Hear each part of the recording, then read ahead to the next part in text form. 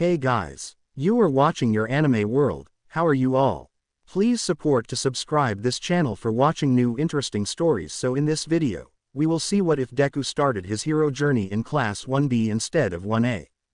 Here is short summary. When Eraserhead deemed Izuku with no potential without giving him a chance, Vlad King stepped up, refusing to let the latter be stripped of his right to be in the hero course. How will this change Midoriya's life?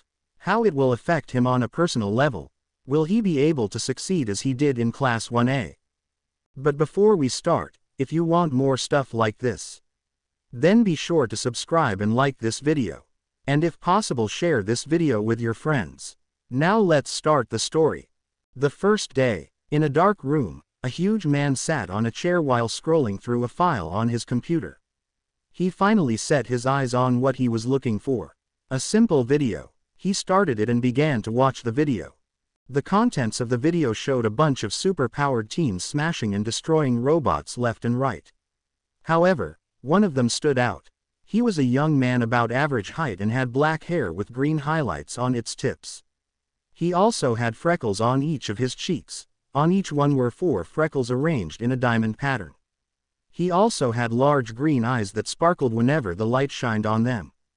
But what made him stand out from the others was that unlike them, he wasn't able to destroy the robots. From the beginning to the near end, he was constantly trying to score a robot kill, but he wasn't succeeding, either other people saving him from a robot or him not finding one at all. Then the time came for the end when a giant robot was released. Everyone in the arena ran away, avoiding the giant behemoth, and so did the freckled boy at first. But he suddenly stopped and looked in fear, not due to the robot, but at something else. Near the robot on the ground, a girl with small blush marks on her face and brown hair was pinned to the ground under some rumble, with the robot nearing in at such a rate that she was about to be crushed under it. The boy then turned on his feet and began to run towards the giant, causing others to yell at him to stay back or return. He then crouched on the ground and jumped. But what happened next surprised everyone. The seemingly powerless boy jumped high in the air, and then went straight to the robot as he cocked back his fist. Once he was in front of the giant machine's head, he yelled at the top of his lungs, "Smash!" His fist then made contact with the head of the machine, causing it to cave in and the robot to be destroyed. But what the boy did came at a price. Both of his legs and his left arm were annihilated beyond recognition as he began to fall helplessly to the ground. The boy began to panic, trying to find a way to land safely, but something then slapped him in the face. It was the girl from before, who he saved, coming to his aid. The boy then began to float above the ground harmlessly. The girl then pressed her fingers against each other, and the boy then dropped to the ground as he breathed out what was thought to be a thank you to the girl who was vomiting. The video was then stopped as the man watching it reclined back into his chair, reviewing the events that led to his current condition. He then looked at a roster with 20 names. He began to look through them and his eyes landed on the one he wanted. He began to rub his chin, as he said, "Izuku Midoriya, you're quite the case, aren't you? You know you can always expel him like I was planning to do before you threw a hissy fit and took him to your class instead." A gruff voice came from behind him, causing the man to get startled a bit before turning to the source. "No, I won't," the man retorted. "I won't destroy a promising hero's future due to a simple problem that can be solved through hard work." "But he has no, and you have," the man cut him off. "Listen, you may govern your class like some god who deems everyone worthy or not, but I don't. I at least try to give my students the benefit of a doubt before outing them." "You're acting irrationally," the man said. "We aren't here to be nice. We are here to make students into heroes. The boy doesn't have control over his quirk. I told you to put him in general studies, and if he did a good impression at the sports festival, I may take him in. They are better people out there." "Tisk," the man replied. "You are only saying this due to that purple-haired boy you saw, and wanted to put him in your class even though he had no points whatsoever, unlike Midoriya." He stopped and then added, "And isn't our job as teachers to help students who don't understand how to use their quirks to use them? But that will take time and will be a waste of resources." He also chose not to dignify the accusation that was thrown at him. "For you, that might be true, but for me, it will be a good thing. I prefer to work with my students, not simply kick them out on the first day. 'cause I want them to come here and already be the next All Might. Now, you're speaking irrationally. The boy will hinder your class and hurt himself during the process. You may think I'm acting cruel, but I truly have his best interest for him. Hard to believe that. Act as you like, but you'll eventually reach a point where you'll have to expel him just as I was planning to do. We'll see about that. The gruffly voiced man then turned around, walking outside the room, but paused a little as he said, "You know what you are doing is truly cruel, letting him dream only for his dream to be crushed midway when the bitter reality strikes him." As he finished his last words of wisdom, he left the room and the other man to his thoughts, who simply said, "Izuku Midoriya, you better not disappoint me. I took a huge gamble on you." The next day, the boy from the video stood in front of a huge gate with a smile on his face. He was now going to UA, the top school for heroes. In his world, around 200 years back in China, a boy was born with the ability to glow, and then other children began to be born with, out-of-this-world, abilities. Those abilities were eventually called quirks. They could range from simple physical mutations to the ability to control nature itself. And as time progressed, quirks became more and more abundant, but something else began to die. The quirkless are normal people with no ability whatsoever, and one of them was Izuku Midoriya. For the first 15 years of his life, was technically now considered a late bloomer. The boy then remembered his idol's words in his acceptance letter, "This is your hero academia." The boy smiled at the words. The entrance exam was truly an eye-opener for him to see truly how late he was compared to others. He wasn't able to score a signal kill in the exam, however, due to his heroic action of saving the brown-haired girl, he was given rescue points which were enough to help him succeed in passing the exam. The boy then walked through the gate as he remembered how he got his quirk to begin with. Him meeting All Might, running to save his friend from the sludge villain after he himself was almost killed by the same villain, All Might saving them for the villain, All Might declaring him as his successor, the harsh training he went through to gain All Might's quirk, one for all, and finally the entrance exam. In those last 10 months, his life was truly something out of a good anime, but he shook his head as he walked forward, thinking about how his life has changed to the better, and then he tripped. He looked with a dumbfounded expression as the ground came closer to his face. He internally asked himself, "Is this going to happen every time I come here?" He closed his eyes waiting for the inevitable pain to come to him, but it never did as he felt himself being held. He then asked himself, "Is this going to wait, this didn't happen last time." "Well, it did, but I wasn't held. Maybe it's the nice girl." He looked back to see a floating hand in the air that waved at him as it began to float back to its source. He followed it and then saw a girl, which caused him to flush instantly. The girl then walked toward him and said, "Watch out, dude. You know falling on the first day is bad luck." The girl in front of him was his age. She had long curly hair with a very dark green color. In addition to that, she had dusk green eyes that resembled oddly a reptilian look with a set of sharp-looking teeth to add to the mix. The boy looked at her blankly, before realizing he was being talked to and by a very cute girl too, so he said, "Why Yati, thanks for the save." He internally cursed his damned stuttering habit. The girl looked at him and giggled, "You're a funny one." She stopped and then added, "Well, what are we waiting for? Let's go to our classes." The two then began to walk, and the girl then stopped and said, "Where are my manners? My name is Setsuna Tokage." Izuku then blushed heavily as he never spoke to a girl, but then it hit him, for he spoke to the nice girl who saved him from tripping on the entrance exam. He began to remember when she spoke to him, and he remained still as a rock, not even saying a single word. Reality then hit him hard. He never actually spoke to a girl. He then looked at Setsuna and mustered enough courage to say, I'm Izuku Midoriya, I mean Izuku M. Midoriya." She looked at him and said, "Not used to people talking to you, are you, big guy?" Izuku blushed heavily as he covered his face with his hands and said, "Is it that obvious?" Setsuna giggled again and told him, as clear as daylight, she noticed Izuku slightly deflating before saying, Now, no need to feel bad. Not everyone is a social butterfly." She then changed the subject quickly, "In what class are you?" "I'm in class 1B. Izuku lightened up as he said happily, "Really, I'm in class 1B too." are going to be a hero. Setsuna then laughed as she said, obviously Mop-Top, why to think I'm in class 1B? To tap dance. The boy flushed heavily as he noticed his question was really stupid but tried to talk to her nonetheless, so how much did you score on your entrance exam? But then processed what she said to him and said, Mop-Top. Yeah Mop-Top, I mean look at how messy your hair is. Consider it as a nickname, we're friends now, aren't we? And friends give each other nicknames. Setsuna informed him as if it's an obvious thing. Izuku stared at her not believing what he was hearing. He had a friend. He was about to cry from happiness if it wasn't for him not wanting to scare the girl, and possibly his first friend ever, away. And regarding your first question, I didn't take the entrance exam. She said, confusing him. I entered through recommendations. The boy then smiled and said, that's wonderful Tokage. It must mean that you have very good grades or are really great Q-quirk to enter through our recommendations. I see, congratulate for such an achievement. The girl smiled at him. Even though she wouldn't admit it, she was afraid that some of the students might look down on her due to how she entered the hero course, saying she cheated or took the easy route around.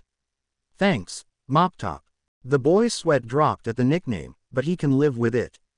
He had been called worse through his quirkless years. As the two continued to walk toward their class while talking to each other, or rather Tokage talking while Midoriya stuttered all the while. They eventually looked at the time and it was getting closer to the beginning of the class. This caused Setsuna to huff, saying, man, what the heck is this place? A maze. We've been walking around forever and haven't gotten any closer to our classroom. Izuku nodded his head, noticing that they are lost through the corridors of Ua.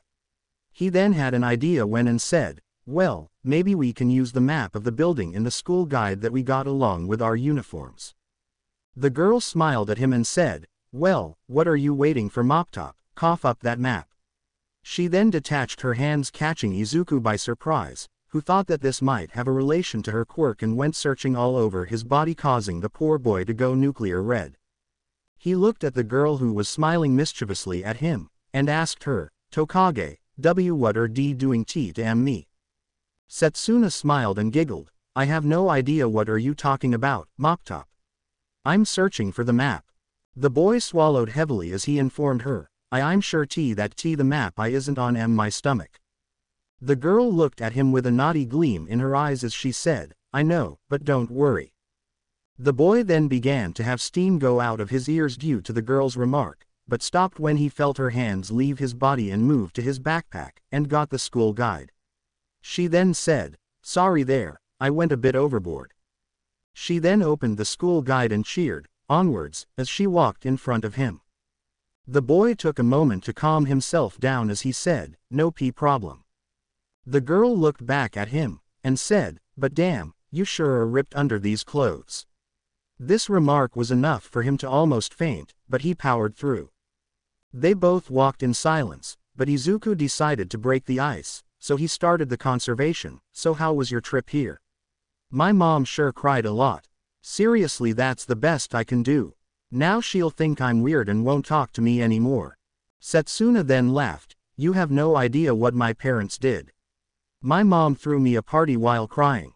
My dad threw a hissy fit saying that he will kill anyone who dares to touch his little angel. So be ready when you become my boyfriend. The boy flushed heavily as he said, what? The girl giggled, calm down, I'm joking, she said before adding, or am I? This caused the boy to blush again, but if he had to tell the truth, he was honestly happy with this. He could that Tokage didn't mean any harm toward him, but was only teasing him. It was what friends did with each other, right? He was cut out of his thoughts when Setsuna said, we're here. The boy looked and saw a large door with 1B on it. He mentally began to pray that neither Kachan nor the scary boy from the entrance exam was there, but he also hoped the nice girl from the entrance exam was there. He still had to thank her for offering to sacrifice her points to help him pass. He was then nudged by Setsuna, who told him, well, what are we waiting for? Let's go inside. Setsuna went through first and she seemed to be looking for someone, as Izuku mentally prepared himself as he said, calm down Izuku. This is a new school. Kachan can't hurt you here. He looked at the room and said to no one in particular, "Well, here goes nothing." He then walked inside the classroom and looked around, but he didn't notice anyone familiar. He felt kinda bummed out. He then shook his head. This is a good thing. If no one noticed him, then he could make friends. He only hoped no one from the entrance exam was with him due to his less than stellar performance. Suddenly a voice cut through his thoughts as someone greeted him. "Hello, I'm Itsuka Kendo. Nice to meet you." The voice belonged to an orange-haired girl who had her hair tied in a side ponytail. She also had teal-green eyes. She seemed to have a good physique on her due to constant workouts. Izuku was startled a little but managed to say, "And nice to meet you too, I'm Izuku Midoriya." The girl then said while sheepishly smiling and rubbed the back of her head, "Sorry if startled you there." He then told her, "And no problem." He then walked away as his eyes caught a familiar sight of a brown bob-cut hairstyle. He mentally screamed, "It's the NCE girl." He made a beeline toward her. Once he was in front of her, he began introducing himself. Hello, there, I'm Izuku."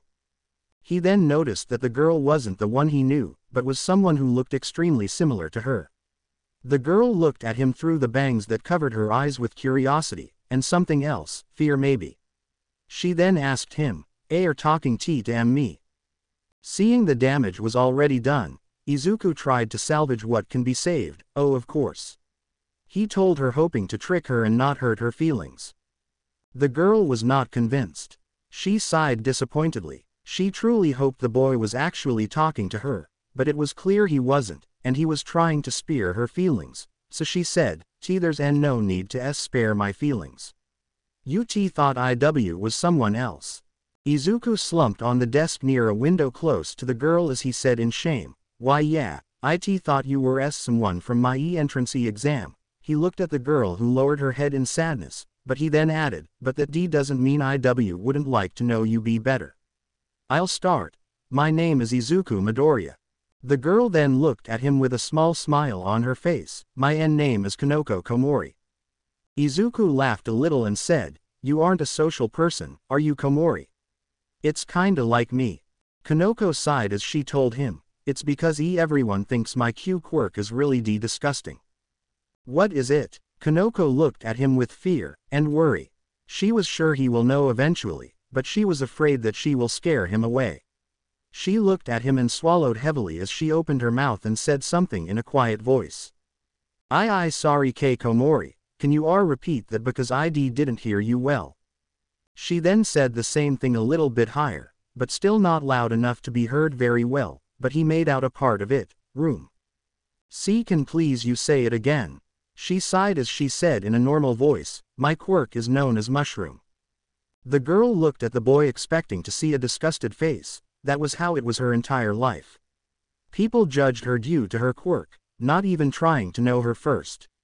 She was an outcast and barely had any friends at school. But what she found was something different on his face. It was curiosity. And then he began to ask her questions non-stop. "That's a really cool quirk. Can you do it whenever you want? Is there a limit on the number of mushrooms you make? Can you alter the property of the mushrooms? Can you control their size? Is there a range for them to appear in? Does the weather affect the mushrooms? Do they grow instantly or do they need a while to grow?" Izuku continued to fire questions at an amazing rate while the girl watched in awe, for someone was interested in her quirk. Kanoko was shocked at the many questions that were being thrown at her. She made sure she didn't use her quirk accidentally to cause the boy to go into his current state. But at the same time, she felt flattered that the boy was genuinely excited about her quirk. It brought a smile to her face, but she then noticed the boy going blue from the lack of breathing. Midoriya, I think you should breathe. You don't look too good." The boy was then snapped out of his muttering spree as he looked at the girl. He then blushed heavily as he realized what he was doing, and quickly apologized. "Sorry, I didn't mean to look creepy, but I'm really like analyzing Q quirks." Kanoko laughed softly as she told him, "And no harm done, Midoriya." Both sat in comfortable silence for a moment, before an idea popped into Midoriya's head as he asked Kanoko, "Hey, Komori, how were you able to defeat the robots in the entrance exam?" The girl took a thinking position before answering, I just spread my mushrooms all across the robots' bodies, causing them to malfunction and fail. The boy looked at her and nodded his head, unconsciously saving this little bit of information for later on. Suddenly, a loud yell caused both teens to jump in fear as a boy approached Izuku shouting, "Hello, are you Izuku Midoriya?" The boy was taller than Izuku. He had silver hair and weirdly shaped eyebrows. He also had sharpened teeth. Izuku's fight or flight responses kicked in, or rather, answer quickly to avoid a beating, instincts kicked in. He looked at the boy with discomfort, as he answered, readying himself for the worst, which is a beatdown on the first day of school. "Why yeah, that's me." The boy looked him up and down before speaking once more, "I'm Tetsutet." He was silenced by a floating fist to the head. Both Izuku and Kanoko looked and saw Setsuna come to the boy and grab him by the ear. She then proceeded to yank his ear, causing him to yell out in pain as he begged for mercy. "Didn't I specifically tell you to tone it down while you're speaking to him?" Setsuna asked the boy, who looked like a defeated puppy. "I know," he said as the girl yanked his ear even harder. "Geez, I'm sorry, alright. I didn't mean to scare him. I told you he was a bit jumpy, so why didn't you listen the first time?" she said as she finally released him. He then began to rub his ear with a pouty look on his face. He muttered something under his breath that the startled duo didn't hear, but Setsuna heard and blushed a little. The boy then looked at Izuku, and said, "I'm sorry if I startled you there, but I mean no harm." He raised his arms in the air as a signal of peace.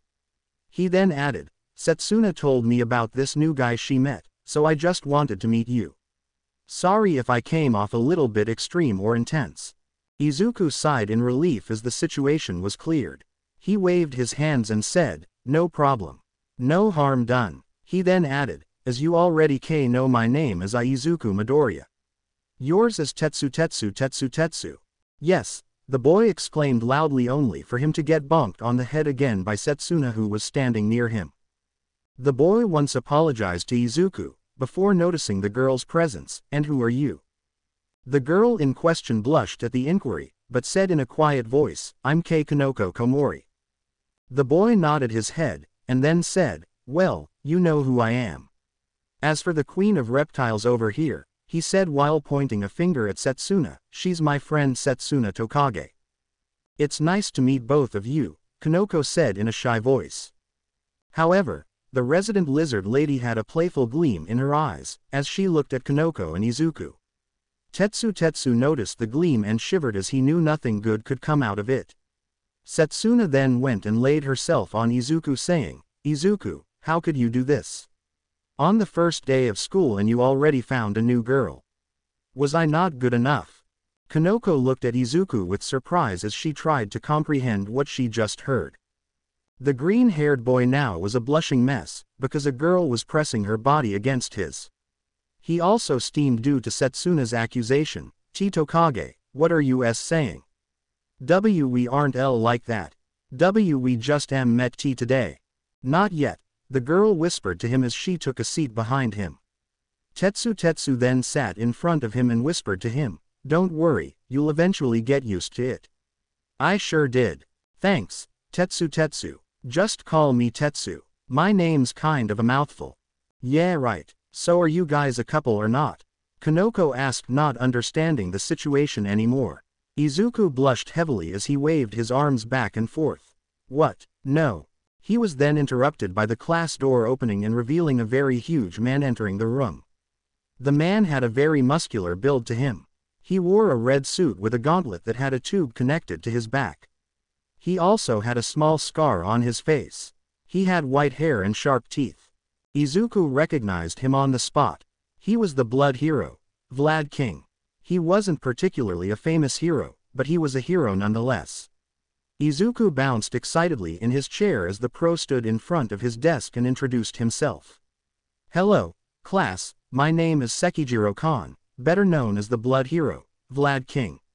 From now on, I'll be your homeroom teacher, so I'll be addressed as Khan-sensei. Are there any questions?" "No, Khan-sensei," the entire class said. "Good, now I expect that our relationship for the next 3 years will be built on respect." I'm not going to be some kind of totalitarian teacher who enslaves his class. However, I do expect you to treat me with respect and don't cross certain limits or there will be consequences. Any questions now? When the class didn't answer, he shouted, I said, is there any questions? No, Kan-sensei. Good, now that's out of the way. I want everyone to come here when I call your name. I want to introduce yourself, your quirk, and what hobbies you like to build a better sense of familiarity between the students. He saw the entire class nodding their heads, so he picked up a roster and said, Yui Kodai. A girl with dark hair shaped in a bob-cut style came up front. She had blue eyes, but her most striking feature is her expressionless face. I'm Yui Kodai. My quirk is called size. I alter the size of the things I touch with my fingers, and the effect wears off when I press both hands together. I like to read manga and watch anime. She then went to her seat as another name was called out, Sen Kaibara. Meanwhile, Izuku was having a field day as he was writing down his classmates' quirks. They were all awesome, and he wished he can ask them more about their quirks, but it can wait for later events. Now his primary mission was to survive day 1 without ending at the infirmary. Recovery Girl made it clear she will whack him if he ended up there again. He looked at his notebook and continued to write as he began to mutter. At first, nobody noticed that he was muttering because he was keeping it down. Eventually, his muttering began to grow louder and louder as he wrote down more information. This caused his 3 neighbors to look at him with concern. So Tetsu asked in a quiet voice, is he okay? Kanoko answered, I think so. From what I understand, this is a common occurrence. She then walked out of her seat as her name was called out. Izuku was now in the zone when he heard a voice yell out his name, Izuku Midoriya. The boy jumped and shouted, yes, Kan-sensei. It's your turn to come and introduce yourself. The boy rubbed the back of his head and walked forward to where all the class can see him. He heard a couple of snickers along the way and he sighed. It was nothing new, so he would eventually get used to it. Hello, my name is Izuku Midoriya. My quirk is called Izuku. Being the person he has thought long and hard about the name for his quirk since its true nature was a secret. Inner energy manipulation. It allows to augment my S strength and S speed. He was cut off by a shout. Today stutter, we're not planning to die here while you talk. Izuku looked down before Vlad shouted, be quiet, Kamakiri. He then looked at Izuku and said, proceed, Midoriya. My hobbies are W watching Hero V videos, and W writing Q quirk A analysis. Izuku finished. So, you are like a stalker, who watches people and studies their quirks. The boy from before said, eliciting a few laughs. His name was Togaru Kamakiri. He had a bug-like appearance with yellowish-green skin. He also had 2 mandibles coming out of his mouth. His fluffy green hair was styled in mohawk style. Izuku looked down in sadness. This wasn't the first time his hobby was insulted, but it still felt bad. Then a voice came up. I think Sir Midoriya's hobby is rather impressive and should be complimented rather than insulted. In hero work, it would be most beneficial if we had an idea about the villains' quirks rather than being taken by surprise. It's an important skill. Izuku was shocked that this particular thing was being complimented and looked at the voice. It was a boy who resembled a beast. His name was Jirota Shishida. No one asked you for your opinion, Bigfoot. Togaru shot back. Shishida is right. The ability to know your enemy's quirk is a good thing and can help a pro limit the battle time and keep public damage to a bare minimum if he already had an idea about the villain's weakness. Vlad then looked at Togaru. Kamakiri, keep up the wisecracks, and you'll end up expelled faster than you can produce your blades. The bug boy merely scoffed at him before lowering his head. Vlad then looked at Izuku and said, Midoriya, go back to your seat. And Abara Shiozaki, come up next. However, something didn't fit well with Vlad. It was Izuku. He thought the boy will have his personality all over the place due to his strong quirk. However, he was the opposite. Meek, scared, and fearful, but Vlad was determined to make a good pro out of him. As the introductions were finished, Vlad looked at his class, and said, students, for now, we'll go to the opening ceremony and listen to the principal's speech. Then after that, we'll have a test. The entire class groaned as the test was mentioned. However, Izuku was worried that if it was some type of quirk test he would come dead last since he didn't have decent control, or any control for that matter on One for All. He sighed as students exited the classroom, and went to the opening ceremony. He was accompanied by Kanoko, Tetsu, and Setsuna, who all sat beside him. Tetsu then noticed something off. "Hey guys, aren't we a class short?" he said, pointing to 20 empty seats near them. "Yeah, I heard that their teacher is super strict, and took them to some test right now," Kanoko explained. "Well, this isn't our problem," Setsuna said as she laid back on her chair. Izuku was lost in his own thoughts, only hoping that the test isn't a quirk test, not even thinking about what was happening.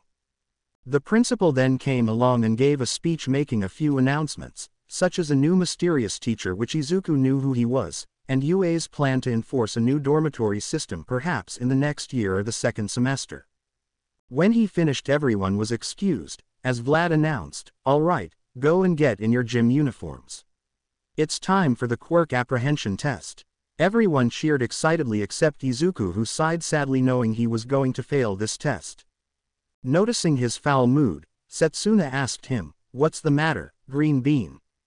"It's just," the boy sighed, before answering, "I can't control my quirk that good, and I don't feel like looking like a fool than I already am." "You know this school's role is to help us control our quirks, right?" the girl told him in an all-knowing way. The boy laughed, before replying, "I know, but it's just, how can I be like All Might if I can't control my quirk?" "That's the thing. You aren't All Might.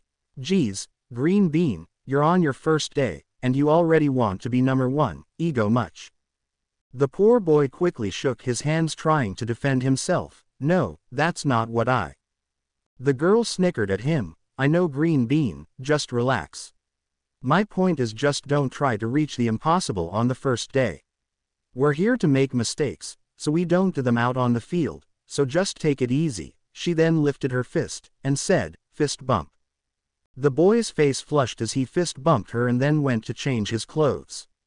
In the locker room, everyone was changing to their gym uniforms when Tetsu yelled, startling Izuku, "Dude, where did you get all these scars? That's so manly."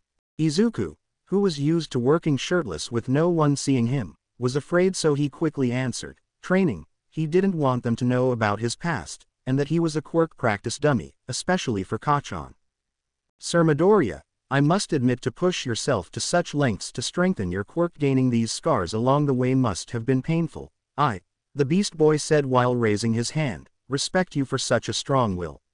We never got to be introduced properly to each other. My name is Jirota Shishida, a pleasure to meet you." Izuku grasped the Beast Boy's hand, and shook it, saying, "Pleasure's all mine, Izuku Midoriya." After that, everyone went back to putting on their clothes, but when they were about to leave, they heard someone shouting. That voice was enough to make Izuku quiver like a leaf. That test was so beeping easy. I completely aced it. The voice belonged to a boy with ash blonde hair. His name is Katsuki Bakugo, or as Izuku calls him, Kachan. Another boy with red hair, "Yeah, you totally killed that ball throw test. And so did Monoma." "Shut up, shitty hair. Don't compare me to that copycat freak," Bakugo shouted while his hands sparked with small pops from his quirk explosion. Tetsu frowned, and said, "So unmanly." He suddenly felt someone hide behind him. He looked and saw Izuku hiding. Concerned, he asked the boy, "Midoriya, is there something wrong?" The boy whimpered a response, "No, let's just leave." The bigger boy didn't what happened, but he could tell that the newcomer was the cause of it, so he nodded his head and headed out with Izuku. On the field outside, everyone saw Vlad with a small digital timer and a paper sheet. He looked at them and began to explain what was going to happen. "Listen up, maggots, now, you're all going to participate in 8 different events. This is only a test to gauge your control over your quirks, so don't feel bad if you fell behind. Any questions?" "No, sensei." "Good. First, the 50-meter dash," he announced. "First up, Tsunotori and Yanagi." The two mentioned girls went to the start of the line. Back with Izuku, he was stuck with his thoughts on how to use his quirk. How can I use One for All without hurting myself? I mean can only go 100% or 0. And every time I go 100% like All Might, I break my body, so how? Suddenly a thought hit him as Vlad called out the next two. Why am I trying to use 100% of my power? I was built in a hurry, unlike All Might who trained for years to master the quirk. It's like Tokage said I'm not All Might. He then heard Vlad say, Rin and Shota, come up and get ready. Izuku was then deep in thought again. He find a solution to the first problem, which was not breaking his bones with too much power, but how he will use it. He can't just put all the pressure on one part, even at a low percentage, one for all, might do damage to him. He then remembered something Kanoko told him when they first talked. I just spread my mushrooms all across the robots' bodies, causing them to malfunction and fail. This was the last piece of the puzzle. How stupid of me, it's like the egg in the microwave. Instead of focusing on the egg alone, I also focus on the microwave too. He was called out of his thoughts when Vlad King called him. Midoriya and Kendo up next. The boy walked to the starting line with a thoughtful face, deciding to try his new theory out. When he reached it, Kendo said, no hard feelings Midoriya, but I'm going to beat you. Both students got ready, but Vlad watched Midoriya. He wanted to see what he will do. Will he break and fail as he did in the entrance exam? Will he have at least some decent control over his quirk, or will he decide to do it normally? The first case was something he hoped never happened, the second was something that would impress, and the last was something that he wouldn't mind since his students' safety come first. As both students took a running position, something began to happen with Midoriya. Midoriya took a deep breath and allowed his quirk to flow through his entire body. His body at first glowed with red veins, grabbing everyone's attention. It then disappeared and was replaced by green lighting that surrounded his entire frame, but Midoriya held a pained expression. Vlad wanted to stop him, but then noticed that along with the pain was concentration, as if he was focusing on something. Izuku during that time was focusing on lowering the power percentage. When he activated the new form, his whole body rattled, so he quickly began decreasing the power till it reached about 4%. He sighed as his body now felt comfortable with the power, rolling his joints to make sure that nothing was wrong. Seeing that both of his students were now ready, and not going to break themselves, Vlad yelled, ready, set. The two then readied themselves to run, go. In a blare, a green streak of lighting ran the 50 meters, surprising everyone. The machine recording the results then announced 3.19 seconds, 5.12 seconds. Kendo looked at Izuku and said, damn Midoriya, who knew for such a shy guy you had such speed? Izuku laughed awkwardly before saying, why you were good too. Vlad then came up to them and said, move it you two. We still have things to do. The two apologized and quickly went to the rest of the class. However, unknown to them, Vlad was happy. Izuku Midoriya, whom Eraserhead his colleague deemed with no potential whatsoever, proved him wrong. In your face Eraser, I told you he only needs time to control it, Vlad said to himself. Now then came the grip strength test. Most of the people did average on it. Except for Shishida, who went beast mode lifting about 500 kilos, and Kendo, who enlarged her fist to try and crunch the machine only for her to get 320 kilos. Finally, it was Izuku's turn. He swallowed heavily since he wanted at least a decent score with this one, since his quirk is strength augmentation in the first place. He felt it would be kinda lame if he didn't at least get in the hundreds. So he then activated his quirk, allowing it to flow through his body as he grabbed the lever and pulled on it with all his strength at 4%. It finally beeped, giving him a score of 135 kilos. Sure, it wasn't the best, but still better than nothing. He still felt tired due to the use of his quirk, and his body was crying out for him to stop. Next was the long jump. The horse girl or pony Tsunotori used her horns to fly across the pit, while Setsuna disassembled her body and floated through it with ease. Izuku was truly astounded by his classmates' quirks. His only regret was that he didn't have his notebook to record them while in action. Finally, it was Izuku's turn. He activated his quirk and jumped, only for him to land a couple of centimeters away from the end of the sandpit. He walked out of it with a sad look on his face. His friends noticed this and went to him, come on, don't feel bad. You did great out there. You were so manly. Tetsu was the first to speak. Yeah, dude, chill out. Like I told you, everyone is destined to fail once in a while. Setsuna said with Kanoko nodding her head shyly. Izuku felt a little better, and said, thanks, guys. You can thank me by taking me out on a date, Setsuna said, causing him to go nuclear red. They were cut out of the moment by Vlad saying it's time for the repeated side steps. Everyone did fairly in it, except Izuku, whose legs were killing him for the use of his quirk. It was actually Kanoko who shined this time, as she used her quirk to create bouncy mushrooms to give her a perfect score. Then the time came for push-ups and pull-ups, to which Izuku was in the top 3, not even needing to activate his quirk. All Might's training really put him through the ringer, so this wasn't too much. And now came the ball throw. Izuku watched as Kendo enlarged her fist to throw the ball to a good 500 meters. Shiozaki used her hair to tie around the ball to fling it far away, while Setsuna simply detached hers, and floated till it wasn't in sight anymore. Then his turn came. He walked up to the circle, activated his quirk, and was about to throw the ball when he felt someone hold his hand. He looked up to see his teacher stopping him. The man looked him in the eye and said, Midoriya, in this one I want you to go all out. But, sir, he was cut off by Vlad, who said, I know you break your bones when you go all out, but that isn't an excuse. Tell me, what will you do if you had a villain who needs you to go all out? Will you punch him and then break and need to be rescued yourself? What? Of course not. Well, that's what I see currently.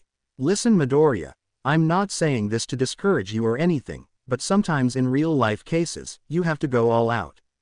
He then patted the boy's back and said, prove me wrong. Prove to me that you can go all out and still be able to fight. Back at the sides, the students were wondering what was happening with Midoriya and their teacher. So what go on? Pony asked in broken Japanese, since she was an exchange student. I don't know, but I think Vlad-sensei is encouraging Midoriya to do his best, Kendo answered while scratching her head. Setsuna then looked at Vlad retreating away and smiled. She then said to Tetsu, Midoriya is about to do something awesome. The boy looked confused but nodded. Back at the circle, Izuku was processing Vlad's words. I know he's right that sometimes I have to go all out, but how can I do it without injuring myself too much? Izuku thought as he looked at his hand, and an idea popped into his mind. It might be a crazy idea, but it just might work. He then stood, took a deep breath as he activated his quirk, and readied himself to throw the ball. Vlad watched with interest what Midoriya was going to do. What he did today was a great improvement, however, he needed to see him also at his best. This whole thing was a test to see his creativity in a desperate situation. It's here, you either break or stand. Midoriya then aimed the ball and began to throw. I have to throw the ball while also maintaining my ability to fight, so the best thing I could do is, he thought as he now channeled the energy to his middle finger, channel everything I have to the last point of contact. He then yelled at the top of his lungs, smash. The wind that the hit created caused some to stumble back while others watched with awe. The only person having a different reaction was Setsuna, who was laughing her head off both literally and figuratively. Vlad looked at the dust cloud, which formed around Izuku, with a proud look as it cleared. It revealed Izuku holding his middle finger, which was bruised and definitely broken, as he told his teacher, Sensei, you see this, I went all out and I can still fight. Around the corner of the field, All Might poked his head as he looked at his successor and asked himself one question. What the heck, young Midoriya, when did you become so cool? Sensei, you see this, I went all out and I'm still able to fight, Izuku exclaimed, as he lifted his fist with his middle finger definitely broken and clutched it. His face was stretched into a smile with tears threatening to fall, but he didn't show any pain, which was most likely due to the adrenaline rush. Vlad nodded his head in approval as he said with a smirk, Midoriya. 705.3 meters. He then walked over to the boy and said, Midoriya, do you think you can still continue, or do you need to go to Recovery Girl's office? The boy looked at his finger. It was broken, bruised, and most importantly an unhealthy shade of purple. Against his better judgment, Izuku said, I think I can still go. Vlad gave him a skeptical look but nodded. All right then, next up, Shihai Kuwaro. But when Izuku left, Vlad added, I can't wait for the sports festival to rub this in Eraser's face. Midoriya returned to his class as the boy who was called passed by him with a scowl. He could tell why the boy was upset because his quirk, which allowed him to merge with black-colored objects, didn't do him any good here. The boy stood there for a moment trying to control the pain that just caught up with him when he was overwhelmed by his classmates asking him many questions. Tetsu first jumped at him and said, "Man, that was so manly. You threw the ball so far away. How strong are you?" The boy blushed at what he perceived as a compliment. Setsuna then came up and said, "Dude, that was so awesome.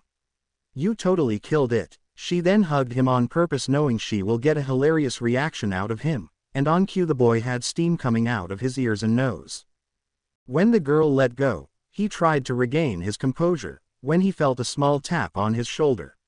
He turned and found Kanoko holding a small mushroom. She then said, "Eat this." He raised an eyebrow remembering how he got his quirk. The memory alone caused shivers to run down his spine. She then added, "It's a painkiller mushroom.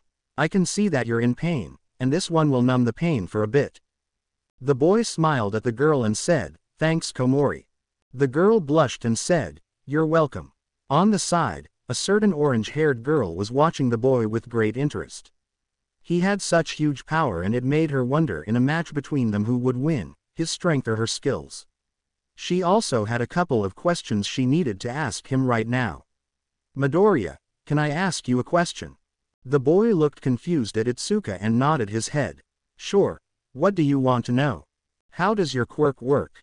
She asked straight and direct. She was never for beating around the bush. "Well, it just gives me super," Izuku said only to be cut off by Setsuna who said, "Listen Green Bean, we heard that part, but we want to hear the mechanism of your quirk. How does it work in the first place?" Izuku looked at her as he began thinking about an answer. He knew from his idol that his quirk crystallizes energy, and stores it allowing the user to access it. So it could be considered a battery of pure energy. Izuku looked at her and said, "Well, my quirk is kinda like an internal battery that I use once I tap into it. The energy then flows through my body giving me super strength and speed." Kendo looked satisfied with this answer, but asked another, "So that was your full strength?" "Well, not really," the boy answered. Silence filled the air as everyone looked at him amazed until Toguro decided to break it and said, "How that wasn't your full strength?" "Well, Vlad-sensei wanted me to use my quirk at full strength, while also keeping my ability to fight, so the best solution was to only use one finger. That also cost me some distance," the boy explained. Toguro scoffed, "No matter, I'll crush you stutter." This caused Izuku to shiver at the hostility the boy was emitting. "Did I do something to anger him?" Izuku asked getting confused looks. The bug boy had it out for him from the very start without a reason. He sighed. He was used to Kachan so he can get used to Kamakiri. At least, he won't beat him.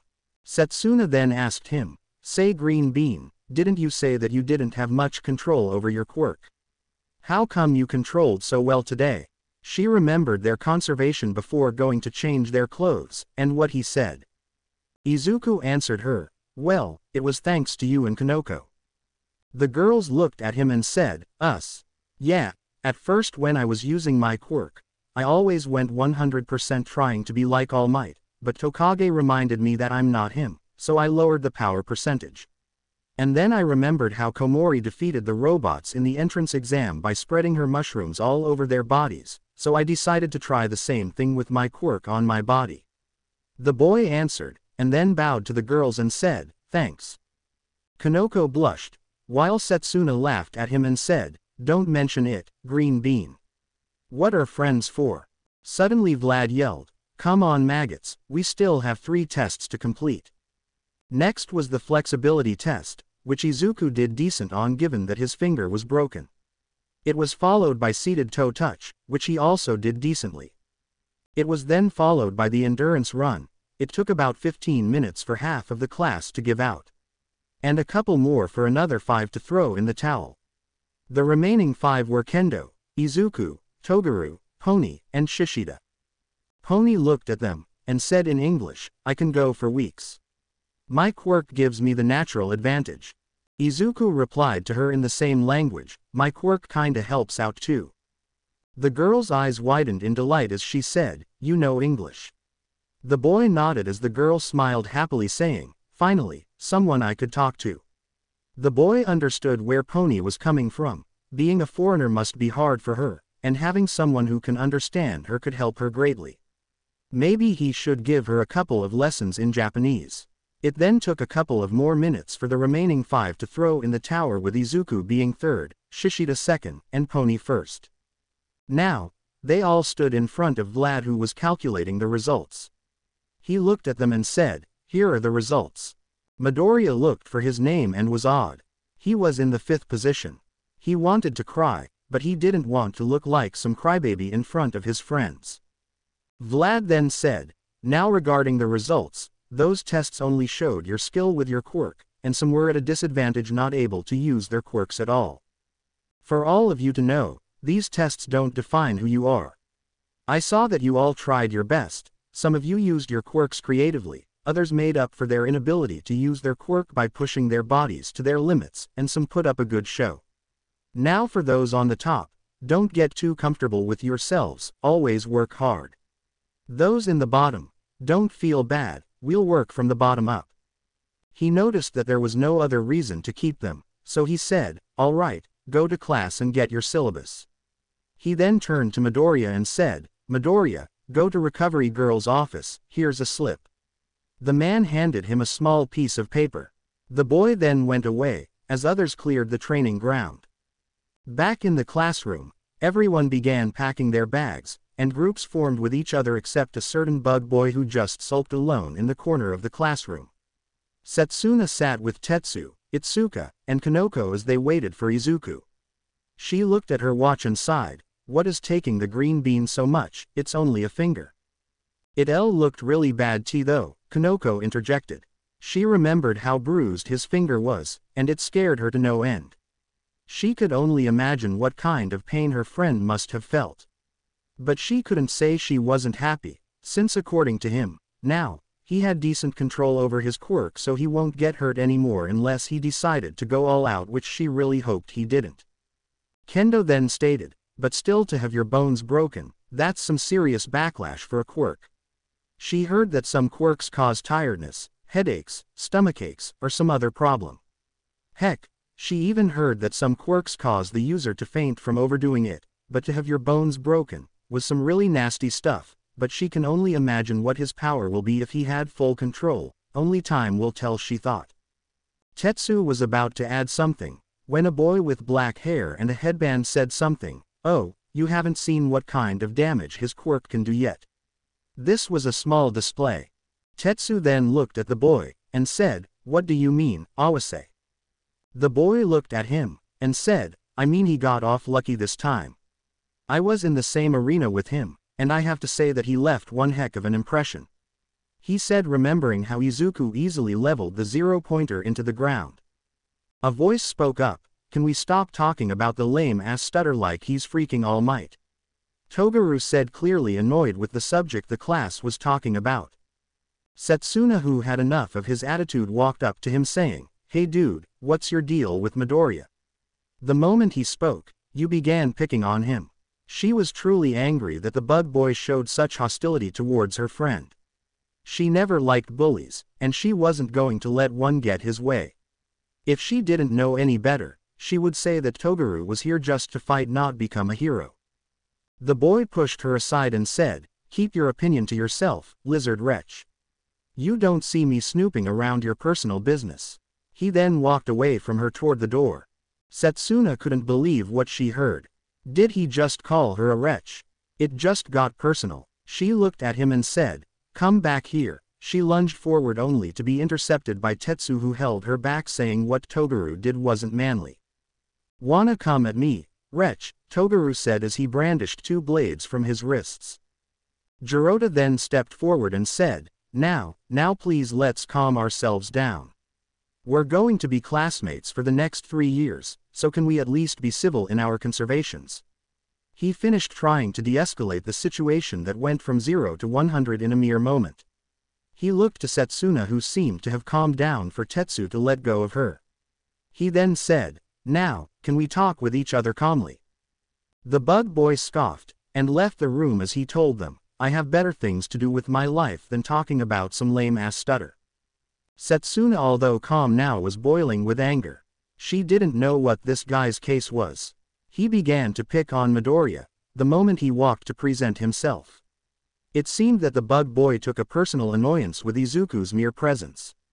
This caused her to frown before letting out a sigh as she felt her anger slowly disappear. Tetsu was sharing a similar feeling as he looked at the bug boy's retreating form. He didn't know what his problem was, but he knew he couldn't let him harm his friend just cause he feels like it. "Well, that went as horribly as possible," Kosei Saburaba said. "He was a boy with brown hair." Setsuna then said, "Okay, aside from the unnecessary comment, and now that the pain in face gone," she said through gritted teeth, "let's get back to business." She said cheerfully, eliciting a few sweat drops at how her mood flipped from planning Togaru's murder to chatting happily. She then looked at Awase, and ordered him, "Tell me everything you know about the green bean." The boy scratched his head. "Well, as I said before, I was with him in the entrance exam, but I don't think he remembers me, not that I think he wants to. Honestly, he was very plain, and he didn't do much. Hell, he couldn't even destroy any robots. He had to be saved every time he tried to." This caused confusion to envelop the class. The main question was how a person with a strength quirk wasn't able to fight robots. He should have torn right through them. But Midoriya has a strong quirk, so how wasn't he able to destroy the robots? Sen Kaibara asked the question on everyone's mind. "I don't know," Yosetsu said as he shrugged, "I'm just saying it as it happened. For most of the test, he was trying to fight the robots quirkless, but seeing the backlash, I can't say I blame him. Though, he was able to level the zero-pointer." This information got wide eyes from all the students except those who entered through recommendations. Juzo Honanuki then asked, "The what?" Juzo was a male with sandy blonde hair. But his most striking feature was his face, which resembled that of a skeleton since he had no lips or visible nose. Everyone looked at him, and Manga Fukidashi showed through his thought bubble a phrase that said, "It's a giant robot." "Huh," Setsuna said, but then asked, "Can you guys please explain what the zero-pointer is?" "No problem, Lady Tokage. You see, the zero-pointer is a giant robot about 7 stories high. We were told that it was an obstacle that we should avoid at all costs, and seeing it in person I know why," Jirota explained. "And yet the green bean still went against it. Man, he's full of surprises," Setsuna said, imagining Midoriya defeating the huge robot. "Yeah, but why did he do something so unnecessary?" Kendo asked, trying to understand the reason why Izuku went after something that was virtually equal to zero. "Well, you see," Yosetsu said while smiling sheepishly, "when the zero-pointer was released, everyone ran for their lives, but a girl got stuck under the rumble. When he saw that no one was trying to save her, he ran and destroyed the robot, but he was cut off by Tetsu, who cried, 'Dude, that's so manly.'" The boy then returned to his story. Aside from that, Midoriya broke his left arm and both his legs during his attempt and then began to fall to the ground. If it wasn't for the girl he saved having some type of gravity quirk, well, Recovery Girl might have found a red stain on the ground. The last remark earned him a punch to the head from Setsuna, who felt very uncomfortable at the idea of one of her friends dying. "Don't say that like you're talking about the weather," Setsuna demanded. "Hey, I just said it as I saw it," the boy complained as he rubbed the assaulted spot. "But still, that was so manly, and it was really cool of him," Tetsu said. Now, he wanted to go around against Midoriya to see how much he can hold out against people with strength-augmenting quirks. "No, the hell it's not," Kendo interjected while neck-chopping the teen. "Hey, what was that for?" the boy asked as he rubbed his neck.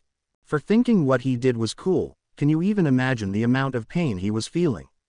Kendo scolded the boy because she didn't want him to go around fighting Midoriya, making the latter break his bones. Not that he would in the first place, but just in case. But this raises a different question: why did he break his bones? Reiko Yanagi, the resident ghost girl, asked. "Well, he told us that he didn't have good control over it, but we didn't think it was that bad." The way Rubber Band says it makes it sound like he never used it before. Setsuna said. Well, maybe he didn't, Kanoko said, shocking everyone.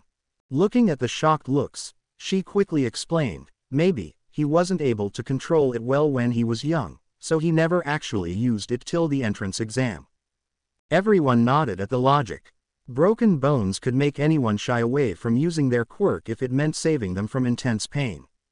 Well, anyway, we won't have to worry about him breaking his bones anymore, Itsuka said. Who you won't have to worry about? Izuku asked as he entered the room, startling Kendo, who quickly replied, no one. He wanted to say more, but he shrugged. He then asked his friends if they were ready to leave, and they all nodded their heads, so he packed his stuff and left the classroom with the others, leaving the rest of his classmates to their thoughts. In front of the gates of UA, the 5 friends walked together as they all left for their homes. Satetsu said, man, today was amazing. I mean, I can't believe I'm at UA. He then lifted his arms up and down, cheering till Setsuna smacked the back of his head because he was making a scene. Kanoko piped up next, I know, right? The girl then looked at the ground with a sad face, though I feel like I don't belong here. Kendo then looked at her with concern, why would you think like that?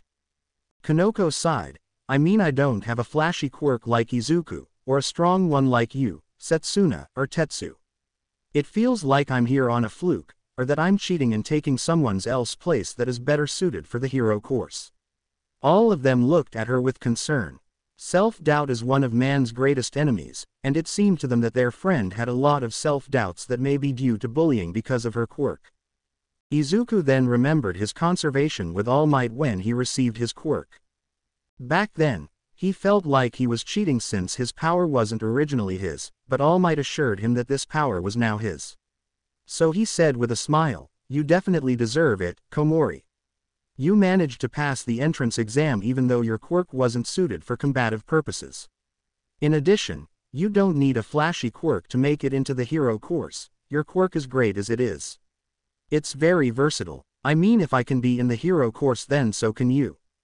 The girl looked at him with tears in her eyes as she sniffed, thank you. The others smiled at Izuku's encouraging words for Kanoko. But then Izuku said, but I do get that feeling sometimes, but I never let it hold me down because I have expectations to live up to. This quirked Setsuna's interest, so she inquired, what do you mean, string bean? I mean, for most of my life no one ever believed in my dream of becoming a hero, but one day someone did. I just hope that I live up to his expectations. He finished as he looked into the distance with a thoughtful look. All of his friends looked at him with awe and newfound respect, but at the same time with worry, seeing how much he carried on his shoulders. Tetsu first spoke as he wiped some tears, man, Midoriya, you're so manly. That's so awesome of you to carry such a responsibility. He saw the passion that Izuku's words held when he spoke about his dream. It was truly inspiring. Wow, Midoriya, Kendo looked at the boy with newfound respect. She understood his words, and where he was coming from. Like him, no one truly believed in her dream of becoming a hero. They always said that her quirk wasn't useful, and always put her down. Only her parents believed in her dreams. Her father trained her in martial arts and helped her find her own style of fighting. That's really inspiring. Kanoko looked down to the ground as she thought about Midoriya's words. She always wanted to be a hero. She had a good life, but from the looks of it and how Midoriya spoke, it seems he didn't, or at least had it rough from the get-go. She was filled with a new determination to follow her dreams. Wow, that's so cool. Setsuna couldn't help but feel that Midoriya might be the purest person she ever met, and he deserves the title of hero more than anyone, but she whacked him on the head, causing him to yelp in pain. The other 3 looked at her in shock as if she lost her marbles. Listen, Midoriya, what you said is truly inspiring and all, but you need to chill out. For goodness sake, you're a first year and I only met you, and I can still see you holding the heaviest set of responsibilities on your shoulders. You need to relax, or you won't be able to make it past the first semester, let alone the first year.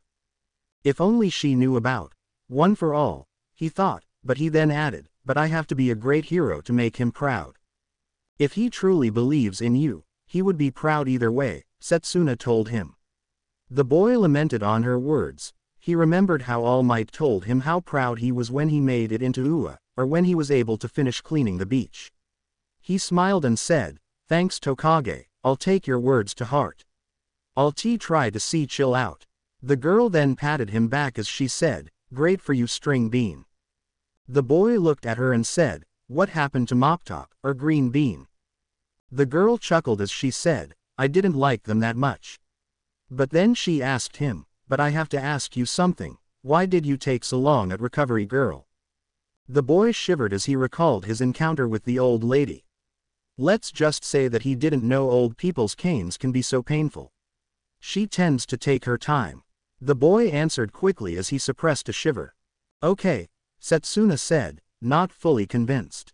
She then thought of something and said, "What will you call your new move?" "Huh?" The boy asked confused. "I think she means that move you did when we raced on the 50-meter dash," Itsuka explained. The boy scratched his head as he confessed, "I don't think I have one." "Then let's find one for it," Tetsu screamed in excitement, making both Izuku and Kanoko feel startled and jump back. A quick smack to the head and an apology followed that. Let me think of something," Izuku said as he rubbed the back of his head. "Well, you seem to be covered in energy," Kanoko interjected. "How about I name it, Full Cowling?" Izuku asked. His friends thought about it and nodded their heads. "Thanks, guys," the boy said. Setsuna then put her face in his, causing him to go red as she whispered, "You can thank me with a beep." The boy turned even redder than before as the girl laughed. Izuku laughed. Once he composed himself, along with the others as they left the school. Unknown to Izuku, a pair of crimson eyes were burning holes into his head. Katsuki Bakugo was no happy camper. He came to this school to show them who's the new top dog around here. But to his surprise, he was shown up by not only one, not only two but by three beeping people. He was shown up by the ponytailed wretch, the icy hot bastard, and the copycat freak. But what annoyed him the most is what the copycat did. He used his quirk to pass the ball throw exam.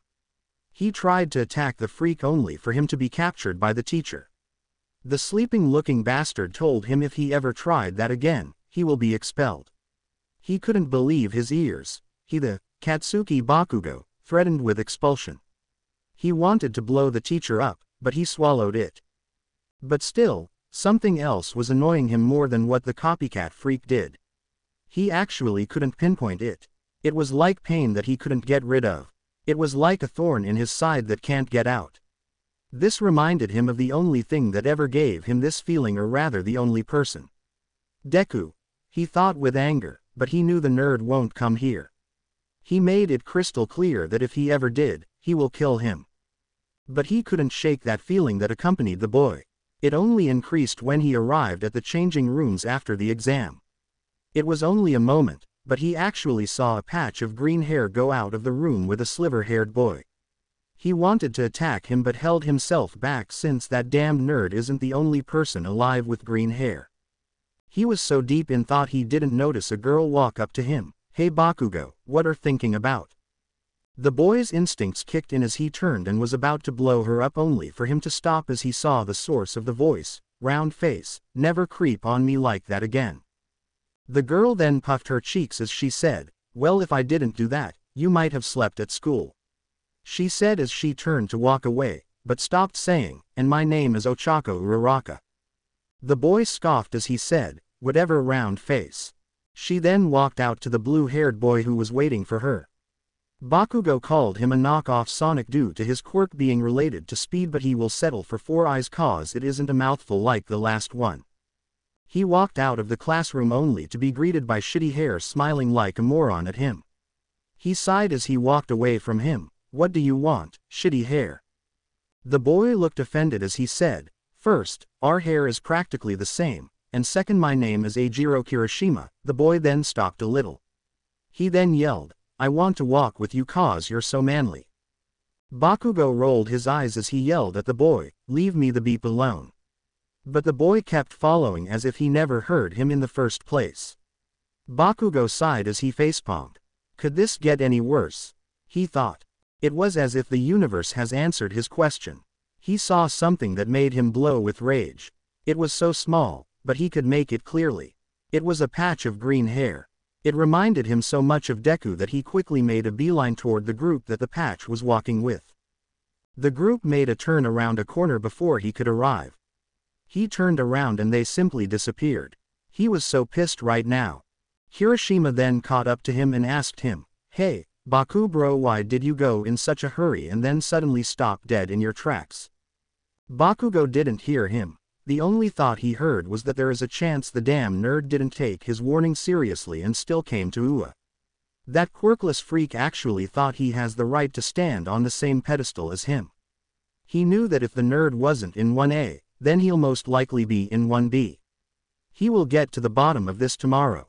He walked home as he growled, "Deku." It was Midoriya's second day at UA, and he was excited, to say the least. The first day went better than he honestly expected. He made new friends, gained at least some idea on how to control his quirk without breaking his bones, and most importantly he didn't get beat up. It may seem sad but that was Izuku's normal routine before Ua. He walked up to the gates and took a step forward, but he didn't fall. He chuckled a little as he thought that he would fall to the ground again. He was so distracted that he actually managed to bump into someone. Izuku looked at the person he bumped into and felt a shiver run down his spine. It was the scary boy from the entrance exam. He still remembered how the boy treated him, whether dismissing him at the briefing or accusing him that he was trying to sabotage the nice girl. The boy looked at him and his face held a scowl as he said, "Watch where you are going. Are you sure you belong in UA? Students of UA should have utmost vigilance so things like these don't happen. I truly recommend that you change schools since you don't hold the spirit of UA." The boy continued to talk about how UA students should behave like him, but Izuku made the mistake of cutting him off by saying, "I'm sorry, okay." The boy looked offended by being cut off and said, "It's rude to cut off people while they're speaking." The boy continued to lecture him as Izuku shrank on himself, sighing as he wondered how his day took such a bad turn all of a sudden. A voice then caught both boys' attention. "Hey, leave him alone. He said sorry, didn't he?" Izuku looked and sighed in relief as he saw Kendo approach him. The boy tried to talk to Kendo to reprimand her for something, but the girl didn't have it. She grabbed Izuku's arm and dragged him away, saying to the boy, "Since you're the model student of UA, get to your class. You're almost late." The boy looked at his watch and ran quickly. "Well, he's something," Kendo said. She then looked at Izuku and asked, "What did you do to him anyway?" "I just bumped into him," the boy answered honestly. This made the girl confused. All this fuss just for bumping into him. Either the guy was seriously stiff, or no, he was just stiff. "Well, anyway, let's go to class," she said. She then took a more excited tone, as she asked Izuku, "Who do you think our teacher is? What do you think we will do today in our first heroics class?" The boy smiled sheepishly and said, "I have no idea." The girl pouted as she said, "You're no fun, Midoriya." A few moments later, they both reached their class just in time to hear Setsuna and Kanoko speaking. Man, what a freak. What he was doing here anyway? He was watching everyone entering the class with a look that can kill the gods. Kanoko then said, "His crimson eyes really scared me. It was like he can see in my soul." Izuku shivered at the description and can only think of one person. Kachan. He thought in fear. He hoped he can avoid the boy for a little longer or perhaps forever if possible, but it looks like the boy has already begun searching for him. He shivered at the idea of Bakugo giving a beatdown every day here. He didn't want his friends to find out about his past with Bakugo. He sure learned to accept it, but that doesn't mean he wanted others to know about it. It would make him look weak, not that he was strong before entering UA. The boy was startled out of his thoughts when a floating hand poked his stomach. The boy turned red as he asked the lizard girl, "What are D doing, Chitokage?" The girl laughed and said, "You went into a muttering spree, so I stopped you." The boy blushed heavily. He then looked at Kanoko and greeted her. Then Tetsu burst into the room, and he shouted as he raised his arms in the air, "I scared him away." "What do you mean?" Kendo asked. "There was some freak that was standing in front of the door of our class saying he was looking for someone named Deku. He wouldn't go away nicely, so I sicked Tetsu on him." Setsuna said. Izuku shivered a little at the mention of the nickname Kachan gave him. Izuku then looked at Tetsu as if he was some sort of deity. Never in a million years did he think someone can defeat Kachan. But then Tetsu added, I didn't do much, I only talked with one of his classmates who came and took him away. Kanoko then looked at Midoriya, and asked him, are you alright, Izuku? The boy looked at her, and said, what do you mean?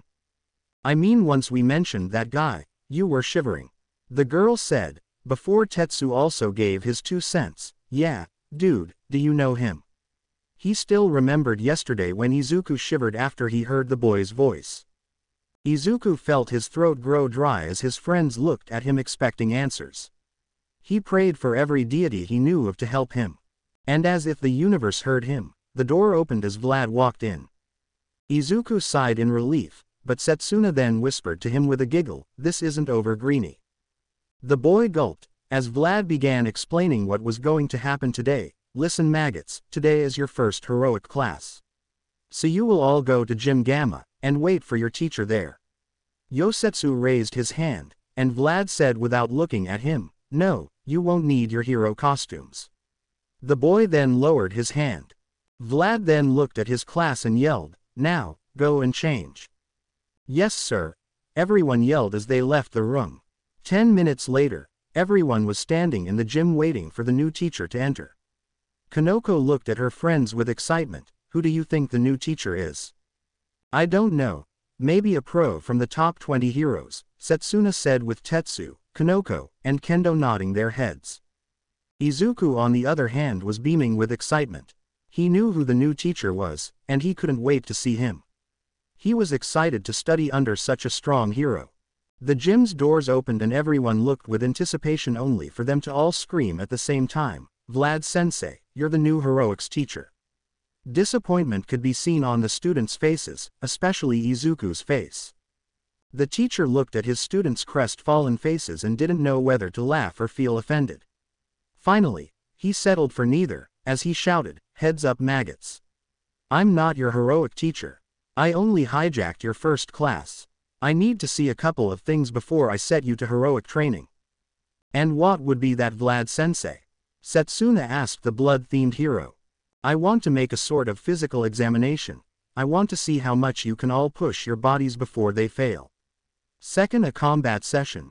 Quirkless style first, then a small one with quirks, the matches he had already been set. And finally, a quirk showcase. Abara then raised her hand. After she saw a nod from her teacher, she asked him, Vlad-sensei, didn't we yesterday tell each other our quirks, so why a quirk showcase? Vlad nodded at her logic. She wasn't wrong, but she also wasn't right. You're right, Shiozaki, but what you did yesterday was the equivalent of just giving the title of a presentation. I want you all during the quirk showcase to give as many details as possible about your quirk. This will help you later on when you're partnered with each. It will make you work smoothly as a team. He stopped and then asked, does that answer your question? The vine-haired girl nodded her head and then lowered her hand. But Vlad had another reason for the quirk showcase. Unknown to Izuku, Vlad heard his mumbling the day before when the students presented themselves and their quirks, and when the boy said he does quirk analysis, he came up with this thing to test the boy's abilities. It was killing 2 birds with 1 stone. He then said, all right, everyone, drop and start doing push-ups till your hands give out. The students looked at him as if he joking, before he yelled, what are you waiting for? The last one to start will have to do my paperwork after school. Not wanting that fate to befall them, everyone dropped to the ground, and all the students did their best. The first to throw the towel was Manga, followed closely by Kanoko, and so on till there were only Kendo, Tetsu, Toguru, and Izuku doing them.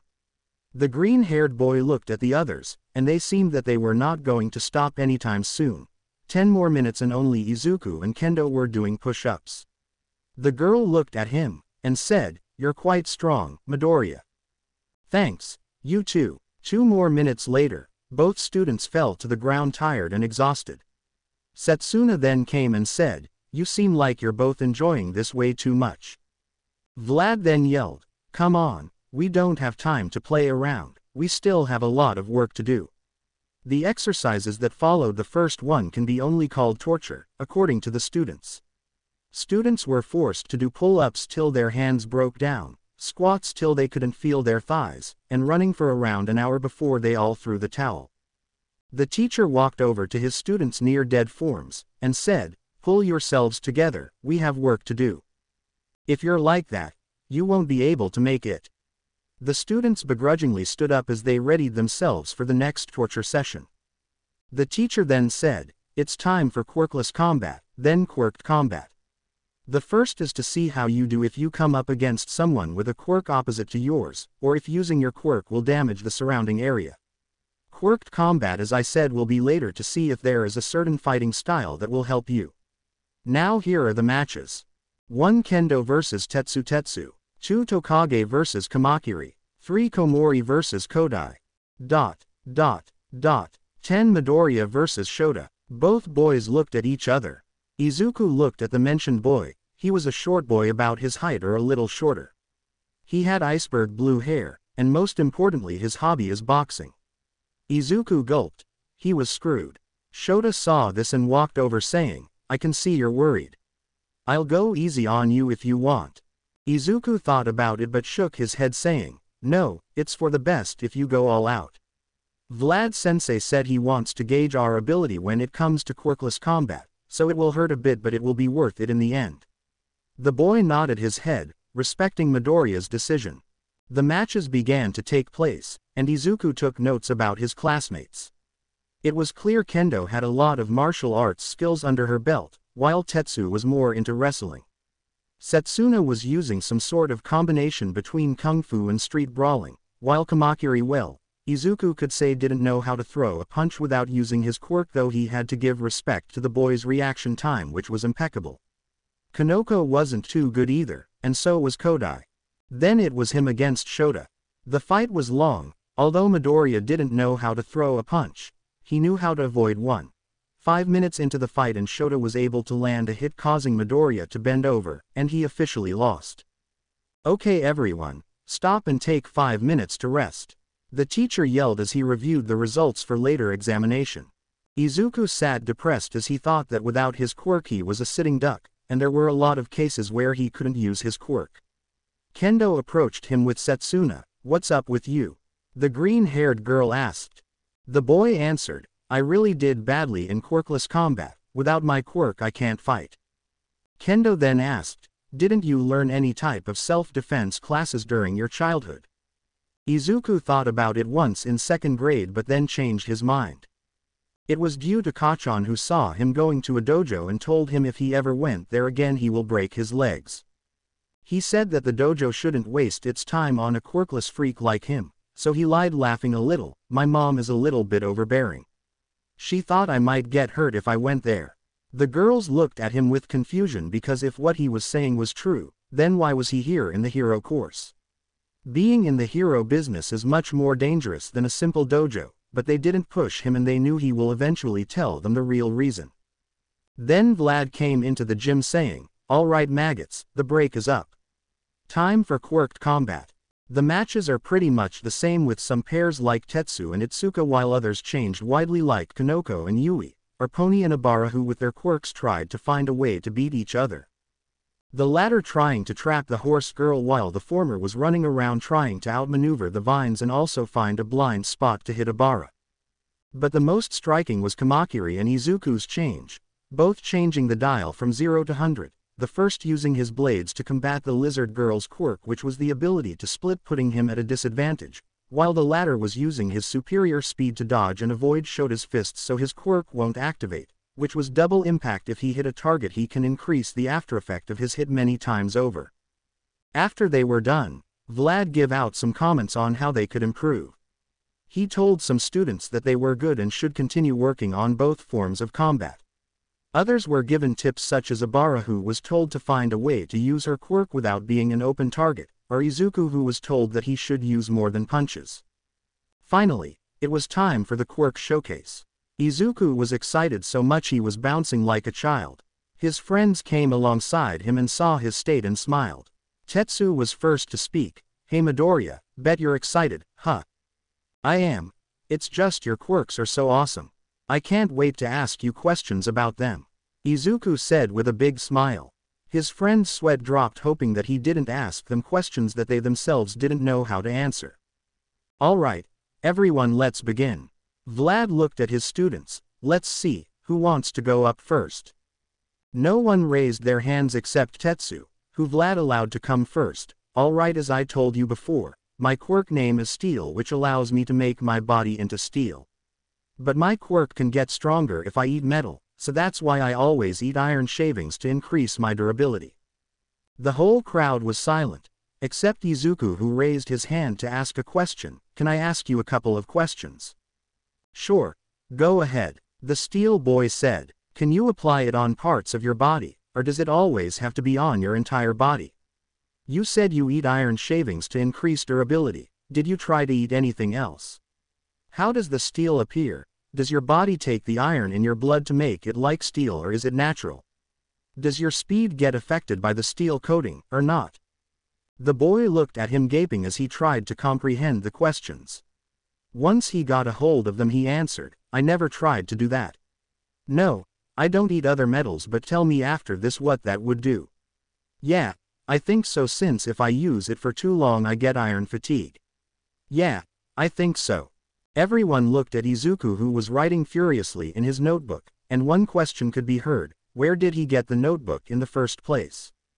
The boy looked at Tetsu, and explained, well, my theory is that if you eat metals other than iron, it may allow to change your metal form temporarily from steel to another form of metal. As for your speed, I suggest learning how to change from quirk form to your base form quickly. That way, if you were on a mission, you can switch forms easily, giving you both strength and speed. Tetsu was dumbfounded. Izuku just broke down his quirk and gave him ideas he didn't think of himself. He went back to the class thinking he should ask the boy for more tips if he had some. Vlad was impressed, to say the least. The boy had talent when it came to quirk analysis. Maybe he should ask him for some input. The class went on with Izuku usually asking questions about everyone's quirks. It was now Kamakuri's turn, and he walked up to the center and he said, look here at the next number 1 hero's quirk. My quirk is Blade, and it gives me the ability to produce blades. He looked at Izuku, who was oddly quiet, and said, well, what are you waiting for? The boy looked at him confused, but asked, you want me to ask you about your quirk? The bug boy nodded as he said, don't go thinking far ahead. I still don't like you, but I won't throw free advice away. Okay, Izuku said warily, from where exactly can you make your blades? How long can they be? How durable are they? Can they be removed from your body? The bug boy thought a little before he answered, I can make them from everywhere. A couple of centimeters, I think. I think I can't cut rock and stone. They make them dull. I never tried that. Well, if you can emit them from everywhere, you should try and focus on fighting style oriented around your wrists and palms. Maybe take some swordsman lessons to sharpen your abilities. As for the rocks and stones, I think you should keep trying till they eventually become strong enough to tear through them. Toguro looked at the boy, before nodding his head. This was some good advice. Even he wasn't that arrogant to say it wasn't. Midoriya maybe is a stutter, but he still has an edge to him, the bug boy thought. Finally, it was Izuku's turn, who was the last person to speak.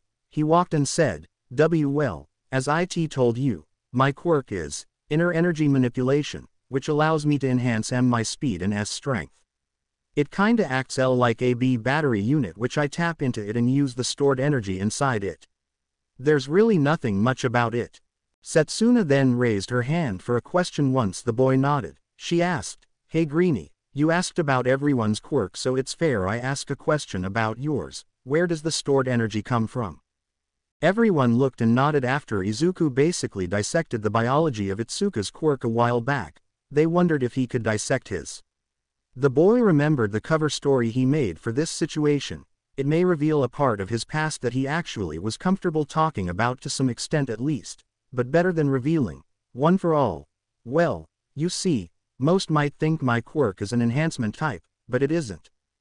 The class looked at him confused while Kendo asked, it isn't? No, not really. My quirk is a stockpile quirk, which means it needs to store energy. I have a theory as to where the energy comes from, but, he stopped till Vlad said, what are you waiting for, tell us. The man stopped for a moment before adding, if you are comfortable sharing that with us. Well, you see the energy needed to accumulate slowly over time, so at first I wasn't able to use it. No scratch that, I didn't even know I have a quirk. I think when I trained my body enough, in addition to the former condition being met, I was able to activate it for the first time at the entrance exam. Everyone looked at him dumbfounded, till Tetsu said, so you're basically saying you were quirkless most of your life, till the entrance exam. Yeah, pretty much. Izuku said that in a nonchalant way that made his friends think, how could he be so calm about this? Wait, hold on, when did you actually activate your quirk? Setsuna asked. The boy smiled sheepishly and said, when I wrecked the 0-pointer, it was the first time I ever used it. So wait, you ran to that hulking thing without a quirk? Kendo asked dumbfounded.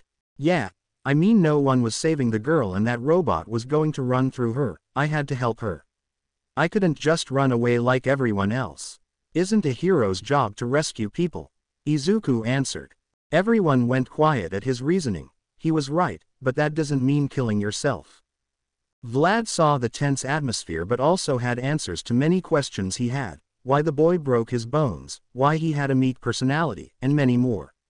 So deciding this had lasted long enough, he said, all right, that's enough for today. Everyone go to lunch now. Izuku walked to lunch with his friends as silence filled the air.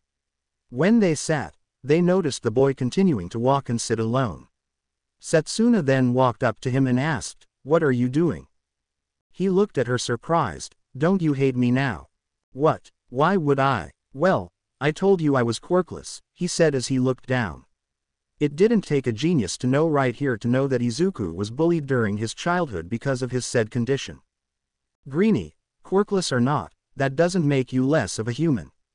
Now come on, let's go eat with our friends, she told the boy as she walked with him to their table.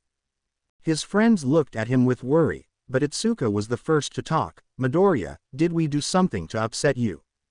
He was about to answer, but the lizard girl beat him to it. This knucklehead thought that we hate him because he told us that he was quirkless. The other three looked offended, but Kanoko spoke first. Izuku would never hate for something that isn't your fault. Yeah, quirkless or quirked doesn't change the fact that you are our friend, Itsuka added. Yeah, I also think you were so manly coming to the entrance exam quirkless. But out of curiosity, how were you planning to destroy the robots? Tetsu said, earning a neck chop from Kendo saying, don't be rude. They all looked at Izuku, who was letting a few tears slip as he said, thank you for not hating me. The four then hugged him, as a sign of their care, but then Izuku looked at Tetsu, and said, regarding your question, I had no idea. Really? Kendo asked. She didn't want to judge him, but she couldn't help it. Yeah, he started, but looking at it in hindsight, it was pretty dumb. I should have at last brought a staff. Well, it worked out, didn't it? Tetsu said, but Setsuna needed to ask one more thing.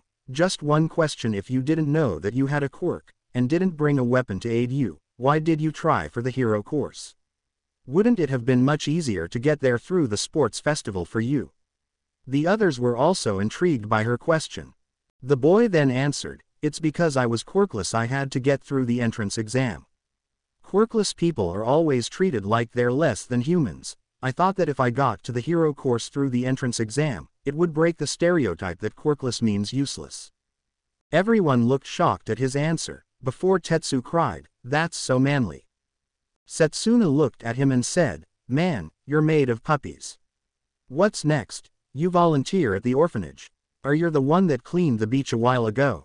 Izuku laughed as he mentally said, you have no idea. The other four joined him in laughing as they then continued to eat their lunch. Unknown to the boy, someone spotted him.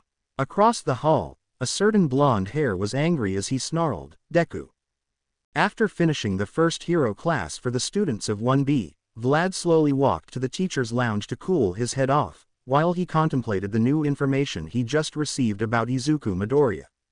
When he demanded the boy to be in his class, he thought he was going to deal with a boy whose ego is so inflated that it was the size of a huge mountain. He thought that the boy was so arrogant that he didn't even try to train his quirk, and his arrogance came back to bite him hard in the entrance exam. That was his worst option, but he honestly dealt with worse people than him because he could see that the boy's heart was in the right place when he saved the girl.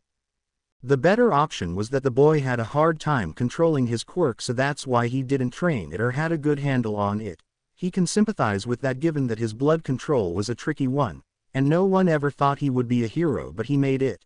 It was hard nowadays to find a place to train your quirk except for government facilities which cost a fortune. Either way, he was determined to make a decent pro out of him. But imagine his shock when he first met the boy. His personality was meek, shy, and awkward. He would cower at the slightest loud sound as if it meant his doom. When Toguro cut him off in class instead of getting angry, he seemed rather docile, and disappointed perhaps, as if he was expecting something different. When the quirk apprehension test happened, he expected the boy to be at the bottom of the totem pole, but he did amazingly well. This only helped to raise more questions for Vlad. If he had such good control over his quirk, why didn't he get villain points?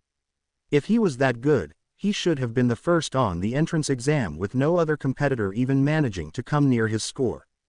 It wasn't till today that he finally understood the real reason behind the anomaly, which is Izuku Midoriya. It wasn't due to arrogance or due to lack of control. The real reason was that the boy didn't even know that he had a quirk in the first place. His student lived his entire life believing he was quirkless only for it to manifest during the entrance exam in the most catastrophic of ways. But why during the entrance exam? He can only chuck it off to the adrenaline rush, and the situation he was put in that caused it to activate for the first time. This also tipped him off that his coworker who was responsible for looking up the files of the first 10 examinees didn't do it. Lazy bum, he muttered under his breath. He wanted to yell at him, but he already won and had the grand prize delivered to him. He can still remember the argument that he had with Eraserhead over Izuku. The underground hero wanted to kick him out before he even saw him in action. It was a good thing he refused that and insisted that the boy will be in his class, or else the worst could have happened with the boy trying to be a vigilante like many other of the underground hero's students who he expelled wrongfully. He started to reminisce about the entire conversation he had with him and the other teachers when they decided the fate of the boy. After finally finalizing the results of the entrance exam, and picking the 36 examinees who would be part of the hero course. He already had his share of the recommendation students. He took the girl with the splitting quirk and the boy with the softening one, while Eraser took the one with the dual ice and fire quirk and the girl with the creation quirk. First Eraser chose to take the boy with the hardening quirk, and the girl with the acid one, while Vlad chose the boy with the steel quirk and the boy with the blade quirk. Next Eraser tried to snatch the girl with the hand enlargement quirk, but Vlad refused, saying that she would benefit from his class that mostly focused on technique rather than raw strength. The underground hero begrudgingly accepted it and snatched for himself the boy with the tail. Then came the boy with the quirk that allowed him to merge with black objects, which Vlad took much to Eraser's annoyance. The latter was mildly pleased when he took the invisible girl. The two homeroom teachers then divided two girls with quirks who had similar activation requirements. The gravity quirk for Eraser, and the size quirk for Vlad. Then Vlad took the giant with the glue quirk and the boy with the wielding quirk, while Eraser took the ones with the tape and sticky balls quirk. How did that boy get in was beyond Vlad's understanding. Then it was followed by a heated discussion on who takes the girl with the vine quirk. It didn't end till Nezu gave her to Vlad, who seemed victorious, while Eraser was given the girl with earphone jacks. Vlad then took the girls with the mushroom and telekinesis quirks, while Eraser took the girl with the frog quirk and the boy with the multiple arms. Eraser then demanded the boy with the sugar quirk, which Vlad accepted, taking for himself the boy who was using some kind of recoil impact quirk he thought initially. The boy with the beast quirk then went to Vlad, while the boy with the explosions went to Eraser, much to Vlad's relief. A character like him in his class will definitely cause problems. The boy with the rock head then went with Eraser, while the one with the grating one was taken by Vlad. The little brother of Ingenium was whisked away by the nighttime hero, while he took the boy with the air hardening quirk. Then Vlad had the horse girl, while Eraser took the electric boy. This process went on for at least 2 hours before being finally left with two names. 1 Izuku Midoriya, 2 Nito Monoma. There was a moment of silence while Vlad looked at Monoma's quirk. He was ready to fight tooth and bone for him in order to get the boy and put him in his class. His quirk was copy, and he would most likely be an underground hero with that, so he needed the technique that Vlad offered for all of his students. But then the unexpected happened. I'll take Midoriya, Eraser said. Under normal circumstances, Vlad would have been happy he got the student that he wanted, but something felt wrong here. It was that Eraser picked Midoriya willingly without him being forced to when a kid with a quirk that was underground worthy was presented in front of him, and given Midoriya's performance he felt Eraser wouldn't want him given that he usually avoided people who he nicknamed problem children. Interest overtook Vlad as he asked, "Why do you want Midoriya? You usually avoid people like him as if they were the plague and I usually get them." The insomniac hero smiled a creepy grin that nothing good could come out of it as he said, "You caught me." Vlad raised an eyebrow and said as he crossed his arms, "What are you planning?" "Simple. I will expel him the moment I walk into the room. He has no place here," the underground hero said with zero hesitation.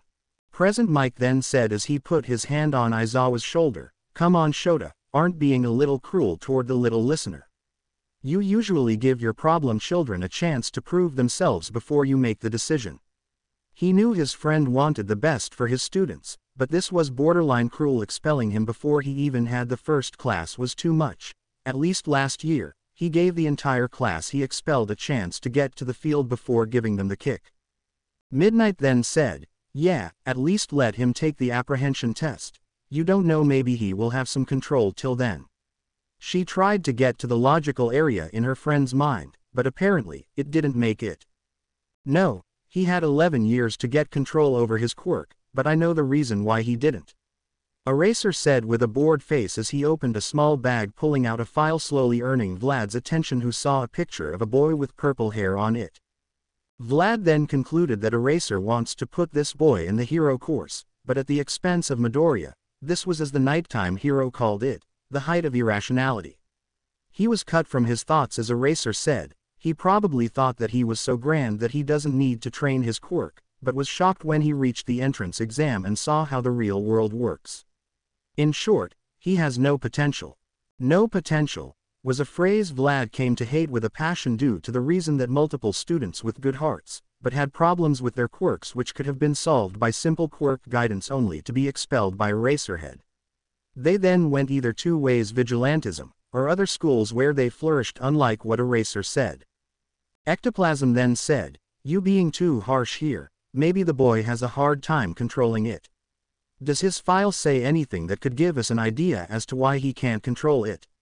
Like Eraser, he was a teacher who depended on logic, however, he still gave others the benefit of the doubt. If the boy had a hard to control quirk, he should have quirk counseling which could help him. It was there for a reason. Eraser then said, "I personally looked at the files, and gathered the information myself. And from what I saw, he has no reason to control it." Eraser then put the file he had on the table. He was about to speak, when Vlad took Midoriya's file, and said, "You know what, I'll take Midoriya. His quirk seems simple enough to work with, but he needs experience and a bit of sharpening." Eraser then scowled, "What are you doing?" "I said I'll take him. Monoma needs someone who can teach him how to use his quirk, and from what I see, you're the best for this." Vlad scoffed. He knew that Eraser was buttering him up. He heard how the nighttime hero always accused him of coddling his students, not being tough enough with them, even though with the amount of torture he actually put them through, a couple of students actually dropped out. "No, Monoma needs you. His quirk is best suited for being an underground hero, and you're probably his best option." Other teachers nodded at Vlad's statement. Vlad was actually sad, but he saw potential in Midoriya. He didn't want to sacrifice his hold on Monoma, but it was worth it.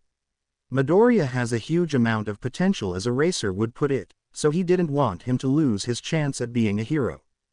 Midoriya, his quirk seems to come from inside his body and requires him to bring it forth, kinda like mine, so I'm his best choice. Again the teachers nodded at the statement as the boy's quirk was labeled, inner energy manipulation. He can sympathize with that. He himself had a very hard quirk to control, so he was willing to help the boy out. The nighttime hero frowned. This was not going as he expected. He thought the moment he offered Monoma to Vlad, it will be over, but the other teacher had made it his mission to keep someone with no potential inside the hero course, so he thought of something. Okay, how about we reach a compromise? I'll put him in general studies, then in the sports festival if he did well, I'll let him join next year while someone with more control over his quirk takes his place. This will be his wake-up call. The other teachers looked at him like he grew another head. Did he honestly think that the student he expelled will willingly study under him with a huge gap between him and the other students? He was basically setting him up to fail. No, I insist that I'll take the boy. I'll have the better luck in helping him master his quirk. Vlad insisted, hoping to avoid confrontation. Eraser then said, okay, I'll be frank, the boy has no potential whatsoever. He needs to be kicked out to give him the wake-up call that he needs and knock that inflated ego of his down a peg. No matter the circumstances, he has to have control over his quirk over those 11 years. Vlad lost his cool for a moment as he yelled, just let me give him a chance. Everyone was shocked by his yell since he was known as one of the most level-headed teachers. The reason why he screamed was that he knew how hard some quirks are to control. His quirk was a prime example. His blood control was difficult. He was only thankful that his teacher didn't give up on him. If he had someone like Eraser, he would have been kicked out of the hero course. Eraser didn't react too kindly to this and activated his quirk, saying, don't raise your voice. The two then continued to bicker back and forth with the other teachers trying to defuse it. It went on till the principal said, enough. Everyone looked at him. He was a small animal-like humanoid with white fur. Nezu then said, Vlad, are you sure that you can help the boy? Vlad, who calmed down, said, definitely. Nezu hummed and then said, all right, so be it. Vlad, you have Midoriya. Eraser, you take Monoma. End of discussion. Eraser didn't argue as he walked out of the room with an annoyed expression, while Vlad looked pleased that the boy wasn't kicked out unfairly. He was rather sad that Monoma was taken away, but he can work with Midoriya given that he was willing to sacrifice himself to save a girl that he didn't know. As long as his heart is in the right place, he will make a good hero, even though there is a chance that he might have a huge ego like Eraserhead said, but he dealt with worse. Powerloader then said, well, that happened. Vlad then chose to leave the room to prepare for the lessons that will begin next spring. He walked outside saying, I really hope I don't regret this. And he didn't regret it. Although the boy was quirkless till not so long ago, he showed great control over his quirk during the apprehension test, and something told him that he wasn't going all out, not that he can call him out on it. It's better that he builds the amount of energy he can handle rather than breaking and failing.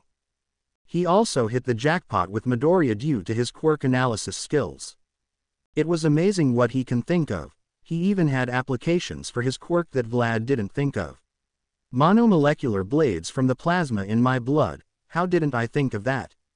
Vlad thought as he looked through a small notebook that Midoriya had with him. He had asked the boy to borrow it from him and the boy accepted, though very hesitantly raising a few red flags, and the way he broke down his classmates' quirks really impressed the hero. But aside from that, he was also concerned for the boy, especially how skittish and meek he seemed. He would bring up the possibility of putting him under Hound Dog to help him deal with any damage that may have occurred from his quirkless years. He could only hope that the damage isn't too intense. He also was thinking of a way to help the boy further strengthen his control over his quirk, or at least build up more power. This could be done through quirk counseling or after-school activities. Either way, he would have to talk to him about this, though he would emphasize the importance of the boy not pushing himself too much. In the teacher's lounge, everyone was sitting peacefully while doing their thing. Well, everyone except Powerloader, who was stuck to the cameras making sure his newest student didn't blow up the lab for God knows how many times. Mike looked at him and said, come on, relax a little. I doubt the little listener could do so much damage in so little time. Powerloader looked at him and retorted, she caused 10 explosions in 1 minute. I highly doubt she wouldn't cause a disaster while I'm gone. This new student was a menace, but at the same time she was one of the best students in the new batch. He couldn't throw her out.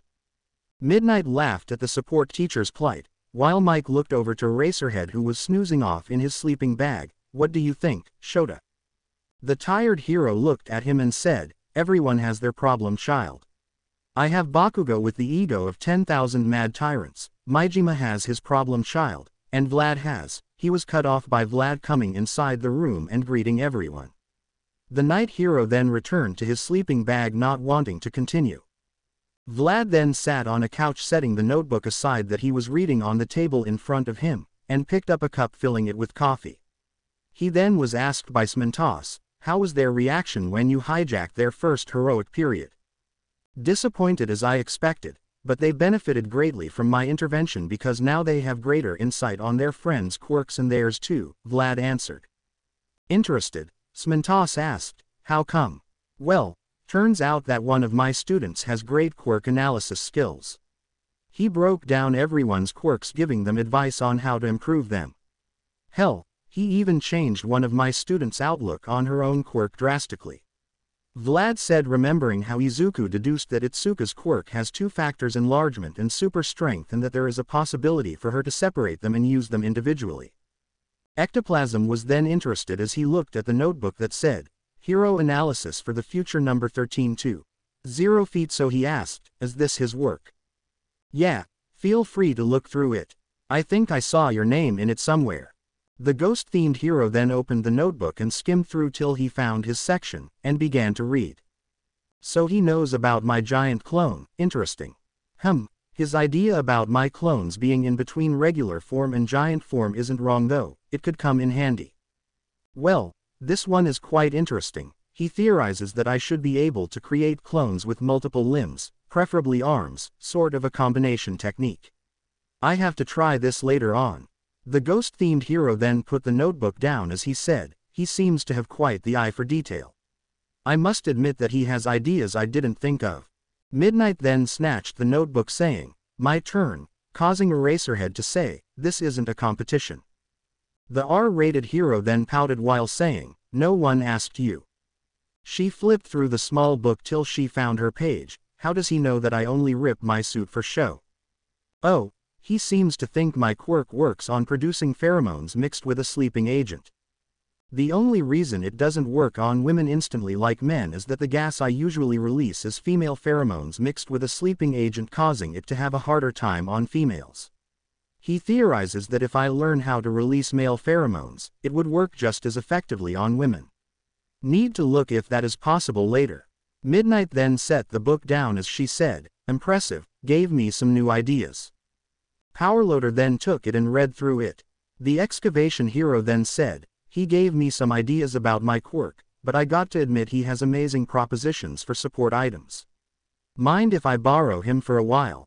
He asked the blood-themed hero, who laughed and said, yeah, I do mind. He needs to focus on being a hero. He then looked at the notebook and said, I think he also discovered Nezu's true species, a mix between Antarctic mouse and American stoat perhaps. A voice from the intercom came saying, wrong, but he is the closest to discovering it. I think I would like to have a cup of tea with him sometime. Maybe, we can compare notes. A collective shiver went through everyone's spines, as they imagined the results of the second coming of Nezu, as the principal laughed manically over the speaker. Eraserhead then spoke for the first time since Vlad came, is that student by any chance Izuku Midoriya? Vlad answered, yes. Eraser then said, listen to Majima and send him to the support course. He's better suited there than at the hero course. The blood hero then replied flatly, no. Eraserhead sighed as came out of his bag, can't you see you're putting him in harm's way? The boy has no control over his quirk. Even if he has a great mind, it can take him so far. On the field, he will throw a punch, break down and become a liability. Let someone more suited take his place. And as I suggested before, let him participate in the sports festival, and if he does well, I'll personally train him so he can be on the level of his classmates next year, in case you're afraid he won't be. A vein popped on Vlad's head, but he calmed himself down as he retorted, as I said last time, no, and Midoriya has enough control over his quirk now. Really? Present Mike asked. Yes. The only reason he broke himself during the entrance exam is that his quirk manifested itself for the first time, Vlad explained. Snipe, The cowboy-themed hero then asked, "Excuse me, but I reckon I might be under the impression that he actually came here to take the test quirkless, and his quirk activated when fought the zero-pointer." "That's true," Vlad said. "But how?" Smintos asked. "He said that his quirk is a stockpile type that needed to collect energy over time, that's why it didn't appear till later on in his life. And due to the circumstances of the test, it kinda activated. And he already has control of it." Midnight asked. "Well, around 4%, but we all need to start from somewhere," Vlad answered. He looked at Eraser and said, "And didn't you say that you looked through the files of first 10 examinees? I'm pretty sure you could have found out that he was quirkless, and just activated his quirk." The underground hero then noticed the looks he was receiving and answered, "In all honesty, I didn't have time between my work and teaching. I didn't have time." That didn't surprise anybody, but I would have still expelled him nonetheless because he just manifested a quirk and a highly destructive one. This also somehow didn't surprise anyone. But he only needed quirk counseling, and the situation could have been remedied, Vlad said through gritted teeth. Eraser looked at him with a bored expression. "We're here to make heroes who already know how to use their quirks, not coddle children who just manifested them. In my eyes, he still has zero potential." Vlad was about to retort when an alarm went off saying a code purple occurred in the cafeteria, which meant a student attacked another one with his quirk. Choosing to ignore the zombie of a man, he went with Hound Dog to check the problem. Nezu's voice then came through the intercom as he said, "Aizawa, please come to my office." The underground hero sighed as he stood up and went to see what Nezu wants from him this time. Earlier in the cafeteria, Izuku sat with his friends as they enjoyed their lunch. He really liked them. They made him feel loved and wanted. It was the first time in his life that he actually didn't feel that he needed to hide or that he was about to be knocked over for his lunch money. Setsuna was really fun, even though she would tease him every minute or so, but he knew she meant no harm. Tetsu was, for the lack of a better term, excitable. The boy maybe was loud and brash, but he was nice. Izuku knew that the boy had a heart of gold under his skin. He actually found his obsession with all things manly kinda funny. Itsuka was a very nice person, and she seemed very knowledgeable about martial arts. Maybe he should ask her later for tips. She also had this big sister aura around her that radiated safety. Kanoko was, as he would put it, a female version of himself. He could tell that she was bullied due to her quirk. She was shy and meek like he was, but with time he was sure that they will both come out of it and become great heroes. But right now, he couldn't help but feel that he was being watched. He immediately pushed it to the back of his mind, thinking of it as nothing but his nerves from his old school. "So Midoriya, tell me, do you have any idea on how to split the strength aspect and enlargement aspect of my quirk?" Itsuka asked. She was really surprised when the boy basically dissected her quirk activation-wise and biologically regarding where the extra muscles came from, but she was thankful. This opened new doors for her. "I honestly think that the best idea is punching a sandbag and trying to focus your strength aspect only without enlarging your hands." The boy answered. He saw this as the best course of action because if she did this and concentrated on only activating the strength aspect, she will learn with time how to activate each part individually. "Noted, but I need to ask you something. How much percentage of your quirk do you control now?" she asked, before quickly adding, "You don't need to answer if there's any problem." The boy shook his head before saying, "Around 4%, but I think I can up it to 5% if I want to. I should really invest in weights so I can increase the percentage since more muscle mass means more power that I can handle." The girl nodded at his reasoning. The boy went back to his lunch but noticed something in the distance, or rather someone. He noticed a pair of ivory horns with blonde hair standing confused in the cafeteria. The boy looked at his friends and said, "Should we be concerned about Pony? She seems kinda lost." Itsuka looked at her and said, "Yeah, we should probably get her. She is having a hard time learning Japanese." The boy then stood up and said, "I'll be back." Setsuna then laughed and said, "Never say that in a horror movie or you'll die." The boy shook his head with a smile as he went to the girl to bring her to their table. He saw the girl trying to talk to people, but she was failing as everyone kept passing by her without paying attention to what she was saying. The boy then stood near her, grabbing her attention. She smiled and said, "Midoriya, please help." She then added a puppy face with a small pouty look to ensure that the boy helped her. The boy felt his heart clench at how cute the girl was. Must protect, the boy thought to himself. The boy then spoke in English, "Tsunotori, how about you go with me to sit with my friends? You seem kinda lost here." The girl's eyes sparkled as she began speaking. "Midoriya, I forgot you can speak English. Thank you very much, it's hard being in Japan while being a foreigner." The girl then walked with him to the table. I understand it must be very confusing and hard to be here. But I hope you can get comfortable here soon enough." "Thanks, Midoriya, that's nice of you to say." They finally reached the table and sat down. Pony then greeted the other occupants as Midoriya remembered something he needed to ask the horse girl. "Tsunotori, I need to ask you something." The girl looked at him and said, "Ask away, Midoriya. Are you related to the American hero Khaledi?"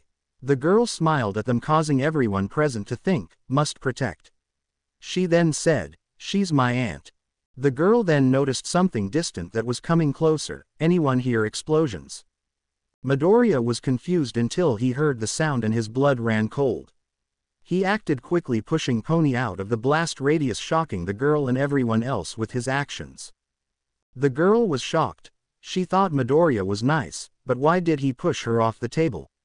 This question was answered a moment later when an explosion engulfed the boy, sending him flying to the ground beside her. The girl looked at the table as the smoke cleared and saw a boy with crimson red eyes and blonde hair standing there like a maniac on drugs as he said, "Deku." Everyone was so shocked that they didn't react when the boy jumped off the table and went to Izuku.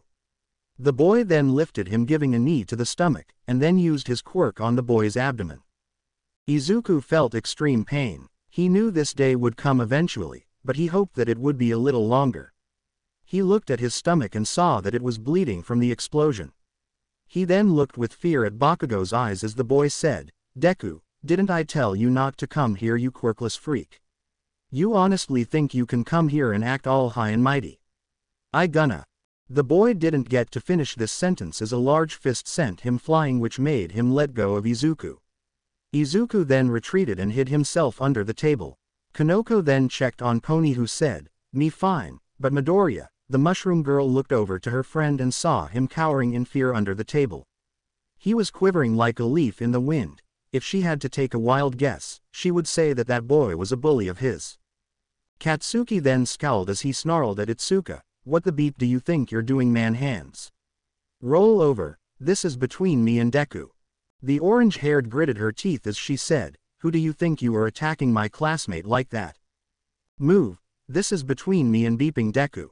The nerd needs to learn his place." "Like hell that's happening," Setsuna said as she joined and stood beside Itsuka. Tetsu then joined as he exclaimed, "Attacking someone who didn't do anything is really unmanly." Bakugo stood there a moment confused, as he said, "And who are two shitty extras? A green wretch and shitty hair's cheap knockoff. Go get lost." Meanwhile, Kanoko went to Midoriya with a mushroom and said to him, "Izuku, eat this mushroom, like last time it will lessen the pain." The boy did as he was told, but looked at his friends who were standing up to Bakugo. "No, I can't bring them in my mess." Before he can do anything, two voices rang out. "You ruffians, how dare you gang up on one of our classmates?" The blue-haired boy who admonished Midoriya earlier said while chopping the air with his hand. The three who were standing up to Bakugo felt their veins pop, as the boy came out of nowhere and accused them of attacking Bakugo. They didn't get to think too much as someone else spoke this time. My, the inferior class 1B is causing a problem with our class. No wonder, they're trying to get." In a blink of an eye, Kendo was beside him as she neck-chopped the boy, saying, "Monoma, didn't you promise to tone it down a little?" She looked at her friends and said, "No worries, he's more bark than bite. I know him from my old school." She then let the boy fall down as she stood back with the others. She then looked at the blue-haired boy and said, "And you, your classmate attacked ours. We're only defending ourselves." Bakugo shook his head as he said, Now, I gonna say this once. Either you, extras move so I can get to Deku and teach him his place, or I'll blow you all up to Kingdom Come. The blue-haired boy, now fully understanding the situation, said, Bakugo, we shouldn't harass our fellow students. Beep off 4 eyes, this is between me and Deku. These extras are only in the way. The blonde-haired teen said as he approached only for Izuku to say, stop. The boy then slowly but fearfully walked up to him and said, leave them out of this. This is between you and me. Finally, you want to fight me, Deku? I'm gonna make you regret the day that you were born. Bakugo said with a crazy look in his eyes. But, Setsuna tried to interject only for Izuku to cut her off, saying, it's okay. This is between me and him. The girl frowned as he approached the blonde hair. Now Deku, the boy said as he swung his arm, die. The blonde boy smiled a little, but he'd still need to show this worthless piece of shit his place. Once the smoke of his attack cleared, a muscular hand gripped him and lifted him in the air, causing him to shout, who the beep are you? Be careful what you say because you're already on thin ice for attacking my students, Vlad said as he looked Katsuki straight in the eye. What? I was putting Deku in his place. Let go, I didn't do anything. This response didn't do anything except make Vlad angrier, so he simply neck-chopped the boy and then looked at his student who was on the ground with wide eyes. Midoriya, are you alright? Vlad asked the stunned student. Yeah, I think so. The boy answered quietly and winced from the pain in his abdomen. The large man sighed and said as he pulled a paper slip, here's a slip for recovery, girl. Let Hound Dog take you. He then looked at the others and said, you can go with him as well, but make sure you all arrive to class on time. Vlad then took Bakugo to the principal's office. Hound Dog, who was there, looked at the other 1A students and said, were they part of this? Kendo then answered, no sir. Good, let's move then. The teacher ordered. On the way to the infirmary, Izuku and his friends walked together with Hound Dog. He looked at them and said, I'm sorry guys, I let you all get caught in my trouble. No worries Greenie, but really who was that freak? Setsuna asked. Midoriya began to sweat, which grabbed Hound Dog's attention, but a voice from behind them made them all turn. It was a girl who looked like an exact replica of Kanoko. Hey guys, wait up. The girl then stopped, catching her breath. When she stopped panting, she saw Hound Dog, so she asked, sir, can I talk with them for a bit? The hero shrugged, and said, as long as you're not late for class that's fine by me. Also, Midoriya, when she's finished join me in the infirmary, we're already here. The hero then entered through the door. The 6-1B students looked at the girl, especially Kanoko, who said, whoa, you look just like me. The girl looked at her and said, wow, I know right. The girl chuckled a little before bowing and saying, I'm sorry for what my classmates did. Please don't think that class 1A are bad people. Only Bakugo acts that way. Itsuka then said, don't worry, we don't think like that, but please keep that guy away from Midoriya and also the blue-haired guy because he seems to have something against Midoriya. Monoma, I know him personally, and he only does this for show. He really has a good heart under that big ego of his. Blue-haired, do you mean Iida? Oh no, you got him all wrong. He just a little bit too earnest sometimes, and tends to jump to conclusions. The girl said before realizing she haven't said her name. Oh, I'm so sorry, I'm Ochako Uraraka. Okay, it's nice to meet Uraraka, but still keep the blue-haired boy away from Midoriya. Itsuka said, but then added, I'm Itsuka Kendo by the way. Tetsutsu Tetsu, Setsuna Tokage, Honi Tsunotori, Kanoko Komori, Izuku Midoriya. The green-haired teen asked, but are you the nice girl who tried to give me her points? He asked just to be sure since last time, he jumped to conclusions. The girl then looked at him and something flashed in her eyes, you're the falling boy. Thank you very much for saving me, she said before blushing hard and saying, yeah, that was me. I thought it would be only fair that I give you something in return. Thanks. He suddenly felt something press on his back, as Setsuna laid on him, and said in a dramatic voice, Izu, is this the new woman of yours? Not only did you cheat on me with the mushroom girl on the first day, but now this one too. How could you? Izuku and Kanoko then turned a bright red as they tried to put an answer while Ochako stood there clueless, as she said, "What?" Setsuna then laughed and said, "Calm down Greenie, I kidding." Midoriya caught his breath, but then Ochako asked, "Midoriya, can I know why Bakugo attacked you? You're so nice, and he totally attacked like a villain today."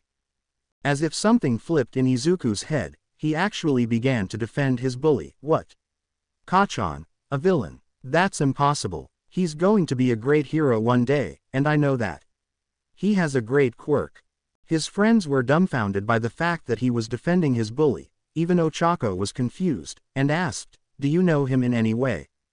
The boy smiled as he rubbed the back of his head. "Yeah, we're childhood friends." Tetsu wanted to say something, but was silenced by Setsuna, who elbowed him in the gut before saying, "Greenie, why don't you enter the infirmary? We don't want to be late to class, now do we?" The boy then quickly entered and the sounds of shouting could be heard, presumably Recovery Girl chewing him out for getting injured again. Ochako then said, "Well, I need to go guys, and like I said before, I'm really sorry for what happened." And then she went back to her friends. Tetsu then said, "Why did you hit me in the gut?" "It's because you were about to say something stupid," Setsuna replied. "What do you mean? You were about to call out Midoriya for saying the blonde was his friend." "Shouldn't we do that?" Kanoko asked. "No, at least not this way. Didn't you remember what Midoriya said? He was quirkless for his whole life." "Yeah, but that means that the blonde was his bully, not his friend." "Shouldn't point that out?" Kendo inquired. "No, Midoriya is clearly suffering from a case of Stockholm Syndrome." "What's that?" Tetsu asked. "It's a case where a victim gets attached to its abuser, or in most cases kidnapper." "But why?" Kendo asked. "He was quirkless. He didn't have friends. That explosive was probably the only person who talked to him, so he offered some kind of sick toxic relationship with Greenie, and given that quirkless students usually aren't in any teacher's good graces, he must have been taught that they will be a great hero while he will be nothing." She finished shocking everyone through her explanation. Tetsu asked, "How do you know that?" "My sister studies psychology," Setsuna answered. "As enlightening as that was, we can't just let him do that to himself," Kendo stated, with Kanoko trying to hold back her tears seeing how much her friend have suffered. "No, we won't. We will help him slowly and let him see how Blasty isn't his friend," Setsuna said, and then added, "I'm also pretty sure Hound Dog heard everything and is planning to give him therapy." Back in the infirmary, Recovery Girl was smacking Izuku on his head with her cane as she said, "Didn't I tell you to stop hurting yourself?" The boy rubbed his head as he said, "It couldn't be helped this time." Hound Dog then added, "He's all right." The old woman then looked at the dog hero and said, "You stay quiet. Don't think I forgot last year's fiasco," she said, reminding him of a training exercise where he went a little bit too wild for the students' taste. The number of injuries was huge. He was only grateful that the students actually found it fun and weren't severely injured, but that didn't save him from the cane. The hero raised his hands and remained quiet. Recovery Girl then beat the boy using her quirk and threw him a clean set of clothes saying, "Here, wear these," and then went to her chair. The dog hero then cleared his throat and said, "Midoriya, I want you to come to my office every Friday." "What did I do?" the boy asked, afraid. "Nothing, but Vlad told me you were quirkless for most of your life. I want just to help you in case there is any lingering damage." The dog hero left out the part which said, "And why did you defend the boy who attacked you?" "Okay," the boy answered. "Good, now that you're finished here, go with your friends. Your English class is about to begin," the dog hero said. The boy then walked out, and the hero could hear talking as the students went away. He muttered under his breath, "Poor kid." Back in the principal's office, the nighttime hero sat as he looked at the animal who he preferred to call the rat god. He finally asked, "What do you want?" "I'm a busy person." Nezu smiled. "Always to the point, Aizawa. I merely wanted to have a chat with you."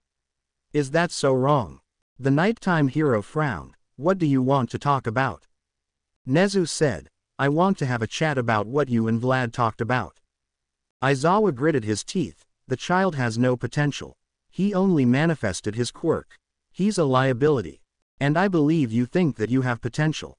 If I may remind you, you entered this course through the sports festival unlike our friend Midoriya who entered it through the entrance exam. Shinso, the student that you want to replace Midoriya with earned no points whatsoever. The entrance exam is illogical.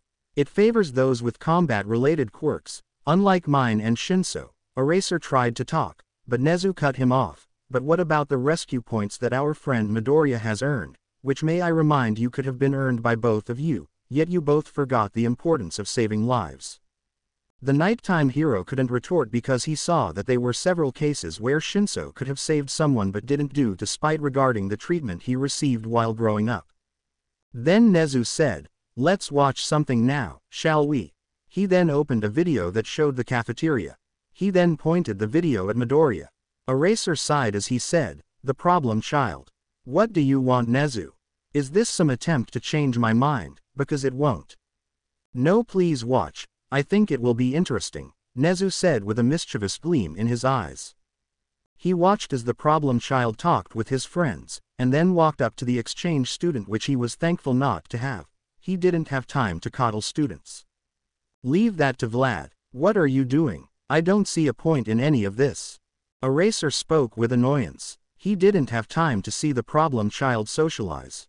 Sure, he felt bad for the boy being quirkless for most of his life and treated badly for something he can't control, but this same concern made him want to put the boy away from the hero course till he can fully control his quirk. He wasn't doing it out of hate but rather the concern for the boy's well-being against people who had their quirks for most of their lives. If he was a horse, he would at the end of the race. He honestly thought that the boy's best chance to succeed would be putting in general studies to give him time to master his quirk, and he will train him so next year he would be on the same level as his classmates if he gave him a good show at the sports festival. "Oh no, wait, the best part is coming," Nezu said, "look closely." The night hero looked at the feed and saw something that made him smack his forehead. His problem child, Bakugo, attacked Midoriya out of nowhere. Wonderful. Now Iida and Monoma joined the fray. The former will give a serious headache for how stiff he is and how he always jumps to conclusions without thinking, and the latter, well, he knows the boy is all bark and no bait at all. So Aizawa, have anything to say? He needed to think carefully because he was literally walking on thin ice now. He was about to answer when Vlad opened the door. "Nezu, I demand you expel this student immediately," Vlad said, making Aizawa scowl. He can't deny such a request given that he knew how Vlad tried his students like his own children, but at the same time leaving Bakugo unchecked is like putting him on a villain track. "I'm sorry, I can't do that," Nezu said calmly. Before Vlad can argue, Nezu explained, "Imagine, if someone like Bakugo went on his own with his destructive quirk, he would attract villains hoping to recruit him. Can you see the danger in letting him loose?" Even though Nezu knew that if Bakugo turned to villainy that would be on the boy, not the school, but expelling him for only one offense would become some sort of martyr story to the boy if he decided to become a villain. He didn't want to give Bakugo any reason to say that UA has wronged him. He would give him a chance to become better, and if that fails, he knows what he has to do. The huge teacher gritted his teeth, as he sighed, "Fine, but I want him to write an apology letter for Midoriya, and have detention for the entire year." "That could be arranged," Nezu said as Aizawa breathed a sigh of relief. The principal then pointed to a chair and said, "Put him down." The man did so, and gave Aizawa a look that said, "Keep him away from my students." The underground hero sighed as he couldn't fault him for being angry. "Aizawa," the teacher gulped as he looked, "wake him up." The underground hero sighed as he flicked the boy on his forehead, causing him to jolt as he yelled, beeping Deku. He noticed that he wasn't in the cafeteria, and noticed that he was with the hobo and some kind of rat. He asked, "Who the beep are you?" "Who I am isn't of any importance right now. What is important is that you need to know that I'm the principal, and you're in quite the pickle here, young man." The boy wanted to shout but Nezu cut him off saying, "You're already on thin ice, so be careful of what you say and speak." Bakugo then felt a shiver, as he felt his mouth grow dry and clamp itself shut. Nezu smiled as he saw how the boy can sense danger and said, "Can I ask why did you attack one Izuku Midoriya? He's a beeping Deku that needs to be reminded of his place." The boy answered, and to him, this was enough. This was always the case, and no one ever cared. Not good enough. Nezu spoke and then added, but given that you attacked a student unprovoked with the intent of harming him, I'm within my full authority to hand you over to the police for illegal quirk usage, expel you from the hero course, and give you a one-way ticket to our lovely prison, Tartarus. He looked at the boy whose face lost color from fear.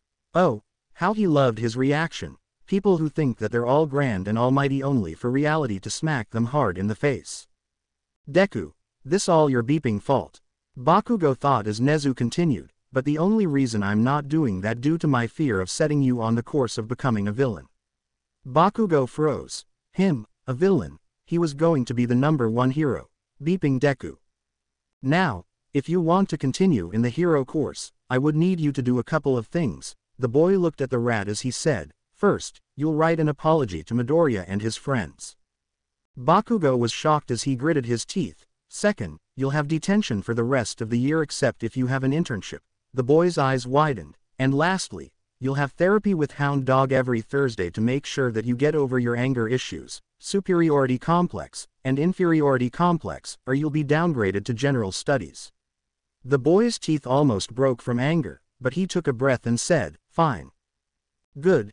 Nezu then turned to Aizawa as he said, Aizawa, you can consider your rights to expel students revoked, and have a nice day. You can go. The teacher wanted to argue, but he was already on thin ice as it already is. He sighed and told his problem child to follow him. When they left, Nezu opened both Midoriya's and Bakugo's files and searched through them. He frowned when he saw that both were faked for obvious reasons. He was half tempted to ask All Might if he ever talked with his successor about his school life but refrained since he knew the man didn't. Aldera High, what secrets do you hide? He said as he hacked into their servers. His maniacal laughter could be heard throughout the entire school, and one lanky man with blonde hair shivered as he knew nothing could come out of this. At the end of the school, Midoriya walked with his friends. He was still pretty glum about what happened, so Tokage thought of something. Guys, about we go to the arcade. I have no plans today, Tetsu said with Kendo shrugging signaling her okay. Kanoko then said, I'm free too. Izuku then looked and said, I can go, but I need to tell my mom. He then pulled out his phone and sent her a text. Seconds later, his neighbors sent him a text telling him that his mother flooded the apartment complex. He chuckled and said, my mom says it's okay, though she may have passed out from happiness. Setsuna giggled and grabbed his shoulder and whispered, imagine her reaction when she finds out that I'm your girlfriend, Greenie. The boy blushed as swirls appeared in his eyes, while his friends laughed as he eventually joined them. They all walked to the arcade after that. Friends, it's really nice to have them. Setsuna came home after a day of hanging out with her friends. She remembered the amount of fun she had in the arcade. She couldn't still believe how Midoriya was able to beat her in the game machine, Dance War, even though he totally beeped at it when they first began playing the game. Maybe, there was more to the green bean than reading books and heroics. She thought there for a moment that maybe she should seriously try to get the green bean to actually be her boyfriend. He was surely full of surprises. She chuckled imagining his reaction if she told him that she wants to be his girlfriend. She put that thought on back burner as she kicked open the front door of her house. She then yelled, Mom, Dad, I'm home. Who's ready to party? She waited for an answer but nothing came back. Hey, where's everybody? The girl yelled again but only received silence. She walked into the kitchen and saw a small paper note and read it. Dear Setsuna, we know we promised you that we will stay with you for a couple of days, but something occurred at work so your dad and I were forced to go. Please, don't be angry, we know how happy you were to see us, but we need to make a perfect living for you. Love, Mom and Dad. The girl looked at it with little emotion, but then she crumbled the note angrily and threw it into the garbage bin, and huffed stomping to her room annoyed that another promise was yet again broken. This wasn't the first time, and she was certain it won't be the last, but she hoped this time would be different given that she entered a hero school in UA at that. She sighed as she changed into her pajamas. She went down to the kitchen, but she felt that someone was watching her so she said, Come on Hannah, I know that you're here. That used to work when I was a little girl, but now I'm a big girl. She looked to her side as something began to flicker into existence. The other person was a girl older than she was. She had a somewhat scaly appearance that added to her beauty. Her eyes had slits like most reptiles. She also had wings and small horns. That was Setsuna's older sister, who although had a very hero-worthy quirk, chose to be a psychiatrist. And here, they say you don't have a very strong sense of spatial awareness. The older one teased before she took a softer voice and said, "So how are you doing, sis?" The girl sighed as she sat at a table, and began to eat her noodles. "What do you think?" "Come Set, you know that Mom and Dad want nothing more than to spend time with you." But, the older tried to talk, but was cut off. "But what? I only asked for 2 days so that I can see my parents. See them and spend time with them, that is. I only see them when they come like the Walking Dead. They sleep and eat alone, and that's when they don't pull an all-nighter, which happens like every single day." Hannah rubbed her forehead as she sighed. "Listen, they are only doing this because they care, and they want to make a good living for us. At least, they came for the first of school." Yeah, whatever. I heard it all before," Setsuna said as she pouted. The older one then smiled and picked up her phone as she said, "Other than this recurring childish behavior." The younger girl then stuck her tongue out. "Let's talk about your new boy toy that I saw you have a picture with." The young girl blushed a little as she said, "Midoriya is only a friend. But he's also a work in progress."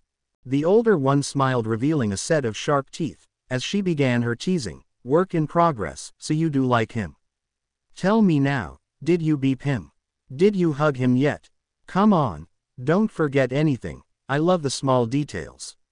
The smaller girl blushed heavily. Her sister is one of the only people who can make her blush even if it was normal teasing material.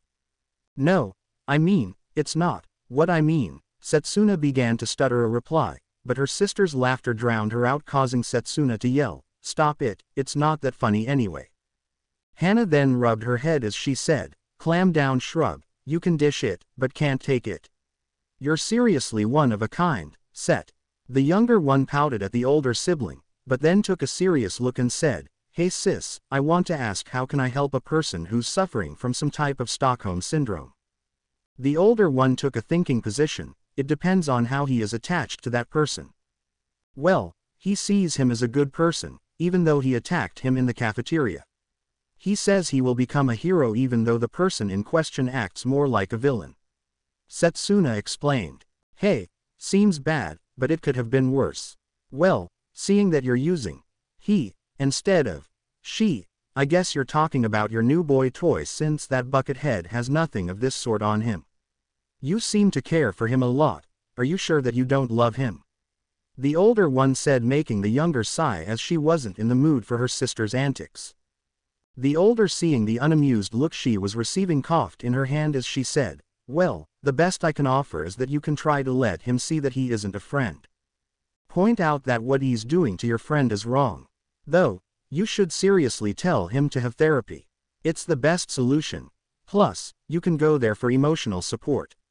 The younger one hummed at her sister's suggestions as remembered hearing Hound Dog telling Midoriya to go see him every Friday. "Well, that takes care of that. Thanks, sis," Setsuna said with a smile on her face. The older one hugged her and said, "Come on, let's go watch a movie. I have some old pre-quirk movies I know that you would love to watch."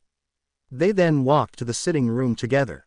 The next day at UA, the entire class was buzzing with excitement as they were the first class to meet the new heroics teacher, given that their schedule made it such that they had heroics classes in the morning and regular classes during the afternoon. "Man, who do you think he's going to be?" Tetsu asked in excitement, as he waited for the new teacher to arrive. "Whoever he is, he's going to be manly." Kendo sighed at Tetsu's excitement, but she couldn't fault him as she said herself, "I can't wait, I'm really excited to see how he is." "What do you think, Midoriya?" The green-haired boy smiled and said, "Whoever he is, I'm sure he has to be a numbered hero, or they wouldn't have made his identity a secret. He already knew who he was, but he couldn't reveal it, or their relationship with each other will be revealed. No one needs to know that he was the successor of All Might yet, and he hoped there will be no need for that either, and hopefully never." Kanoko then added saying, "I suppose what you said is true, Izuku." They won't make it such a secret if that wasn't the case. Setsuna then put her floating head on top of Midoriya's, making him blush. So who might it be? I really hope it's Maruko. She's so badass and I'm sure she will be an awesome teacher. The others looked at her and nodded their heads, knowing that having the rabbit hero as a teacher will be amazing given that she's one of the strongest heroes out there. The door then slid open, revealing Vlad King. The class looked at him and Kendo asked, Vlad Sensei, where's the new teacher? The blood hero looked at her and said, well, he's coming to your class if you're worried about that. The class sighed in relief as they thought they would have to go through another torture session like last time, but they counted their chickens a little bit early. I just wanted to accompany you to do some warm-ups before you start the lesson today. Some students who were on the more physical side of the spectrum sighed. Others like Rin went pale white as his legs and arms still hurt him from yesterday, while people like Rekio had their souls leave their bodies. Murmurs of displeasure began to fill the class, so Vlad yelled at them, come on, maggots, if a little training regime and you throw the towel, what will happen if you fought a villain? Nag him to death. This is the hero course, if you can't deal with it then go. The door is open and there are a lot of general studies students who wish to be in your place. The students then went quiet as they processed his words, and lowered their heads in shame. Seeing that his students learned their lesson, he said, good, a couple more minutes, and you meet the new heroics teacher. This managed to lift the class's spirit as they returned to talking about who might be the new heroics teacher. Vlad then looked at Midoriya and went to him. He cleared his throat, as he said, Midoriya, I would like to return your quirk analysis notebook. I have to admit that the contents in there were so good that they even attracted the attention of Nezu, and that says something. The boy blushed a little as he said, thanks Vlad Sensei, that means a lot. The boy took the notebook and flipped through it as he saw the pages of Ectoplasm, Hound Dog, Midnight, Power Loader, and heck even Eraserhead with their signatures. How Vlad convinced the nighttime hero to sign it in the first place was beyond him, but he thought it was perhaps blackmailing from Midnight. The notebook was then snatched from his hand by a disembodied hand, and it went to Setsuna, who was smiling. She looked at the notebook and asked, is this where you keep all the notes about us, Greenie? Let me have a look. Kendo then approached her and said, yeah, I'm interested in what he wrote about us too. Please, give it back, Izuku said in a small meek voice, but it held something else that was quickly caught by Kanoko, who felt like this before when her bullies messed with her stuff. It was malice and anger. I think it's for the best that we give the notebook back to Izuku, Kanoko said, hoping to avoid a confrontation. Come on, what's the worst that? She didn't get to finish that sentence as the book was snatched from her hand by Izuku, surprising everyone that the meek-looking boy did this. Awase was so shocked that he said, hot damn, it's always the silent boy. He was promptly whacked over the head by Shiozaki, who frowned at the foul language as she called it. Midoriya was even shocked by his actions, causing him to blush and then promptly bow, saying, I'm so sorry Tokage, but I just don't like anyone touching my notebook. The last time that happened, my work went up in flames and I had to rewrite it all. The girl, though shocked, felt a spike of anger rise through her as she understood what happened. The blonde must have burnt it with his quirk. She then looked at Izuku and said, waving her hands, no problem, Midoriya. Everyone has their own boundaries. I should be apologizing for overstepping yours. The class remained in silence for another few moments, till the door slid open and a massive man with two blonde hairs that stood in a V shape entered the room, screaming, I'm coming through the door like a normal person. That person was none other than the number hero, and the symbol of peace, All Might. The entire class looked at him in silence as he began to sweat slightly. The hero then gulped, wondering if he did something wrong. It wasn't till Juzo spoke, saying, holy moly, it's All Might. The entire class began to cheer happily for the symbol of peace's presence, as Vlad thought, I don't know how you do it, but your timing was impeccable. Look, it's seriously him, the symbol of peace. His presence is truly divine. Holy shit, I can't believe he's actually here, Awase said, only to receive another whack from the vine girl. You better believe it, Zygotes. I'm going to be your heroics teacher from now on. But first, before we begin our training, you know that any hero without his costume isn't complete, so everyone, take your suits and meet me and Vlad King on the training ground Gamma. The large hero said as cases emerged from beside everyone containing their hero costumes. He then added, and today's lesson is going to be combat training Gamma. Toguro smiled as he said, combat training, this is going to be fun. The number 1 hero and the blood-themed hero then walked together to the training grounds while the students went to the changing room to get in their costumes. Setsuna then approached Izuku and whispered in his ear, I can't wait to see you in your costume, and I can't wait to see your reaction when you see mine. The boy then felt steam come out of his ears as he tried to calm down his heart rate. A couple of minutes later in training grounds Gamma, everyone was ready and in their costumes. Setsuna then came out with her costume that was, for the lack of a better term, provocative. She was wearing a blue skin-tight suit that complemented her body. It was so revealing that Kanoko blushed when she saw it. Don't you think that this is a little bit overboard, Setsuna? The mushroom girl asked. She was wearing a cute mushroom dress with red and white polka dots. Think about it. The villains get distracted by my body, and then out of nowhere, a fist to the face. He gets knocked out, and then the day is saved. The lizard girl said while laughing. I don't think that's how it works, Kendo stated. She was wearing a turquoise martial arts dress with a corset under her chest. On her face, she had a domino mask. Man, you all look so manly. Your costumes are so cool, Tetsu said as he shed some crocodile tears. He was wearing a dark green jumpsuit cut just below the chest with baggy pants in addition to wearing a mouth guard on his face. Setsuna then walked over to him swaying her hips, and said, So, what do you think of my costume, Tetsu?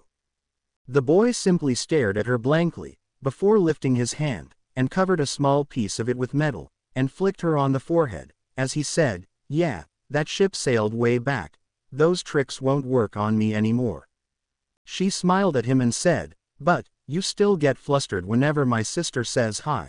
Don't tell me you have a crush on her. This made the sliver-haired teen blush as the girl raised her arms and yelled, Yes, I've succeeded. She made both Kanoko and Itsuka sweat drop at the girl's behavior. Kanoko then looked around and said, Does anyone see Izuku? I thought he should have finished by now. The other 3 looked around confused for a moment, and Itsuka said, Now, let's not worry. It's not like he's going to get into a problem in the changing room. I don't know about that. I'm just afraid that the blonde guy, Kanoko tried to say, but her voice was drowned out by All Might's laughter as he came near the aspiring heroes saying, You all have such wonderful costumes. They definitely look good on you. I can't wait to see you all in action, but is everyone here? Vlad said he needs you all for something important.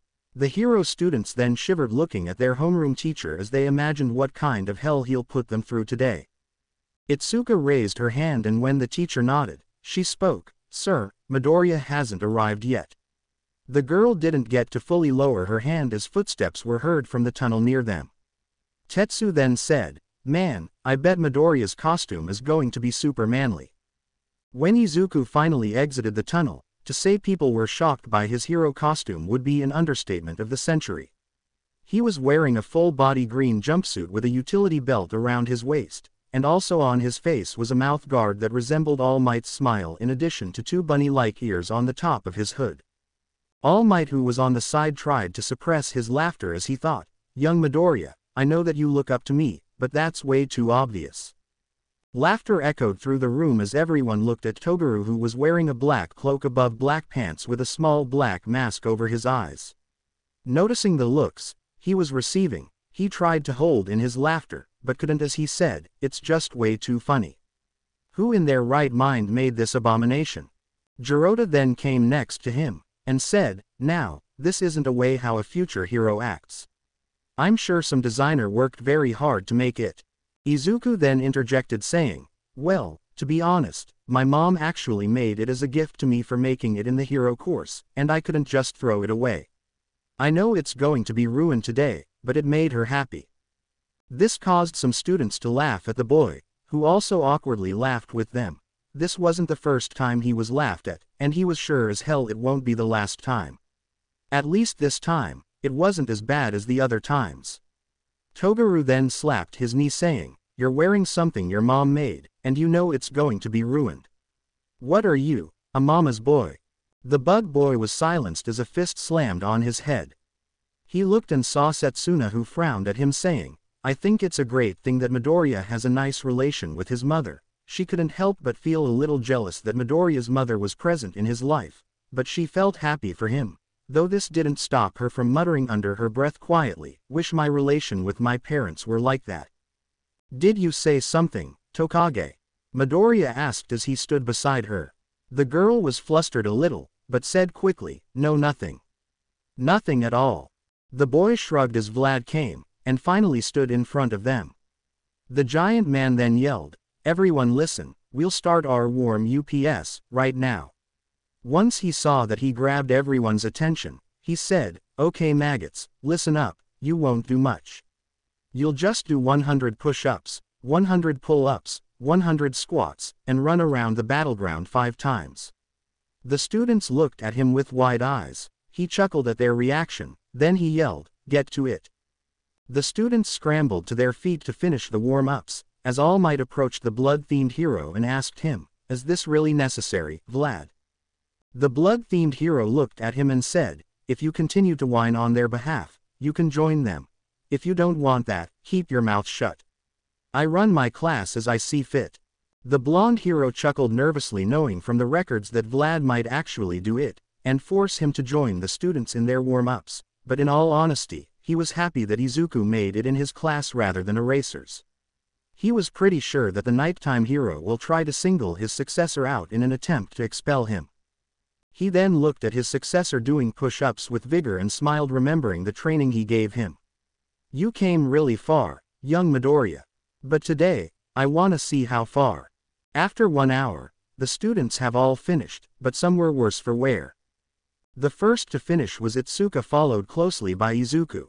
The last was surprisingly Rekio. Everybody thought it was going to be Manga or Kanoko. The blood-themed hero then said, good, now that you finished the warm-ups. Expect that every heroic class will start like this. This caused Rekio, Manga, and some others to drop to the ground with a sad aurora around them. The man then left the training ground, ushering with his hand for All Might to start. The blonde hero then said with a loud laugh, well, now that you students finished your warm-ups, we can begin the combat training lesson. The case which we are going to work with is anti-personnel training. Murmurs began to rise among the students as they thought about what the teacher said, but Yui raised her hand. When the blonde hero nodded his head, she asked with an expressionless voice, sir, don't you think that we're moving too fast? I thought the first lesson might be some sparring matches between students. I mean, shouldn't we wait till we have more experience? The blonde hero smiled as he said, you're on point there, young Kodai, but the experience you're talking about will be gained through the battle training you'll be doing today. And the best way to gain this experience is by first-hand application, don't you agree with me? The girl nodded her head. The blonde then said in a loud voice, most of the hero's work takes place indoors, rather than outdoors. So today, we're going to work on this aspect. You're going to learn how to fight a villain in a closed environment. Therefore, for the exercise, you will all be divided into teams. Then a couple of questions began to rise from the students. Sir, is there a time limit to the exercise? How are we going to be graded? Can we use our powers in this exercise, or is it quirkless one? How are the teams going to be split? One question at a time. My quirk is super strength, not super hearing.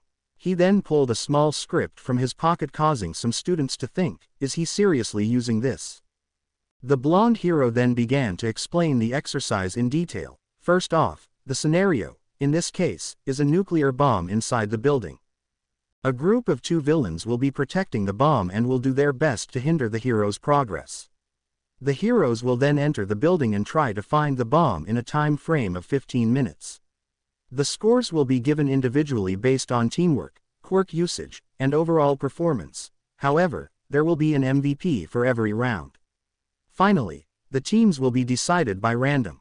Then Jirota raised his hand, and once he was given permission, he spoke, is it really a wise idea to have our teams picked in such a hazardous way? I'm sure there is a more beneficial way to pick the teams. Before the hero can respond, Izuku answered the fur-covered team, Actually, if you think about it, this is the best way to do it. Since in regular hero work you don't pick who you are working with, you have to team up with any hero present at the scene or the closet proximity. The beast-like student then nodded his head saying, I see, thanks Sir Midoriya. He then looked at All Might and bowed saying, I apologize for the interruption. The large hero smiled at the student, no problem, young Shishida. He then picked a box and ushered for the students to come near it. Come on now students, everyone come here, and drew a ball to see on which team you are. One by one the students took turns picking a ball from the box, and when Midoriya picked one of the balls, it had the letter D on it. He looked at his friends and raised the ball hoping that one of them was on his team, but to his dismay, it wasn't. Kendo had the letter A, Setsuna had F, Kanoko had G, and Tetsu also had A. The boy then frowned a little as he said, I guess I'm going to be alone, but then he looked at his friends with a strong expression as he said, don't expect me to go easy on any of you, and also please don't go easy on me too. I want you all to give it your best. Tetsu then cried saying how Midoriya is being manly, while the girls smiled, or in Kanoko's case gave him a thumbs up. The mushroom girl then felt her shoulder being tapped. She turned around and saw Kuwaro holding a ball that said, G, on it. The boy smiled at her and said, guess we're teammates then. The girl felt very uncomfortable away from her friends, but steeled herself since she can't depend on them forever. She smiled at the boy and said, I guess we are. Midoriya then asked out loud, who has the letter D? A loud groan from his side caught his attention as Toguro came to his side and said, please say that you're kidding me. Midoriya then slumped as he thought, wonderful, just wonderful. I'm afraid not. The green-haired boy answered. The bug boy then replied, just stay out of my way, and I'll win the exercise for both of us. Midoriya didn't argue, hoping that when their round begins the bug boy would change his mind. Then the teams were announced. Team A, Kendo and Tetsu. Team B, Yanagi and Kodai. Team C, Shishida and Shiozaki. Team D, Midoriya and Kamakiri. Team E, Tsunotori and Fukidashi. Team F, Tokage and Shota. Team G, Komori and Kuwaro. Team H, Rin and Bondo. Team I, Awase and Kaibara. Team J, Saburaba and Honanuki. The giant then came upon them as he laughed saying, wonderful, now that the teams were picked. We'll also pick who'll be going against whom. The blonde man then revealed another box that had the word Hero on it and picked up a ball that said D, and then picked another ball with the letter C from another box with a villain label on it. Both teams C and D looked at each other. Shishida then stepped forward and said, I wish you both the greatest of luck in this exercise. While Midoriya thanked the boy, Toguro merely scoffed at him. In the end, the placement was like this. Heroes. D versus villains. C. Heroes. F versus villains. J. Heroes. I versus villains. G. Heroes. E versus villains. B. Heroes. A versus villains. H. All Might then approached the villains team and looked at the two young heroes. He then said, heroes, today to win and save the day, you must become villains. Here's a map of the building. You must begin strategizing on how to stop the heroes. You have a 5-minute head start, so go. Two then bowed saying, hi, All Might Sensei. The villains team then went and entered the building. All Might then went to the heroes team and gave them the manual to the building, as he said, heroes, the villains right now are threatening the safety of the civilians. It's your job now to secure the bomb and capture them. Don't forget that you are fighting indoors, so you must keep the damage to a minimum. Here's a manual to help you understand the interior structure of the building. Good luck, heroes. You have 5 minutes before you enter the building to come up with a plan to defeat the villains and secure the bomb. The hero then retreated to the viewing room. Midoriya then looked at the manual and said, I think that the bomb might be on the 5th floor. Given that Shiozaki's quirk gives her the perfect defense, it would be reasonable to assume that she will be protecting it. In that case, Shishida will be the one going to confront us, so if we fight him together we'll be able to defeat him, and then go on to secure the bomb. Midoriya was cut off by the bug boy who said, be quiet. I told you to stay out of my way. You're only going to slow me down. But you can't win this alone. Shishida is a strong opponent with a strength-enhancing quirk. You can't expect to defeat him that easily on your own. We need to work together," Izuku said, trying to get his teammate to cooperate. The boy looked at him with an unamused look and said, "Listen, nothing personal, but you're only get in the way. You just manifested your quirk, and you don't have control over it, which means you're going to break down." Izuku couldn't say the boy wasn't technically wrong, but he had enough of people walking all over, so he said, "No, I can control it. A small piece of it, but if you had to go higher, you would break." The Blade Boy said, "So stay here." Midoriya then sighed, but he wasn't deterred. He was going to show that he was worthy of being in this course whether Toguro liked it or not. He looked at his watch and saw that there were 2 more minutes, so he began to think of a plan to win the exercise, and hopefully make it look like he was working with his teammate. Back in the viewing room, Setsuna said, "I don't like this." Her friends looked at her, and Itsuka asked, "Why not?" "Just look at the heroes' team." The others looked at Izuku and Toguro, who were standing there without talking to each other. Kanoko then said, "Shouldn't they be, I don't know, planning how to win this exercise?" The others looked again and frowned. Tetsu then said, "I heard that Kamakiri wasn't planning to work with Midoriya, but I thought he was kidding. That's really unmanly of him." In the building, Shishida and Shiozaki stood beside the bomb, as they began to talk about their plan to defend the bomb and defeat the heroes. "So Lady Shiozaki, I think the best course of action is that I go and confront the heroes while you stay up here and defend the bomb, given that your quirk offers the best offensive and defensive capabilities." Shishida explained his plan while the girl listened to his plan carefully. The girl nodded his head as she said, "I agree with you, Shishida, though I emphasize that you must take Kamakiri out first, since I don't know if his quirk is strong enough to cut my vines or not, but I don't want to take any chances." The boy nodded his head. "I also think we shouldn't underestimate Sir Midoriya. Even though he doesn't have experience with his quirk, his intelligence is something that shouldn't be taken lightly." The girl looked at him confused, before remembering how Izuku was able to dissect everyone's quirks in mere moments after every presentation. She then said, "Noted. Both are highly dangerous. While one is battle-thirsty with his quirk to boost it, the other one is a highly tactical mind. Such an unholy team, but we still have an advantage given that Kamakiri doesn't seem to like Midoriya that much." The boy nodded as he heard All Might, "Time's up.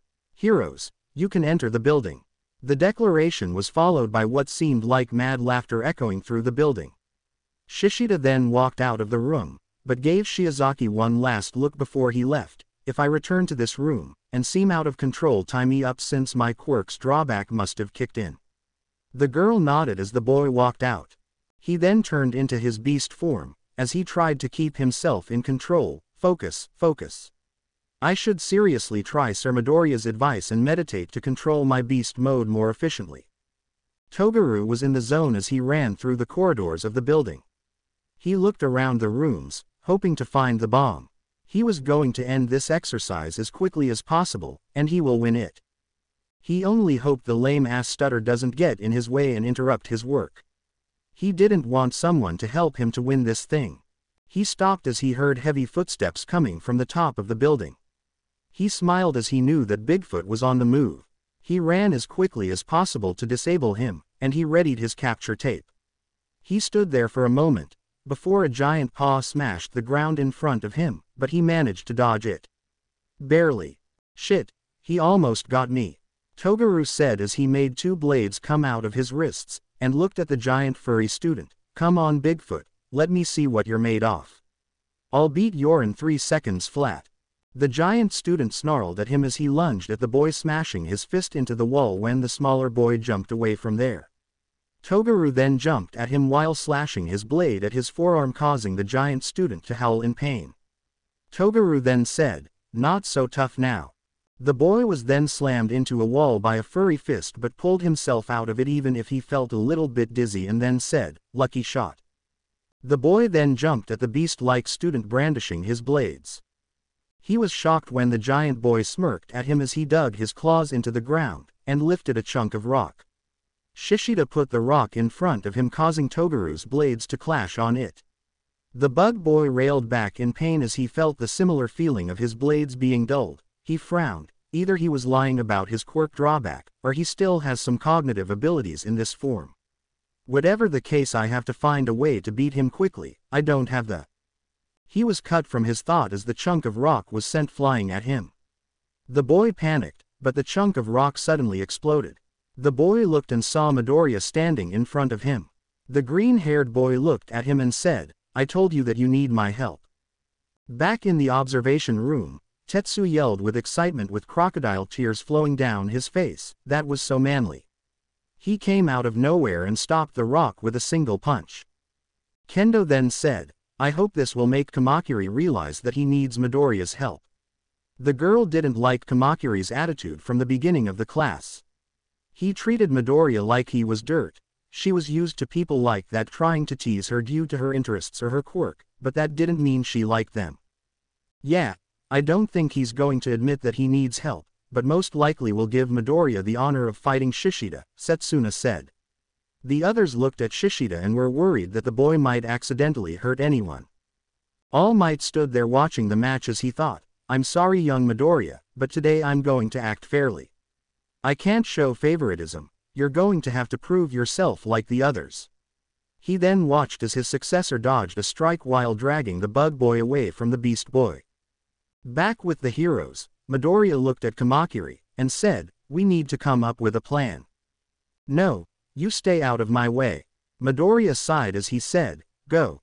The boy looked at him confused before he said, "What do you mean? You want to win the exercise, right? Then go. I'll hold back Shishida." The bug boy waited for a moment before standing and walking away saying, "Are you sure you can handle him?" He didn't want his help, but they were on time, and he didn't want to lose. "Yeah, I'm sure I can keep him at bay." "Are you sure your blades can cut through Shiozaki's vines?" "Yeah, I'm..." Togaru was cut off by a sudden yell, "Raahhhh." Both boys looked at their classmate who looked out of it, and Togaru ran without the giant boy noticing him as Izuku attacked him with full cowling. At 5%, "Man, my body stings a little but I can handle it." The boy then ran at the beast boy giving him a punch causing Shishida to fly back and get slammed into a wall. Izuku was shocked for a moment as he thought it would take more than one punch to take Shishida down. He didn't get to dwell too much on this though as the boy rose from the ground growling. It finally hit Midoriya. His classmate's drawback finally hit him. He then quickly dodged a blow from his classmate as he then sent a punch of his own. The giant boy took the blow as he launched his own hit back at the green-haired teen managing to rip the bunny-like ears. Izuku then yelled, "Detriot smash!" He then smashed his fist into the beast boy's face. The giant boy staggered for a moment before recomposing himself and running back at the green-haired teen at full speed. The boy then swiped his claws at the green-haired boy. Izuku managed to avoid a hit to his face, however, he wasn't lucky enough to avoid being hit in his chest which caused his costume to be ripped. Izuku then put his hand on his chest and noticed that he was bleeding. "I need to retreat to figure out a way to defeat him," Izuku thought as he ran away from the beast teen who was giving chase. The boy then increased the power of his quirk to 7%. He felt his muscles tightening but he needed to get away from Shishida to form a plan. He knew that the boy was following by using his enhancing smelling abilities, but he then thought of something that was a bit mad, but desperate situations call for desperate measures. Back in the viewing room, Tetsu was again yelling about how Midoriya was being manly fighting Shishida till the boy ran away. "Hey, running away isn't manly." He was silenced by Setsuna punching him on the head. "Can't you see he's trying to come up with a plan?" All Might then said, "Young Tokage is right. Sometimes you need to fall back in a fight if you felt that you're losing or need to change your strategy, or if you need to call back up." He then walked up to the mic and said, 10 minutes left. Then Itsuka noticed something Midoriya was doing. "What is he doing?" she said as she pointed to the screen. Some were horrified while others seemed confused. Only two understood his plan. Honanuki said, "That's a good idea." Setsuna laughed, "Greenie, you always manage to surprise me." Then Itsuka realized why Midoriya was doing what he was doing and smiled. He was truly full of surprises. Toguro ran as fast as his feet can carry him, trying to finish the exercise as fast as possible. He then heard that he only has 10 minutes left. Great, another problem to think of. He finally reached the 5th floor. He knew that Shiozaki was a tough opponent, so he wasn't going to take this lightly. He ran to the door, popping out his blades as he crashed through it. He looked around only to see what he can describe as a jungle. He quickly dodged a vine coming at him and cut it. He looked and saw the bomb through the tangled vines.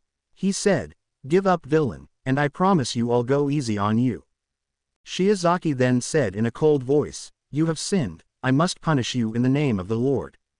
Vines began to rush at him as he began cutting them. He dodged a vine that came behind him by jumping to the side. He then ran to the bomb trying to grab it, but was stopped by a vine that captured his leg and sent him flying into the wall. He groaned as he stood up, mentally asking himself, "What is it with my classmates slamming me into walls? I think I'll have a concussion at the end of this semester if this becomes a trend." He then saw Shiozaki's vines rushing toward him. He cut many of them, but the wave of vines was too much and he was finally captured by the girl. She looked at him as he smirked at her, and then blades popped out of his body, cutting the vines and freeing himself. He then said, "It's gonna take more than that to stop me." The girl then put her hands in prayer as she said, "You're right, but I already won." The boy was confused, but then he felt something tighten around his left foot. He was shocked to see that the vine girl used his own capturing tape against him. This couldn't be happening, but what happened next proved it. Young Kamakiri have been captured. Pride is one of the 7 deadly sins. You were so focused on finishing the exercise to protect your pride that you didn't notice that your capturing tape fell, or I was slowly bringing it to you. The vine girl told him. The bug boy then smacked his forehead. She was right. He was so focused on winning the exercise alone that he lost focus on everything else. If he was a little more attentive, he noticed her plan. He looked at her and said, "You got me." He then smirked, saying, "Honestly, I didn't think you had in you. I thought you'd be crying that you deceived." He then saw the girl in a praying position as she asked for forgiveness for, as she put it, using wicked ways. He slowly walked out of the room, not wanting to be caught in whatever craziness she was experiencing. He sighed as he said, "Well, Stutter, I guess it's up to you now." He then walked away, accepting his defeat and reviewing what caused it. Back with Shishida, the boy managed to regain some control. He vaguely remembered fighting Toguro, but then everything went blank for a moment. He only hoped that he didn't hurt anybody. He then picked up Midoriya's scent coming from a certain direction. He quickly ran toward it, and it got closer. He then sensed something wrong. The scent was overwhelming his nose. It was like he was everywhere. He turned around a corner and saw something that made him stop in his tracks. The walls had some spots on them covered with blood. He knew where it came from. "Sir Midoriya, I hope I didn't hurt you too much." The boy looked around trying to find the boy's scent, but the overwhelming amount of blood, or at least the way the blood spots were covering the area, overpowered his nose. He looked around confused, not able to determine where the green-haired teen is. He tried to use his other senses, but his eyes couldn't see anything, and it was deadly quiet. In other words, he was outsmarted. Back in the viewing room, Itsuka said, "I see. He used his own blood to throw Shishida off his scent. If Shishida can't determine where he is exactly, he can't beat him." "That's pretty smart of him," Setsuna said. "That's really manly. To use your own blood to win a fight, it's really cool." Tetsu cried with tears in his eyes. All Might stood there astonished by his successor's ingenuity. "Young Midoriya, you keep surprising me. The way your brain works is truly remarkable, but," he looked at the blood and shivered, "couldn't you find another way to trick him?"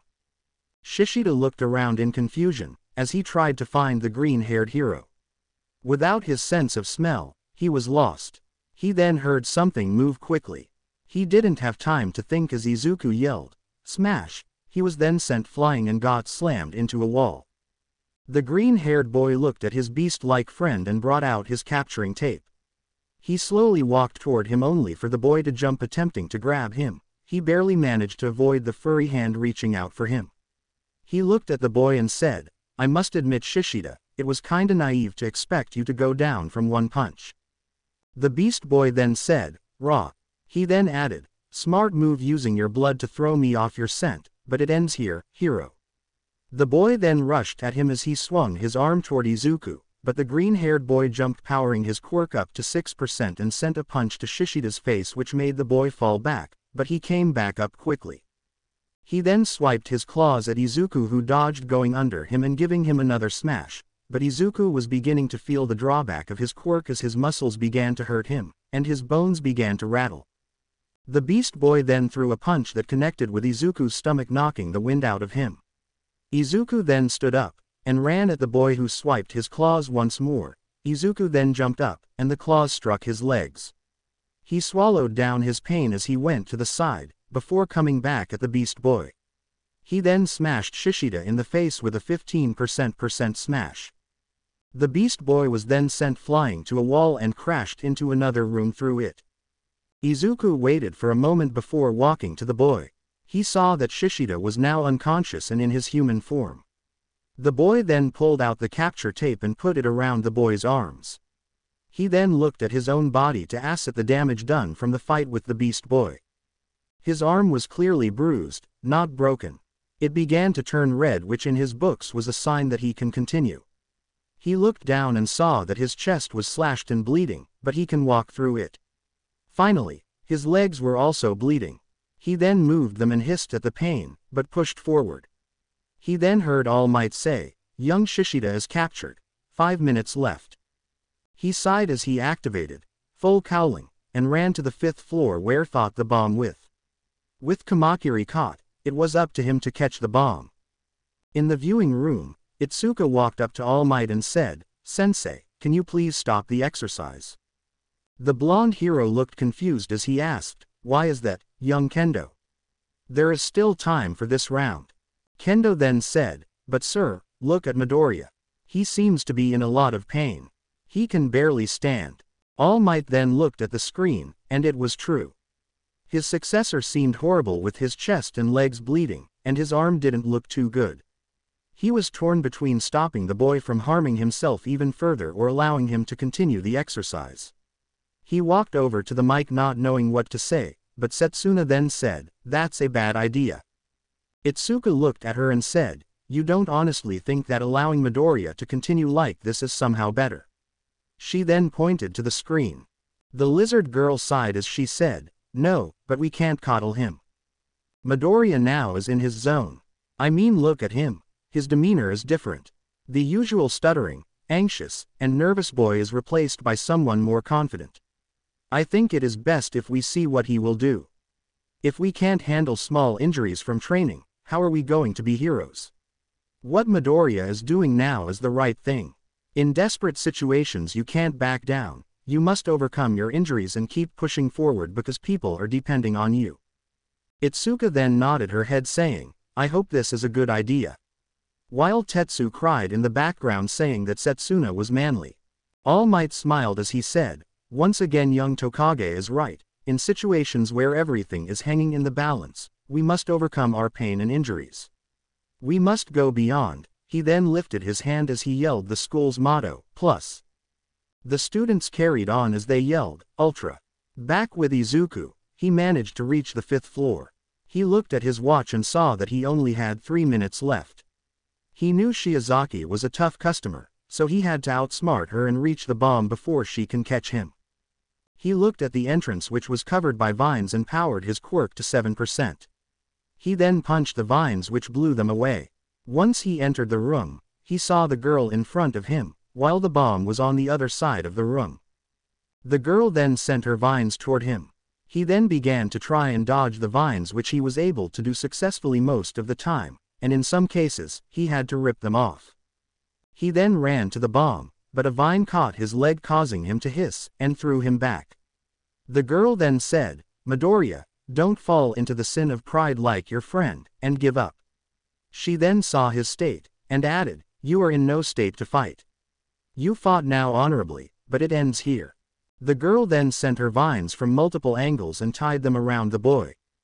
Back in the observation room, they saw Shiozaki tie Izuku with her vines, and Itsuka said, "Please call it off. It's clear he was caught." All Might knew that his successor had 1 minute left, but he was caught. He went to announce his capture, but Setsuna stopped him by saying, "What is Greenie doing?" He looked at the screen and smiled. Izuku knew he was captured, and he didn't have much time left. If only he could hit her from here, he could free himself. He looked at his fingers, and an idea came to him. He then angled his hand from his binds in such a way that it was aimed at the girl. He then powered, one for all, to 20% as he flicked his finger at the girl, sending a huge burst of wind that not only cut his bindings but hit Abara in her stomach, causing her to double over. The boy then fell and hit the ground, as he looked at his fingers which were bruised and red. Wonderful, he looked at the girl, then the bomb, and bolted toward the ladder. Abara then saw Midoriya run toward the bomb, so she sent her vines after him as she said, "You'll not succeed. Give up." The boy then jumped with a quirk, empowering his leap. He was now in front of the bomb with his fingers centimeters away from them, as he also felt the vines slowly catch up to him. And then, pain and extreme pain were what Izuku Midoriya was feeling at the moment. You would think it would be from his injuries from the battle training, but no, it was from Recovery Girl's legendary cane smacking his head. He could only remember waking up from sleep and seeing the old lady frowning at him. And then the chewing out began, as did the beating from her legendary cane that he was sure All Might once said gave him more than a few bruises. But this raises a question in his head: how did it end here in the first place? Right, the battle training. About a quarter of an hour ago. Izuku leapt toward the bomb with a jump empowered by, one for all, at 6%. He could see the bomb in front of him. It was in his hand's reach, only a few centimeters away, but at the same time, he could feel Abara's vines beginning to catch on him to try and stop him. It was just in front of him now, but at the same time, Abara's vines began to coil around his leg. But much to Abara's dismay, before she managed to get a good grip on him, he put his palm on the bomb, causing All Might to say, "Hero team wins." But even with the declaration, the Vine Girl was too engrossed in the fight that she yanked Izuku back and sent him flying into the other side of the room, causing the blonde hero to yell, "Young Shiozaki, the hero team won. The fight has stopped." The girl blinked a little before sighing, and saying, "Well, I guess that the Lord was on your side this time." The girl then looked at Izuku, and screamed, "Saint Maria, Midoriya. Are you all right?" The girl then ran to his side to check on him, but at the same time, Jirota, who woke up from unconsciousness, entered the room, and said, "Lady Shiozaki, did something happen? I heard you screaming." He then looked at where the girl was standing, and yelped himself, "Oh, dear goodness, Sir Midoriya." Said boy was now laying against the wall. He had a bruised arm, his chest had slash marks, and so did his legs. One of the fingers on his left hand was also bruised and was hurting him like hell. He looked at his classmates' concerned faces and smiled, saying, "I'm all right.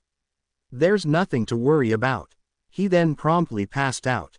The Beast Boy then heaved his fallen classmate on his shoulder and began to run with him to the infirmary with the Vine Girl on his toes, but was stopped by his teacher saying, "Young Shishida, don't worry about young Midoriya. The medical bots had already arrived, and are going to take him to the infirmary." Both the Beast Boy and the Vine Girl frowned. They felt that they were responsible for their classmate's condition, and wanted to go with him to the infirmary to make sure he was all right. Jirota then felt someone tapping on his leg. He looked down and saw two medical bots holding a stretcher. One of the bots then said, "Cough him up, punk." Both of the students' eyes went wide as they felt that they were being mugged, and not getting help. He hesitantly put Izuku on the stretcher and began to follow the robot out of concern. But All Might then said, "All right, everyone who wasn't injured go to the observation room to discuss who the MVP is." The blonde hero then saw both members of the villains' team looking in the direction where Izuku was going in. He smiled at both students' compassion and spirit, but they were needed, so he said something to comfort them. "Young Shishida, young Shiozaki, don't fret, young Midoriya is going to Recovery Girl. He will join us in a little while." Both students looked at each other and then walked with their heads down in shame to the observation room. In Recovery Girl's office, the old lady sat organizing some files in front of her. It was a slow day, as she would call it, not that she was complaining. Today was the first day of the heroic classes. She expected by now that at least 2 or 3 students would have come to her injured, but she smiled. Maybe that huge oaf is a better teacher than he looked like, she thought. Then she shook her head. She knew that thinking too much about this would begin to tempt fate to mess with her. It was as if fate heard her, and began laughing as the door of the infirmary opened up, and a medical bot entered. The bot then unloaded someone on a bed and said, there was a kind of a situation. She sighed as she turned around only to be greeted by the familiar sight of fluffy green hair, and a freckled face. The boy then opened his emerald eyes and looked at her. He then coughed a little. When he finally noticed where he was, he said, "Oh, recovery girl, funny seeing you here, so how's the weather?" He joked through his pain, hoping to avoid her wrath. The old lady then screamed, "For the love of all that's holy," and with that began a very long lecture about the boy's recklessness. Back in the observation, Abara, Jirota, and Togura entered the room. The first 2 had a sad look on their face, while the last one had an unreadable expression on his face. All Might then coughed, and said, "All right young heroes, let's get this show on the road, but first who do you think is the MVP of this exercise?" A lot of murmurs and silenced conservations went through the room, till Juzo raised his hand. The blonde hero then nodded his head, so the student spoke, "I think the Shiozaki is the MVP of this exercise." She was the only person who didn't get sidetracked, or lost focus of their opponent, like when Shishida lost Kamakiri when Midoriya took him. He then turned to the boy and said, "No offense." The beast boy then waved his hand, telling him that it was no problem, and unlike the hero's team, she came up with a plan due to the coordination with her teammate. In other words, the hero's team's victory was a very close call. Finally, she used her quirk in such a manner that was both offensive and defensive, which led to Kamakiri's capture, so I think that she should be the MVP. All the other students began to give nods of agreement, with Shiozaki beaming with happiness even though it didn't appear on her because she was still feeling a little guilty about Izuku's condition. All Might then said, "Great observation young Honanuki, what you said was quite true. Young Shiozaki played her role very well. She even managed to drag young Kamakiri into a trap to capture him, and also managed to give young Midoriya a hard time." But inside the hero's head he said, "Man, these students are scary when they want to be." He then noticed Tokage's and Kendo's hands rose, so he said, "Young Tokage and young Kendo, do you have anything to say?" "Actually, we think that Midoriya should be the MVP, Kendo said with the lizard girl nodding her head. The hero then said, "Please, explain your reasoning." "Well, you see All Might, indeed, Midoriya didn't work with his teammate, but it wasn't his fault. It was due to his teammate's refusal to work." Setsuna then glared toward the bug boy who was still in deep thought, so he was forced to work with what he had. He accurately predicted that Kamakiri won't be able to beat Shishida in a one-on-one match, and told him to go and fight Shiozaki, who he had better luck with. He then fought off Shishida, and managed to get the drop on him by using his blood to mislead him to his direction. The blonde hero then shivered remembering the scene, but the girl continued, and add to that, when he was captured by Shiozaki, he used his quirk in a way to break his bindings while also hitting her, disabling her for a while. So I think he should be the MVP given to the strategies and methods he used to win the exercise. Other students began to agree with her, citing how Izuku single-handedly won the exercise. All Might then smiled as he said, "Well said young Tokage, young Midoriya managed to win the exercise by using his wits even though he was outnumbered. So we can reach an agreement that both young Shiozaki and young Midoriya are both tied for the MVP of this round." He then looked at his clipboard and said, "All right, now, let's move to the next set. Team F vs Team J. Now, young Honanuki and young Saburaba, please make over to the building to start with your plan." The 2 boys nodded as they walked away to the building to start planning their plan to defend the bomb. All Might then walked to both Tokage and Shota saying, "Young heroes, the villains are in their hideout. You must find the bomb and disable their plans." He then walked away after handing them the layout of the building as he did to the previous team. Tokage looked at Shota, and said, "So what are thinking of glasses?" The boy then tapped his chin as he said, "Both of our quirks naturally complement one another. If you manage to hit them, I can double the amount of force where the hit happened. So it's a win for us."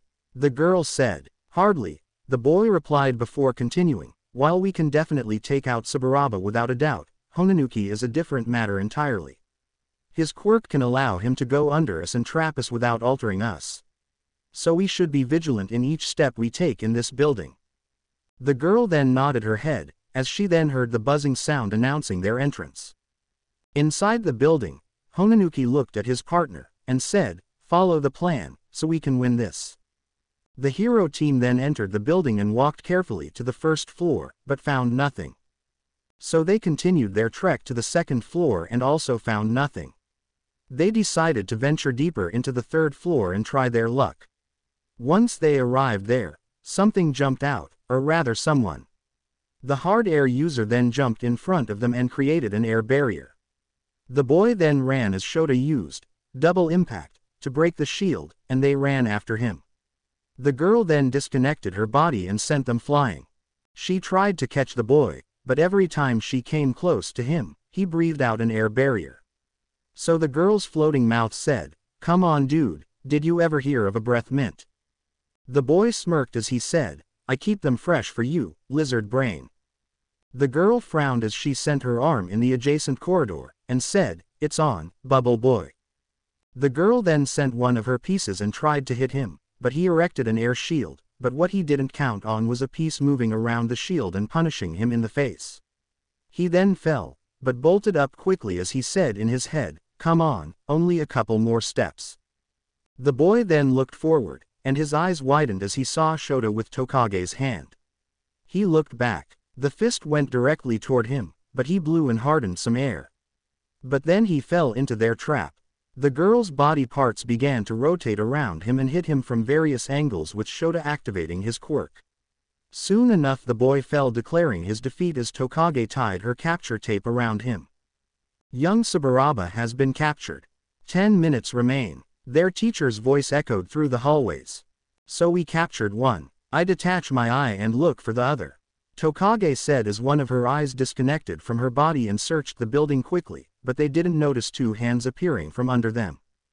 The hands then grabbed onto their ankles and began to drag them into the cement. Before they can even react, they were neck deep down there. Suddenly Juzo began to appear in front of them, and said, "Well, I guess that's that. Pity, I have to wait till runs out so I can win. I didn't capture you after all." "And what makes you so sure that you won?" Tokage asked. "Because you're clearly stuck," the boy replied, but then felt a sudden tug on one of his arms only to look and see the girl's capture tape around it. The boy then hit his forehead for his oversight. "Young Honanuki has been captured. Can you set us free now?" Tokage asked the softening user. He chuckled a little as he said, "No. I thought so." She then sent her arms and eyes and began to search the building. But she still didn't find anything. When her parts still didn't find anything on the fifth, she said, "I can't find it." Shota then said, "Did you look on the roof?" The girl's eyes widened as her arms went flying with one of her eyes to the roof. She then saw the bomb there and touched it, signaling their victory. Hero team wins. "I guess you won after all." Honanuki then walked over and activated his quirk, and began to lift the two from their cement prison. That was close for comfort. She then looked at the mud man, and asked, "I thought you said that when you use your quirk the entire area is affected." "I just tried Midoriya's advice about focusing only on my surroundings," the boy answered. "What did the greenie tell you?" Setsuna asked, interested. "He said that I should try and focus only on softening my surroundings, that way I can travel underground without altering anyone to my presence." The boy then stroked his chin. "Might want to invest some kind of breathing apparatus in my suit though." He then looked at them and fell forward. Both of the students caught him, as the air hardening boy came and saw the scene, so he asked, "Dude, why are you so tired?" "I never tried focusing my softening only on my surroundings. It's harder than it looks.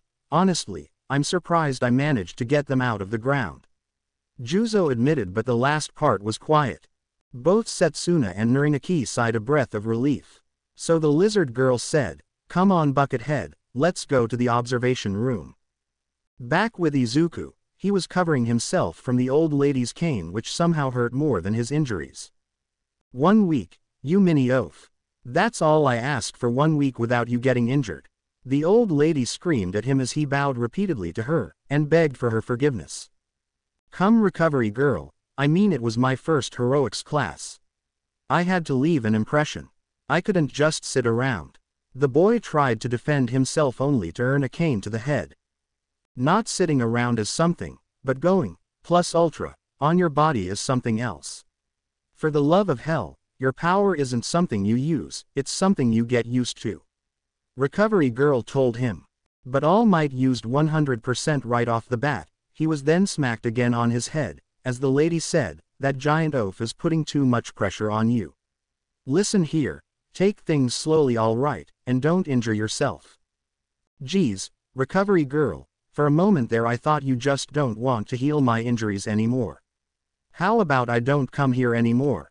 This remark earned him another whack as the old lady screamed at him, clearly, you didn't listen to what I said before I fixed you up. She then sighed as she said, Sonny, it's like I don't want to heal you. It's just that your body has its limits that if I pass will make my quirk dangerous for you, and it may kill you. The boy went pale, as he imagined his tombstone with the phrase, died by healing quirk. He then asked the old heroine, really? Yes, my quirk worked on speeding up the recovery of your body by using your stamina. She then yelled, so stop going plus ultra on your body at its expense. The boy then exited the infirmary as he walked back to his class. When he reached the room, he knocked on the door of the observation room and walked inside. Once everyone saw him, his friends barreled toward him and began to ask him if he was all right. First was Tetsu, who said, Midoriya, you were so manly, but are you all right? You looked so horrible the last time I saw you. Kanoko then piped up, Izuku, are you still hurt? You seemed that you were put in a blender when they took you to the infirmary. Kendo then popped up, seriously Midoriya, you really made us worried. I thought for a moment there we actually managed to lose you. Setsuna then said, come on guys, you can see that he is dandy fine. Give him some space. Izuku only laughed at them, as he waved his hands saying, it's alright guys, I'm fine as you can see. I was only hurt a little so there's nothing to worry about. His friends then backed down, and he then asked, so what did I miss when I was out of action? Setsuna then tapped her chin, and said, well Greenie, if you want to catch up on what happened then you and Shiozaki were declared MVP of your exercise. I won my own and was declared MVP. Shroomy over there won her match and was also declared the MVP of her own round. She then looked at the screen as she said, now, it's mostly Pony and Fukudashi's match against Ghosty and Silent Queen. The boy then smiled as he pulled out his notebook from nowhere, shocking his friends as he said, that's good. I'm not too late to take notes. His friends' sweat dropped at how he pulled a notebook from nowhere, and one question went through their minds, where did he even get the notebook from? The boy then began to walk forward to the screen as he began to take down notes, as he watched the team of the Ghost and Silent Girl lay carnage on the hero's team, who was having a hard time due to the communication barrier. He then wrote down, note to self, teach Tsunotori Japanese. He then noticed All Might walking toward him, as he said, young Midoriya, you're alright. I hope recovery girl didn't rough you too much. The hero then shivered, remembering her cane like he was going through some war flashbacks. The boy then chuckled as he said, no not really, though she did say that I have to try and stop coming to her infirmary because I'm about to break the record of injuries in the first week of school. The boy then felt something tap on his shoulder. He looked back to see both Jirota and Obara with their heads down. The boy was alarmed as he said, hey guys, is there something wrong? You both seem kinda down. Can I help you in any way? He was shocked when both students bowed down as Jirota explained the reasoning behind their actions. Sir Midoriya, we're both extremely sorry for the huge amount of harm that we caused to you. I can understand if you don't want to forgive us. We were in an exercise, and yet we inflicted heavy damage on you. Obara then carried on as she said, what he is saying is true. We hurt you horribly, we have sinned heavily, and I have hurt at the end of the exercise when you were declared as the victor, but still, I fought you. Can you find it in your heart to forgive us? The boy just stood there confused a little as he tried to process. Did they really apologize to him? Is this really happening? He rubbed his eyes to make sure he wasn't seeing things, but still, his friends were in front of him apologizing, so he just had to ask, are guys really apologizing to me? Abara then looked at him and said, yes, it's the right thing to do. Is there something wrong? The boy then shook his head as he said, no, I mean it's just weird, I was never apologized to before. But in any case, there's nothing for you to apologize for.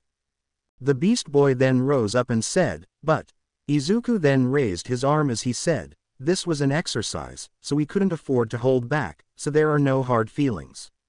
In fact, I'm much better now. The boy then looked at the screen to see that Yanagi managed to capture Pony, ending the fourth battle as All Might looked at him thinking, young Midoriya, how couldn't I see it earlier?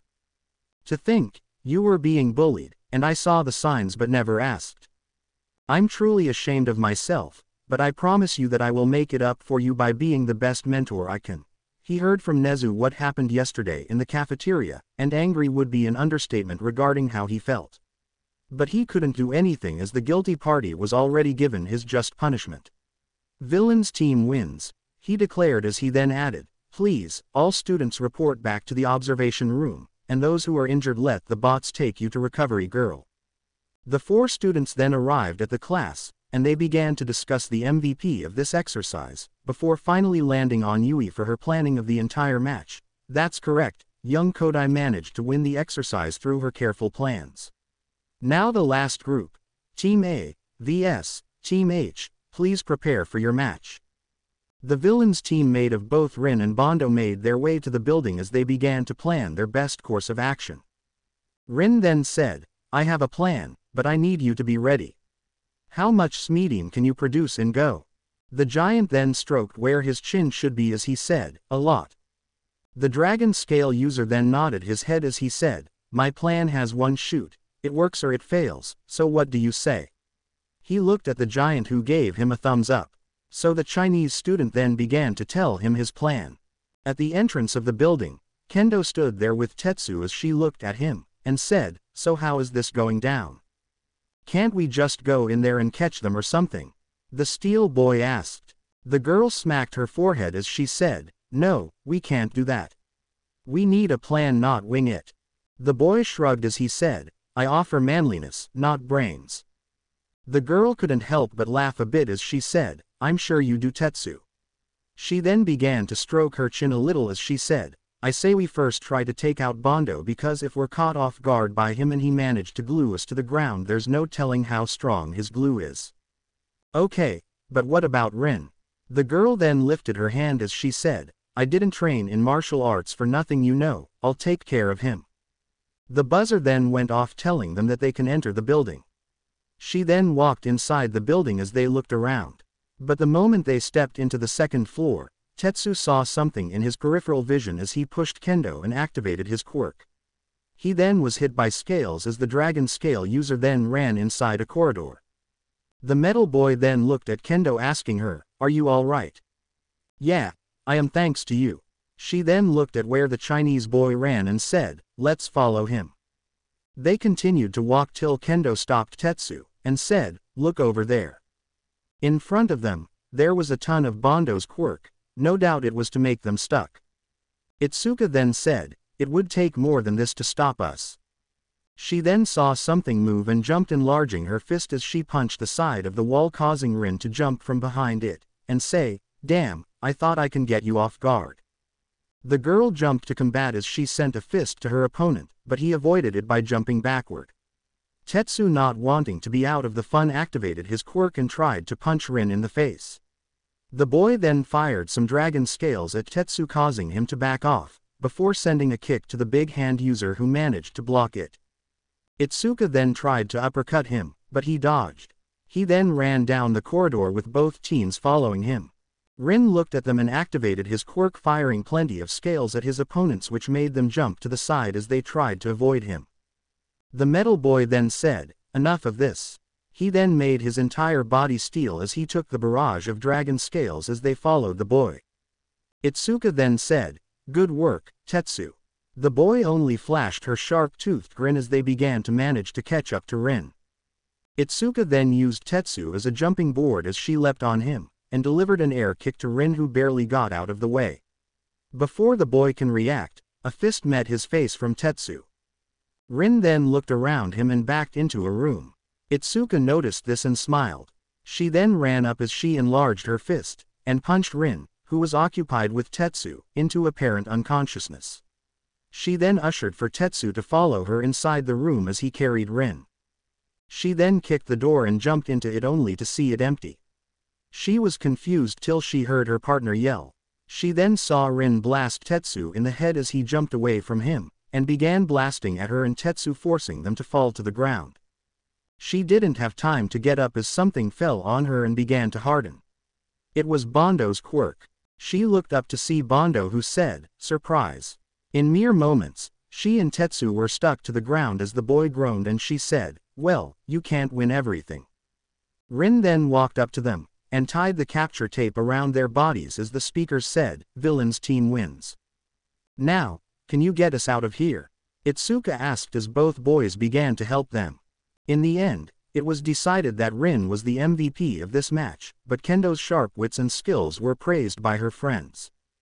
By the end of the lesson, All Might stood in front of the class, as he said, "Young heroes, you all did wonderful today, but now for the most important part of being a hero." The students looked at him confused as he yelled, "A heroic exit."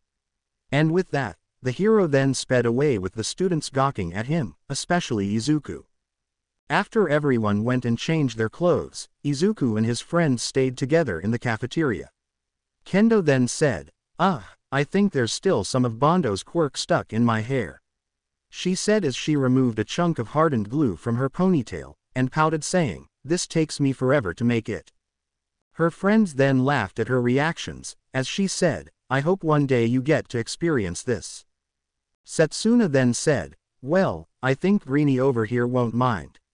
I mean, look at his hair, it's as messy as it can get." The boy in question pouted, as he said, "My hair isn't messy. It's just naturally like this, and also why do you call me Greenie when your hair is also green?"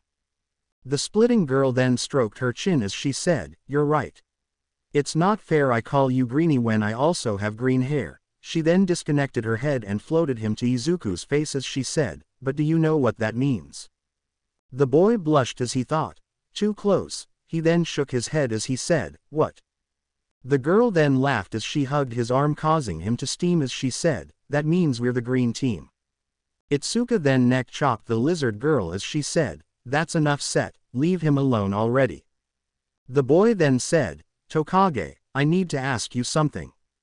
The girl then lifted her head, and said, "Ask away, green buddy. How does your costume work? I mean, you can freely disconnect your parts while using it, but how?" he asked as he summoned his notebook and a pen. Tetsu then whispered into Kanoko's and Itsuka's ears, "We seriously have to ask him where he hides this book." Both girls then nodded their heads. Setsuna then smiled, "What do you mean, Midoriya? You have been checking me out, didn't you?" The boy panicked as he waved his arms, saying, "No, I swear that's what I wasn't doing. I was just curious about how your hero suit work." He then felt a finger put on his lips as the girl said, "Shush, there's no need to lie. I know that I'm irresistible, so if you want I can take you out on a date." She laughed as Midoriya stuttered a reply to her accusation. She then said, "Calm down, Greenie, I'm joking. Now as for your question," she then pointed to her hair as she began to explain, "The costume is made from my DNA after I gave the support company a couple of strands from my hair." She then closed in as she whispered, "I can give you a little if you want." The boy chuckled as he blushed lightly, "No, thank you, but how does it work, and how does it differ from a regular costume?" "Always asking the right questions, Greenie," she said as she then began to explain, "My costume is made from my DNA which was embedded into it. That means that whenever I use my quirk while inside my suit, the suit will obey my orders since it technically became a part of my quirk. And it differs from regular costumes in that if I used one I would have to go butt naked every time I split, or I will be restricted since my parts aren't free to move. In fact, I have a couple of gym uniforms that were made from my DNA." The boy was sitting furiously in his notebook, as he said, "Wow, that's so cool. He then began muttering about how Tokage was cool, making the girl blush a little as she chuckled at his muttering. She then flicked him when he began to turn blue. Breath, greeny, breath. The boy then stopped as he scratched the back of his head. He then said, "Today was awesome. I mean, it was our first step to becoming actual heroes. Though I wish I did better." The last part was quiet, but they heard him. Tetsu then said, "What do you mean, Midoriya? You were so manly today. How you kept fighting on even when you were extremely hurt. It was so cool." Itsuka then gave her 2 cents. What Tetsu said was right. You did amazing today, all things considered, though you do to learn some type of fighting style because punching can take you so far. She didn't forget to add some constructive criticism for his own sake, since he couldn't just keep a style of randomly punching his opponents. Kanoko then added shyly, "I thought you were cool." Setsuna then exclaimed, "Dude, are kidding me? Today, you were awesome. I mean, the way you used your blood to trick Beast Boy, and how you caused a hurricane by flicking your fingers. I mean, given that Bug Boy wasn't a team player, and you won the exercise single-handedly, I thought you did more than enough." The boy chuckled as he said, "Really, thanks guys, but I'm only sorry that I didn't see all your matches, but I bet you were really great." Setsuna then smiled as she hugged Kanoko. "You should have seen Shroomy over here. She covered the entire building with mushrooms, as her partner jumped from one black mushroom to another. Once the welder boy and spinning jack entered the building, they were down for the count. I mean, when they thought they caught Kuwaro, Shroomy was like, 'Shroom,' as she covered them with mushrooms and won the round. I think they'll have nightmares for weeks." While Setsuna was telling the boy how Kanoko won, said girl was blushing while Izuku was writing down notes. "That was really cool of you, Komori. I see that you did an awesome job." Izuku complimented the mushroom girl, who blushed as she thanked him. Tetsu then frowned as he said with a sad aurora around him, "Is it only me and Kendo who lost their match? It's not a big deal, Tetsu. I mean, you did your best, but everyone loses once in a while, so don't beat yourself about it." Izuku said as he turned to Itsuka, "Kendo, you said that I need to learn some fighting styles, right?" The girl nodded as Izuku then asked, "Can you teach me?" The girl looked at him, and smiled, "I would be happy to." She then stood up and grabbed Izuku and told him, "Let's go talk to Kon-sensei so we reserve a training room for us." He then saw Setsuna walk up saying, "I'll help too." Izuku looked at the other two, and said, "If you see Pony, tell her to meet tomorrow morning so I can help her with her Japanese." Vlad was not having a good day. He frowned as looked at the results from Nezu's investigation in Aldera High, the school where Izuku went before coming to Ua. He was half set on going there and tearing it down brick by brick, but from what Nezu told him, he was already on it. He then heard a knocking sound on his door. So he said, "Enter." He looked only to see 3 of his students enter the room, before Itsuka stood in front of him, and said, "Sensei, can we reserve a room for the afternoon today, and a couple of days in the coming weeks?" The blood hero then stroked his chin as he said, "Why do you need that?" The girl rubbed her shoulder, saying, "Well sensei, Midoriya asked me for some help in his fighting style, so I thought I could use one of the training rooms in Ua. That is if there's no problem." The blood hero then shook his head saying, "No, just out of curiosity. It's a good thing that you brought this up because I was about to talk with Midoriya about this." The students then tilted their heads, and asked, "What?" "I was going to take Midoriya and train him in the afternoon in a sort of after-school activity to help him increase the amount of energy he can handle in his quirk," Vlad explained. The students nodded their heads, as he said, "Now since that is covered, meet after the classes end in the training ground Gamma." The students nodded their heads as they returned to their classes. Vlad then picked up his phone saying, "Smintos, I need a favor from you to ask. Meet me this afternoon in the training ground Gamma." The 3 students then walked together to their class, as Izuku said, "I can't wait to see what Vlad sensei is going to give us." "I think you mean you, Greeny. Plus, you're excited about anything regarding heroes," Setsuna said as she came to learn from the previous 2 days that Izuku is a huge hero nerd. "Ha ha ha, I guess so, but I still think it's very cool that a pro hero will train us privately," Izuku said as he walked beside the 2 girls. Kendo then looked at him, and said, Midoriya, bring today your A game because I won't go easy on you during training. The boy smiled as he nodded his head. They then entered their classroom as their regular subjects began. In the afternoon as school ended, the 5 friends walked out of their classroom as Kendo asked Tetsu and Kanoko if they wanted to come. Are you guys sure you don't want to join us? The more the merrier. Tetsu said, I'm sorry I can't, I have to go visit a relative of mine today, plus the math homework is something out of hell. This earned him from Setsuna, if you don't sleep during the class, you won't find it hard. Shut it, A-lister. You don't know the amount of torture I go through, and I still can't get how you barely study and get high grades. Tetsu said as the girl smirked and said, a magician never reveals his secrets. The mushroom girl then said, I really want to, but I need to train my quirk a little bit. I found new formulas that I want to test out. Maybe tomorrow I'll join you.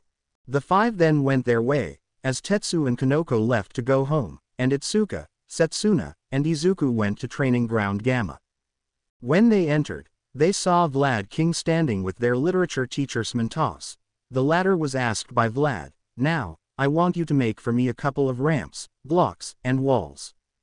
The cement user then began to manipulate the cement of the area and formed a couple of pillars, ramps, and some blocks. He then looked at Vlad, and said, is that to your liking? The blood hero looked, nodding his head in satisfaction, and said, thank you very much, Smintos. The cement hero then bowed and exited the room. Vlad looked at the students, and said, Midoriya, before you can begin with kendo helping with your fighting style, I want to gauge your control over your quirk. In other words, I want you to use the highest percentage your body can handle without feeling any type of backlash. The boy then nodded, and began to activate full cowling. It only took a couple of seconds, but Vlad said in his head, might want to work on the time he needs to activate his quirk. He then picked up his watch, and said, go. The boy then began to increase the percentage till he reached 6% without feeling anything. He then tried to up it to 7%, but he felt his muscles tighten, so he said, I think that 6% is my upper limit right now. The blood hero nodded, as he said, Midoriya, do you see that course that Smintos set? The boy nodded, I want to complete it as fast as you can. The boy then nodded as he began to run through the walls and jump the ramps. He was running around with green lighting coursing over his body. This intrigued Setsuna, who said, I wonder, what are the lightning bolts that are coursing on his body? The blood hero then said, I think maybe it's the excess energy being filtered out so it won't hurt him. But if that's the case, can he use it as some sort of lighting attack? Kendo then looked at the green-haired girl, and said, look, Midoriya's already rubbing off on you. The girl then laughed as Vlad said, if you want I can put a training course for you too. The 2 girls paled as they remembered the warm-ups he put them through, and said, no thanks. The blood hero shrugged. Izuku then finished as he said, what do I have to do next? Shave the time you need to activate your quirk, Vlad said. He then looked at the lizard girl, and said, Tokage, use your quirk to hit Midoriya from all angles, so he would cut down the time he needs to activate his quirk. The girl then nodded, as she asked, hey Greenie, what is your time to activate your quirk? 6 seconds. Good, because they're about to become 3 seconds. The girl said as she disassembled her body, and sent a piece toward Izuku, who tried to activate his quirk but hit him upside the head with a floating piece. He then tried to activate while dodging but got nailed in the back by a floating hand. Come on Greenie, put some more effort into it. The girl taunted him. He then finally ran as he finally managed to activate his quirk. He then jumped above the pieces, but one hit him in the face when he was distracted by dodging a piece. He fell face first as the girl's head hovered above him saying, try harder, Greenie. He then stood up, and this process continued for about half an hour before the girl called it quits. Itsuka then walked up front as she said, let's Midoriya, let me see your pose while fighting. The boy took a stance as the girl began to evaluate his stance. She saw that it wasn't too bad, but still, it could be better. She then said, listen Midoriya, your stance is not bad, but try to bend your knees a little. Also try to keep your right elbow closer to your body because it will help protect your ribs and vital organs. Also, try to raise the heel of your feet a little, okay? The boy quickly did as the girl told him, and she said, perfect. Now, let's spar a little. She knew that this will answer her question from the beginning of the year about who will win, her technique or his strength. But will it though? He clearly doesn't know how to fight properly, so maybe she should wait till he developed fighting skill of his own. The spar then started as Izuku tried to punch her, but she ducked under his fist and delivered a hit of her own which Izuku blocked. She then tried to grab Izuku's hand to throw him over her shoulder, but the boy managed to reverse it somehow, but she broke herself free before he got the chance to throw her. The girl nodded as she said, good, Midoriya. They then continued, sparring by exchanging hits. But then Izuku was taken by surprise at one point when the girl swept his feet, causing him to fall to the ground before she grabbed his hand and pinned him down till he gave up. The boy then sat up, and said, can't say I saw you using your feet given that you're mostly a hand-to-hand combat person. That's the point, Midoriya. If the villain thinks that I'm only good as a hand-to-hand combatter, he will be caught off guard when I use my legs. She then scratched her head as she said, why didn't you use yours? She remembered a couple of moments where he would have gained the upper hand if he used kicks instead of punches.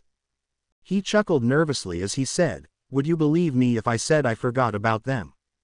The girl then broke into laughter with Vlad and Setsuna joining her, as the gingerhead said, only you can say that, Midoriya, and be completely serious. When she stopped laughing, she said, okay, let's spar a couple more times before we called it off. The two then did 5 more spars. All of their victories went to Kendo, but Izuku was one time very close but slipped and failed due to his shoelace coming off. The green-haired boy sat with the two girls, as he said, well, that was really helpful. Itsuka then said, indeed, but don't worry Midoriya, you seem like a smart person and a fast learner, you'll get there eventually. Vlad then stood in front of them, and said, all right Midoriya, break time is over. Time for the last exercise of the day, fighting me. The boy looked at him, before gulping. What followed in the next 15 minutes was Izuku trying to fight Vlad. He managed to do well given that the pro was holding back a lot. When he finished his training with Vlad, he walked to the changing rooms and took a shower before heading out home with Setsuna and Itsuka, with the latter advising on how to perfect his fighting style while the former teased him. During the time that Izuku was being trained, someone else was going through his own version of hell. It was none other than Katsuki Bakugo. He walked with a glare on his face toward Hound Dog's office and knocked on the door. When he received an answer, he entered and said, okay, let's get this over with, so I can go home. The dog hero then sighed, as it didn't begin yet, and somehow the boy managed to give him a headache. Listen Hera boy, I'd take this seriously if I were you. You'll whole hero career is depending on my results. The boy glared at him, as the hero then asked, let's start with something simple, what is your problem with Izuku Midoriya? The hero could have sworn he saw the devil manifest for a second when the green-haired boy's name was mentioned. He's a Deku who doesn't his place. I only attacked him because he needs to remember that he is nothing but a pebble in front of me. I didn't even do anything wrong. And why is he a pebble? And why do you think he's in your way? He's a quirkless loser. Do you need any more? He's weak, and yet he thinks he can be a hero. I've reminded him that he won't ever be one. He's always been in my way saying that he's going to be a hero without a quirk. The boy said through gritted teeth. First off, Midoriya isn't quirkless. He has one. And second, what is your problem with him being a hero and a quirkless one at that? How is that in your way? Deku has a quirk. Impossible. You didn't answer my question. How is he trying to be a hero gets in your way? The boy, who was shocked by the new information about his old victim having a quirk, then said, it's because he is weak, and he's a useless Deku. So what I can deduce is that you don't have any actual reason except he's quirkless. Do I need more? What kind of delusional moron thinks he can be a hero without a quirk? The boy shouted. Well, given that there are some heroes who don't have battle-worthy quirks exist. A quirkless hero isn't out of the realm of possibility. Your own homeroom teacher is the closest thing to a quirkless hero, but you don't seem to have a problem with him because he has a quirk. A quirkless person is the scum of society. They should always remember that they are nothing but extras in this world. They aren't worth throwing an insult at them. Bakugo said. The dog hero frowned as this had the Meta-Human Liberation Army prints all over it. Well, America's #2 hero seems to disagree with you. He's quirkless, you know, the dog hero said. Bullshit, the boy retorted. There's no way a Deku could reach this level. The next hour went on with Bakugo saying how quirkless people are worthless, and the dog hero trying to get to the root of the problem. Finally, Bakugo walked outside the office. As he stomped home, he saw Izuku with his friends walking home. He was half tempted to attack him right there and now to know about the whole Deku has a quirk thing, but he bit it in knowing that it may lead to him losing his spot in the hero course. Deku, have you been looking down on me this entire time by hiding your quirk? I don't care how, but I will get to the bottom of this, and force you to give me answers as to where you have a quirk. Bakugo thought as he walked home. Our reports from several sources are saying that our very own symbol of peace, All Might, is now a teacher at UA.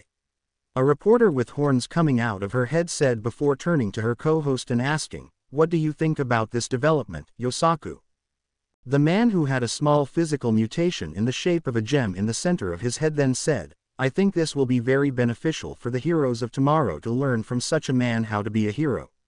A man who had years of heroics under his belt, and now is planning to work with the future generation to secure a brighter world.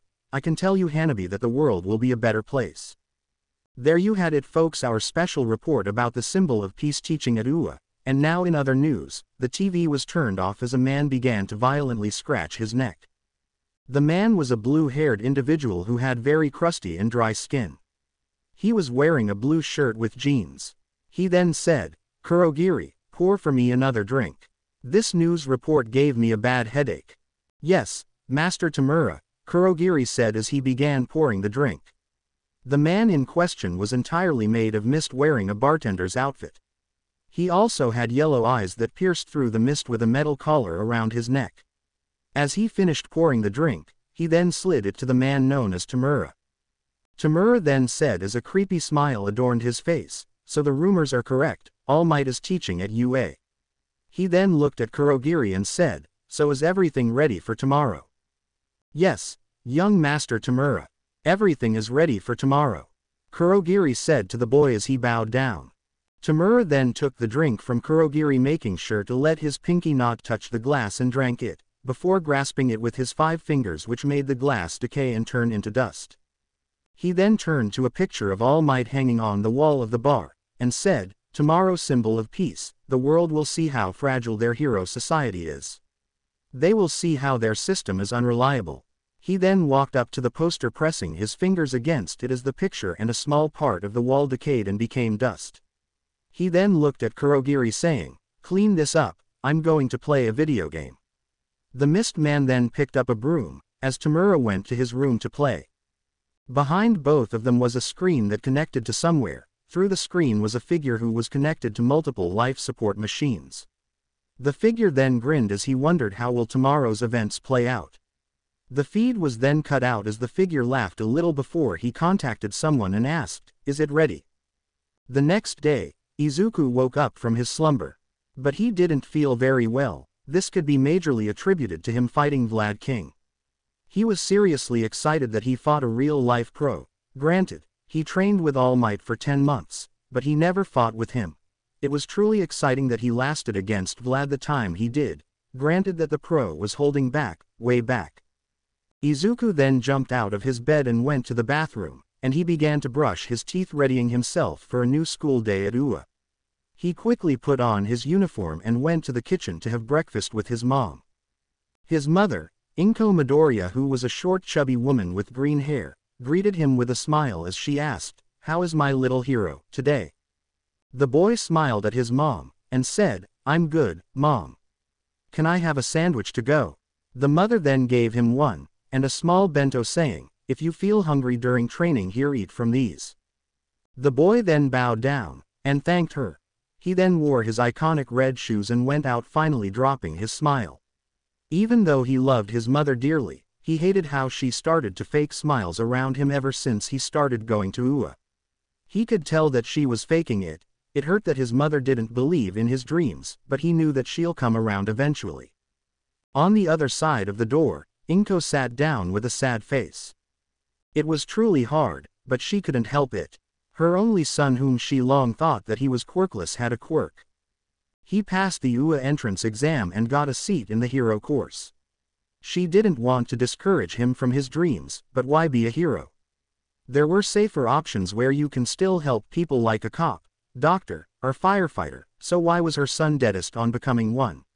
She knew she was being selfish by wishing he would quit his dreams, but she couldn't help it. Every time she sees him, she only sees a weak, quirkless boy that needs protection from the world around him. She then shook her head, remembering a very bad day, saying, "No, Izuku is following his dreams. I need to support him." She then looked at a picture of a small Izuku with her as she said, "I'm sorry I failed you as a mother, Izuku, but I promise from now on I'll support your dream with everything I have." Back with Izuku, he had just finished his trip to UA on the train, and was walking to the school when something, or rather someone, grabbed him, covering his eyes as the individual said, "Guess who?" The boy smiled as he said, "Good morning, Tokage." The girl smiled as she greeted back, "Well, good morning to you too, handsome." The boy then blushed a nuclear red as the girl began to laugh at his reaction, saying that he was really funny. They then walked together to the school and began to chat with each other. Tokage asked him, "So Greenie, what do you think Vlad-sensei will teach us today? I highly doubt that they will give us another exercise after tomorrow."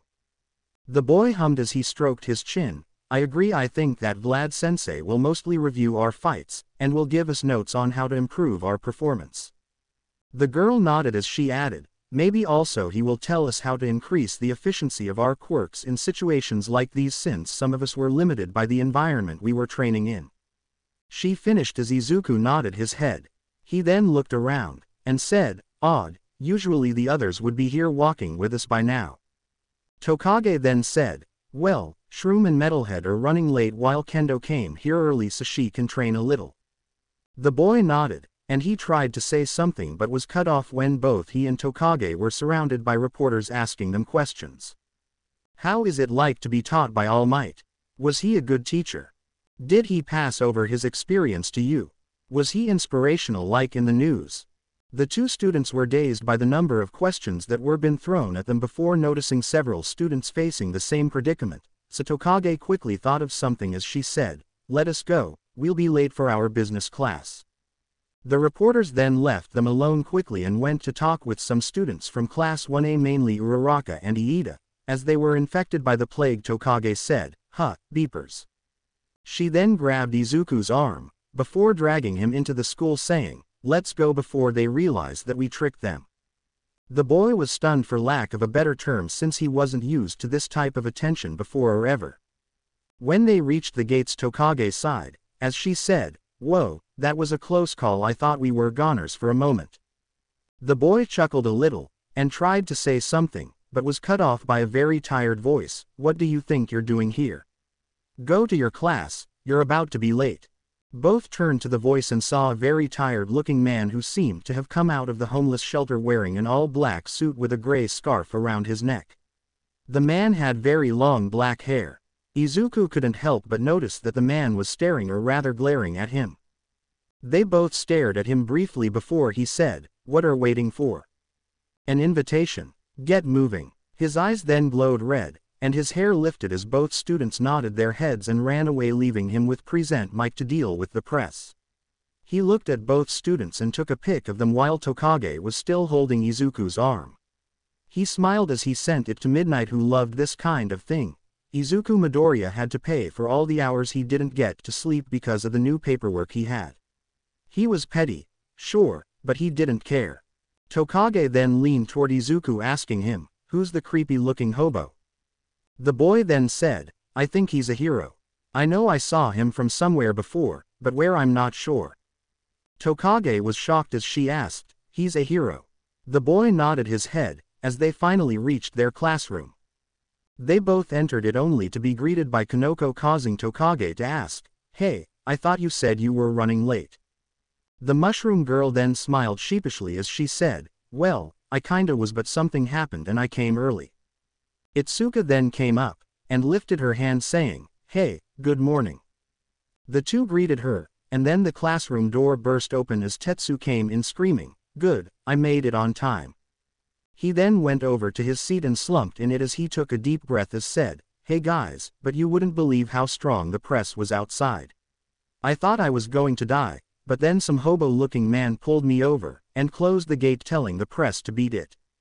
The others smiled at him, and they began to talk before the class begins, but then Kanoko asked Izuku a question. "Izuku, I never asked you, but why do you want to be a hero?" The boy blinked at her a little, causing the girl to backpedal as she said, "I mean you don't have to answer if you don't want to." The boy then shook his head saying, "No, I was a little surprised, but I have no problem answering it." He then stroked his chin. "Well, it mostly boils down to All Might." "What do you mean, Midoriya?" Kendo asked him. "Well, you see, ever since I was a little boy, I always wanted to be a hero just like All Might. I thought he was the coolest hero ever, especially how he saved everyone with a smile. I want to be just like him, a hero whose presence makes people feel safe and help them conquer their fears. So in short, I just want to help people." Everyone in the classroom looked at him when he finished, and he noticed the stares he was receiving, but then he heard Tetsu crying, "Man, that's so manly." Shiozaki, who was on the side, said, "That's really nice of you, Midoriya." She then took a praying position as she prayed, "May the Lord with all his powers protect you and keep you safe till you achieve your goal." Her prayer was accompanied by mysterious light coming from nowhere. Izuku then said, "Shiozaki, I didn't know you had a second quirk." The girl blinked at him in confusion as she said, "But I don't have a second quirk." This made the five and some of their classmates sweat drop as they thought, then where did the light come from? Choosing to avoid an awkward situation, Izuku then asked, "What about you, guys?" Tetsu then yelled, "I wanted to become a hero to help people since it's so manly." He then muttered something under his breath that no one caught. Tokage then said, "I want to become a hero to make people feel that they always have someone that cares about them, and will be there for them no matter what the circumstance is." Tokage was highly affirmative that she wanted to be this kind of hero, since years of her parents working day in and day out made her feel alone, so she wanted to be a hero that helped people have a friend if they ever felt alone. Kendo then answered, "Well, it's mostly like Midoriya, but she hated this part of her, but her friends will understand her point of view. There is a little of spite in there. Ever since I was little, I was ridiculed for my quirk or my interests. They always say that I won't amount to anything and that I had a pipe glass dream, but I wanted to prove them wrong, so I came here." She then looked at them and saw for the first time compassion in people who actually believed in her dream beside her parents. "I believe you can make it, Kendo," Izuku said with a smile while the others nodded. The orange-haired girl then smiled as she said, "Thanks, guys." Kanoko then looked at them and fidgeted a little. She knew her goals were good, but she was afraid people will look down on her because of them. She then took a deep breath and said, "I want to be an idol hero." The girl then looked at her friends and noticed that they were staring at her a little, so she began to defend herself. "I know my goals don't seem as pure as yours, but I truly intend to help people with any money that I gain. Please don't think I'm a greedy person, but..." Izuku stopped her, as he said, "Komori, stop. We don't think you're greedy, but it is just shocking given that you're not that person." The girl then began explaining, "You see, I want to become an idol hero to help the unfortunate. I was born into a good family, but we lived near areas where people, well, for lack of a better term, don't have a good life, so I swore that one day I'd become a hero, and help them with all I got." She chose to forget all the ridicule she endured when people laughed at her for saying she wanted to be a hero with her quirk. "That's so manly, Komori," Tetsu cried as Setsuna said, "Well, aren't you a ray of sunshine?" The five friends then turned to Abara, who was listening to them, when she joined the conservation earlier, and was shocked when they waited for her to answer. "Well, it's nothing like you guys, but it mostly stems from my belief system. It was always mentioned in the Bible how the Lord helped the less fortunate and guided them to the light, so I wanted to be like that." Izuku then said, "Well, it's not bad. I think it's a wonderful idea that you want to convert your beliefs into actual practice. Most people just like to read about helping others, but don't do anything about it. Thank you, Midoriya, Abara mumbled with a small blush. Then the door was opened and in marched Vlad King, who looked at his students and said, "All right maggots, today we'll talk about your performance during the battle training that All Might performed. This will talk about overall performance, quirk usage, strategies, counter-strategies, and how to increase the efficiency next time you perform a similar exercise, because believe it, you'll be all doing it multiple times through the year." He then looked at them, and said, "Any questions?" The students shook their heads as they said, "No Vlad-sensei." Wonderful. Now just to remind you, your final marks for the exercise had been finalized by All Might, so there will be no need to worry about failing the exercise or not, Vlad explained and clarified some points. He looked at them only to see a couple of students taking breaths of relief, not that he can blame them. He then said, "All right, let's begin with the first match. Heroes team, Midoriya and Kamakiri versus villains team, Shiozaki and Shishida." While Izuku gulped, Toguro hit his head against his desk, clearly not liking where this was going. Vlad then began setting up the projector, and the video began rolling. It showed how at first Izuku tried to convince Kamakiri to work with him, but the bug boy refused to work with him in any type or shape. It then showed how Kamakiri jumped head in with Midoriya sighing in defeat and following him. Then the part where the bug boy began fighting Shishida appeared, showing how he was outclassed by someone who has super strength on his side. It then showed how his beacon was saved by Izuku before the two divided. Kamakiri to find the Vine Girl while Izuku stayed back to deal with Shishida. It then showed the brief struggle between Toguro and Abara where the vine-haired girl managed to trick him and capture him. It then turned back to Izuku, who was struggling with Shishida, before doing a tactical retreat when he was injured and using his blood to fool the Beast Boy. The Beast Boy then came and was finally subdued after some struggle. It then showed Izuku facing off against Abara and managing to win on the skin of his teeth. Vlad then turned off the projector and asked, "So looking at the first battle, any comments?" No one dared to raise his hand except Kamakiri and Midoriya, thinking that the bug boy would say something along the lines of, "The lame-ass stutter got in my way." Vlad chose to hear Izuku first, to the annoyance of the former. "Midoriya, what do you have to say?" Vlad asked his student. "Well, for starters, I think it was my fault that the exercise went so badly for two reasons. The first was that I wasn't assertive enough with Kamakiri, allowing him to walk all over me, even though if this was a real situation we'd both be toast. Second, I think deep down inside myself I used the exercise as a way to prove that I'm worthy of being in the hero course, so instead of focusing to save the day, I focused more on proving something." Vlad then nodded his head at the boy's reasoning. He liked that with Izuku, the boy was open even to criticizing himself if necessary. "You are correct, Midoriya. But don't go too hard on yourself. In your given situation you did your best to come out on top.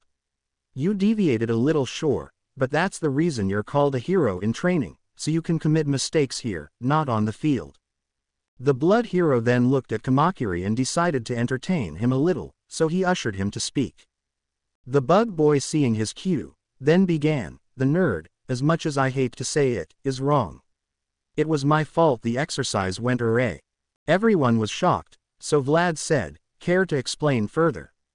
The boy nodded as he continued, "Listen, I'm not saying this because my views changed, but I should have listened to him at the very least. If this was a real-life situation, no one knows what would have happened if the nerd didn't pull through. I was so busy winning the exercise alone that I was outclassed at every turn." He then took a deep breath and said with a forced tone, "If next time I'm somehow paired with Stutter over there, I'll work with him under the strict condition he does what I tell him to." The bug boy then noticed all the stares he was receiving. "What's with the look? Come on and take a picture, it'll last longer." Kendo then said, "We just didn't expect to say that." The bug boy felt offended as he yelled, "Hey, I'm perfectly capable of being objective and not letting my opinions blind me." Vlad then stopped it, saying, "Enough, good analysis, Kamakiri. Glad to see you have a sensible side, and are willing to learn from your mistakes." The bug then scoffed at him before turning his head away. The blood hero then asked, Okay, what about the villains, team? Izuku then said, well, I think it boils down to Shishida's dependence on his sense of smell, since when I tricked him, he seemed kinda lost. He then turned to the boy and said, no offense. The boy shook his head as Izuku continued, and well, with Shiozaki, there's nothing to be talked about since she was practically the best in the exercise. However, standing still might be a problem in the future. Vlad King nodded his head, before he said, on to the next match.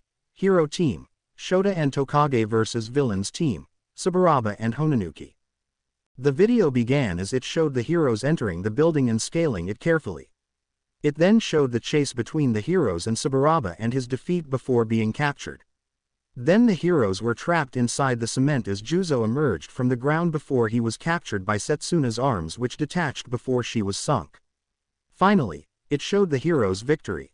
The video was cut off by Vlad, who asked, so, what do you think? Izuku lifted his hand to talk, which Vlad allowed. Okay, for starters, I don't think the hero team did anything wrong, or at least to me, but they should be more careful with their surroundings next time. Now regarding the villains team, Saburaba was so focused on getting the heroes to the rendezvous point with Honanuki that he missed that one of the heroes disappeared. While Honanuki did well at first, he got too confident towards the end, which cost him greatly. Talk about, Kosei said, making Izuku apologize. Juzo, who was near Kosei, kicked him in the leg before turning to Izuku saying, he's just kidding. Don't mind him, you were right anyway. The class then continued with the rest of the matches, with Izuku usually doing all the explaining where the hero team and villain team went wrong, how to improve their approach, and how to use their quirks effectively next time they are in a similar case. When the class ended, Vlad said, all right maggots, ears up here. I have 2 announcements to make. When he noticed that the students gave him their full attention, he began speaking as he said, first, there was supposed to be a recuse exercise with class 1A, this afternoon, but it was scrapped due to some technical issues. He finished remembering how it was scrapped.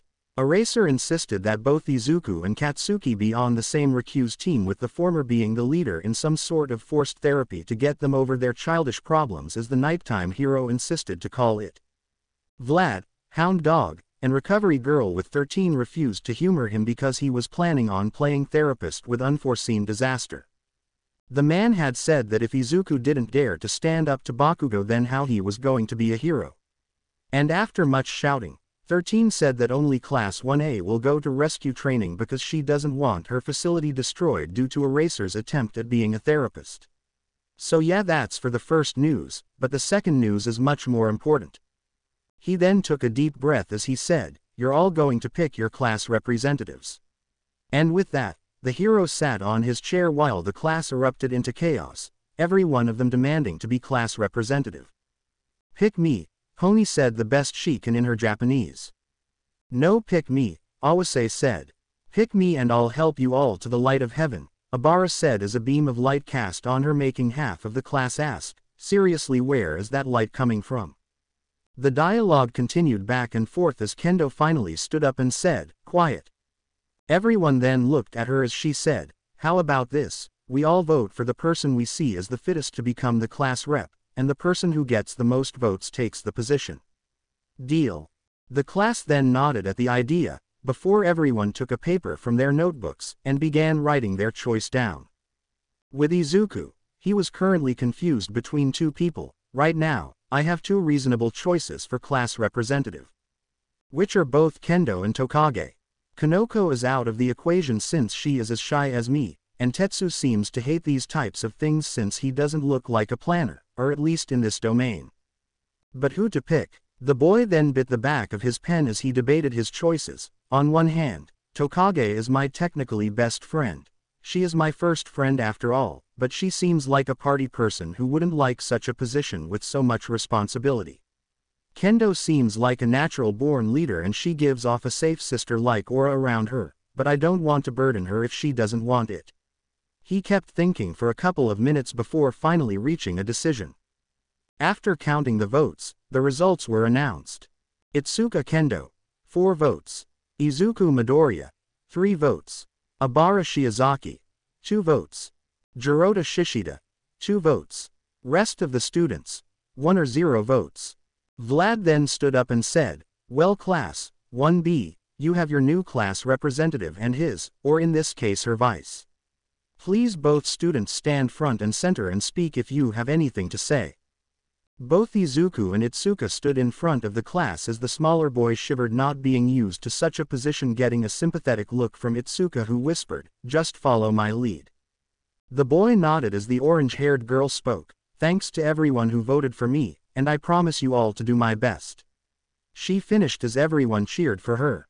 The girl then nudged Izuku, who swallowed a heavy lump that formed in his throat before taking a deep breath, and speaking, well, everyone, to be honest, this is kind of shocking. I never thought that anyone would actually vote for me, given that I'm not the best choice that may come to mind, but I promise you all to do the best job I can as a vice. He half expected to be met by silence, only to be cheered on like Itsuka, though he did see Kamakiri scoff. As Vlad exited the room, everyone got ready for lunch as Izuku talked with Tokage and Tetsu. I really hope I don't blow it as a vice. It's just so much scary. I believe that you can do it, Midoriya.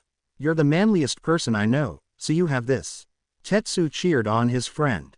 He then heard a scoff from the bug boy, who said, no hard feelings, but we both know that is wrong. I admit that he knows his way around quirks, but with this position and the limited social interaction he has, whoever voted for him was just setting him to fail and earn a couple of laughs at Stutter's expense. Izuku wanted to counter, but Kamakiri was right about the social thing not being set up part, but he was cut from his thoughts when Setsuna said, can you act more like a hero, and less like a bully? It didn't a moment for the Kamakiri then to give her the scare of her life, as he was suddenly in her face, and told her in a dark tone, don't you ever call me a bully. He said in a harsh voice, got it. The girl then frantically nodded her head as she was beyond startled at the boy's behavior, but what she didn't expect was Izuku's reaction. The boy grabbed the bug boy's hand, pulling him away, as he said, hey, don't talk to her like that. Everyone was surprised that such an act came out of the normally docile boy, especially Kamakiri, who frowned, saying, I can do whatever I want. You aren't the boss of me. He then went into a staring contest with Izuku till he finally gave up, yanked his hand free, shoved the green-haired boy away from him, and exited the class muttering something about how he wasn't a bully. Awase, who was still shocked, then said, damn, I told you never anger the quiet kid. This what happens when you go after his woman. This statement caused 2 things. The first, a whack from Shiozaki for the swear he used at first, and the second, Izuku going nuclear red from Awase's claim. The green-haired boy began to frantically wave his hand to deflect the accusations thrown at him, but Tetsu and Kanoko began praising him. You were so manly, Midoriya. How you stood up for Tokage was really cool. The mushroom girl then said, I knew you would be a great representative when I voted for you. Izuku was shocked by what she said, so he asked, you voted for me? The mushroom girl nodded her head, as she said, so did Tetsu and Tokage. The boy rubbed the back of his head as he said, wow, thanks, guys. I hope I don't fail you. He then saw Kendo pat him on his back, saying, see what happened right there. This is a sign that you're going to be a great vice. He then looked at Tokage, who was still startled from the encounter and awfully quiet, so he asked, Tokage, are you all right? The girl blinked a little before lowering her head, and saying something he didn't pick up, so he said, can you repeat that? She did, but he still couldn't hear her, so he asked her to do it a second time, but this time she yelled, my hero. She then jumped at him as he caught her. The girl then hooked her arms around his neck as she looked at him. And here I thought the big bad bug boy was going to kill me, she said dramatically before looking at Izuku and saying, and here came my knight in shining green armor and saved me. She then began to rub her cheek against Izuku's, and whispered into his ear, want a reward, beep. The boy, who had reached his limit, then steamed as Kendo took Tokage off him, saying, enough Setsuna, we know you like to have fun, but he can't take it anymore. She then pointed to Izuku, who slumped in his seat. Setsuna then laughed as she grabbed Izuku's hand, saying, let's go eat lunch. She then dragged the still flustered boy toward the cafeteria, with the others following on his toes. Awase, who looked at the entire scene, said, damn you Midoriya, you secured one of the hottest chicks in the class without even trying. Abara, who was standing next to him, smiled innocently as she whacked him with a vine from her hair, causing him to cry out in pain before running outside the room. The vine-haired girl laughed at him, wondering why she and Shishida hanged with him the first, before going out and following him. In the cafeteria, Izuku finally managed to calm down his heart rate and looked around for Pony so he can tell her when they can study together. It took a while to find her, but when he did, he was barreled by a speeding cannon of blonde hair.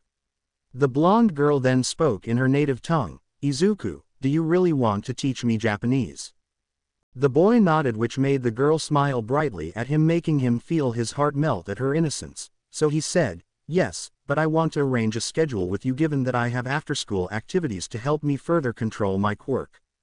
The girl began to quickly nod her head as she said, "How about you teach every Monday, Tuesday, and Friday afternoon when you finish training?" The boy nodded his head at the girl. The idea she made wasn't all that bad, and it sure took into consideration his activities, so he needed to adjust one thing. "How about we make it Thursday instead of Friday because I have something with Hound Dog on Friday?" The girl looked at him and nodded her head. The boy then smiled at Pony, saying, "Then it's settled from now on. I'll teach you Japanese every Monday, Tuesday, and Thursday after I finish training, but are you sure about the time? I don't want to keep you home for too long." The girl shook her head as she said, "My home is really close. It's only a 5-minute walk from here." The boy smiled as he said, "That's wonderful, Tsunotori. Then I guess I see you this afternoon." The pony girl then neighed happily as she hugged Izuku, thanking him profusely. He could have sworn he heard someone call him a lucky bastard. When the girl let him go free, he asked her, "Want to go eat with my friends?" The girl nodded, and they went to the table they usually sit on. But when he arrived, Kendo grabbed him and took him aside, and said, "Midoriya, where have you been? I was looking for you." The boy was confused, so he said, "I was looking for Tsunotori to arrange with her a time so I can teach her Japanese." He said before taking a more urgent tone, "Did something bad happen? Did someone get hurt? What do I need to do? Why does—" Izuku kept mumbling on and on till the orange-haired girl neck-chopped him, saying, "Calm down first, then we talk." The boy then took a deep breath, and calmed down. Once Kendo saw that she said, "Well, it's really nothing, but I thought that we should go introduce ourselves to the class 1A representatives, so we can get to know each other better and clear any misunderstanding." The boy nodded his head, though he was shaking in fear from seeing Kachan again. Honestly, he doesn't want to be within a range of 10 feet from that class, but as a vice of the class, he has a duty that he must stick to, so he would swallow it. The two then began walking through the rows of seats, and came among 2 students of class 1A.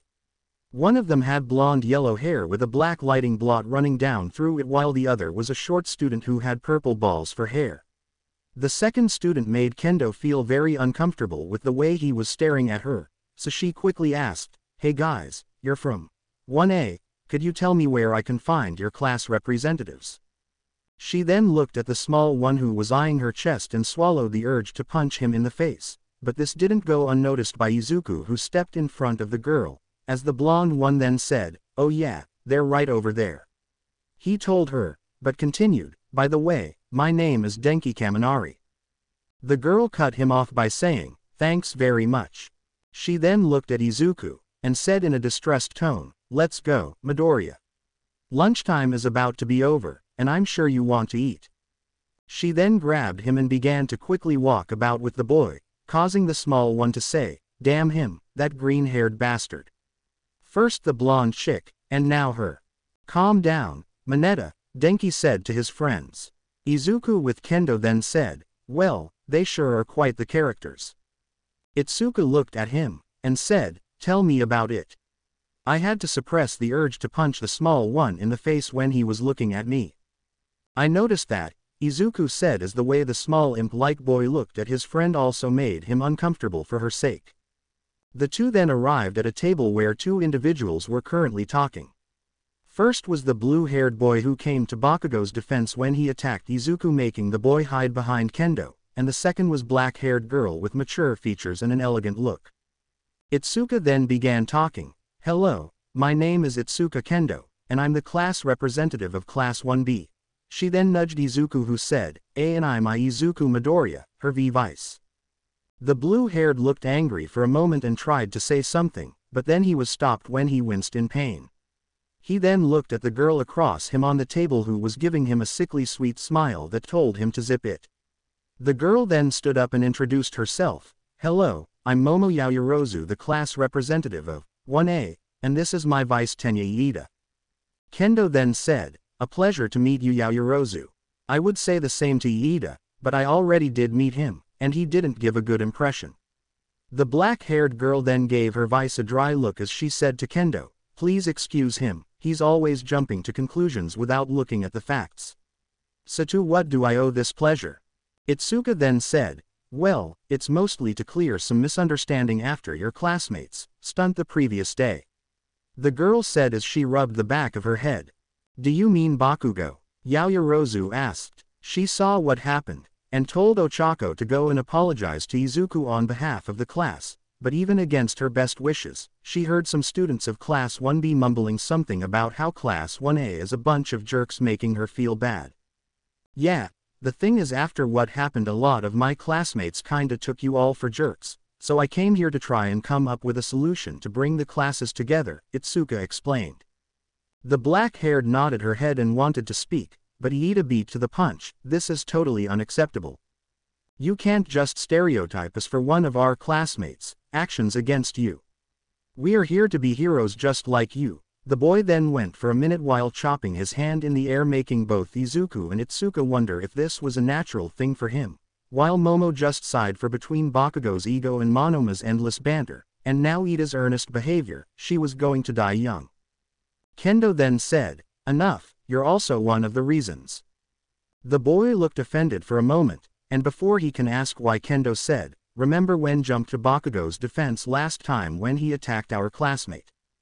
The boy then tried to speak, well, or how about when you practically told Midoriya to quit Ua just because he accidentally bumped into you?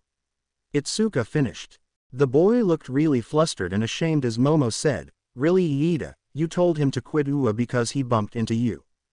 The boy couldn't say anything, but Momo then looked at Kendo, and said, I apologize for everything that happened. She then looked at Izuku saying, especially to you, Midoriya. Itsuka then said, well, I'm sorry for my outburst. She smiled sheepishly as she rubbed the back of her head. No problem at all, Momo said. She was about to add something when the alarms went off. Intruder alert. Code 3 #. Please all students evacuate in an orderly fashion.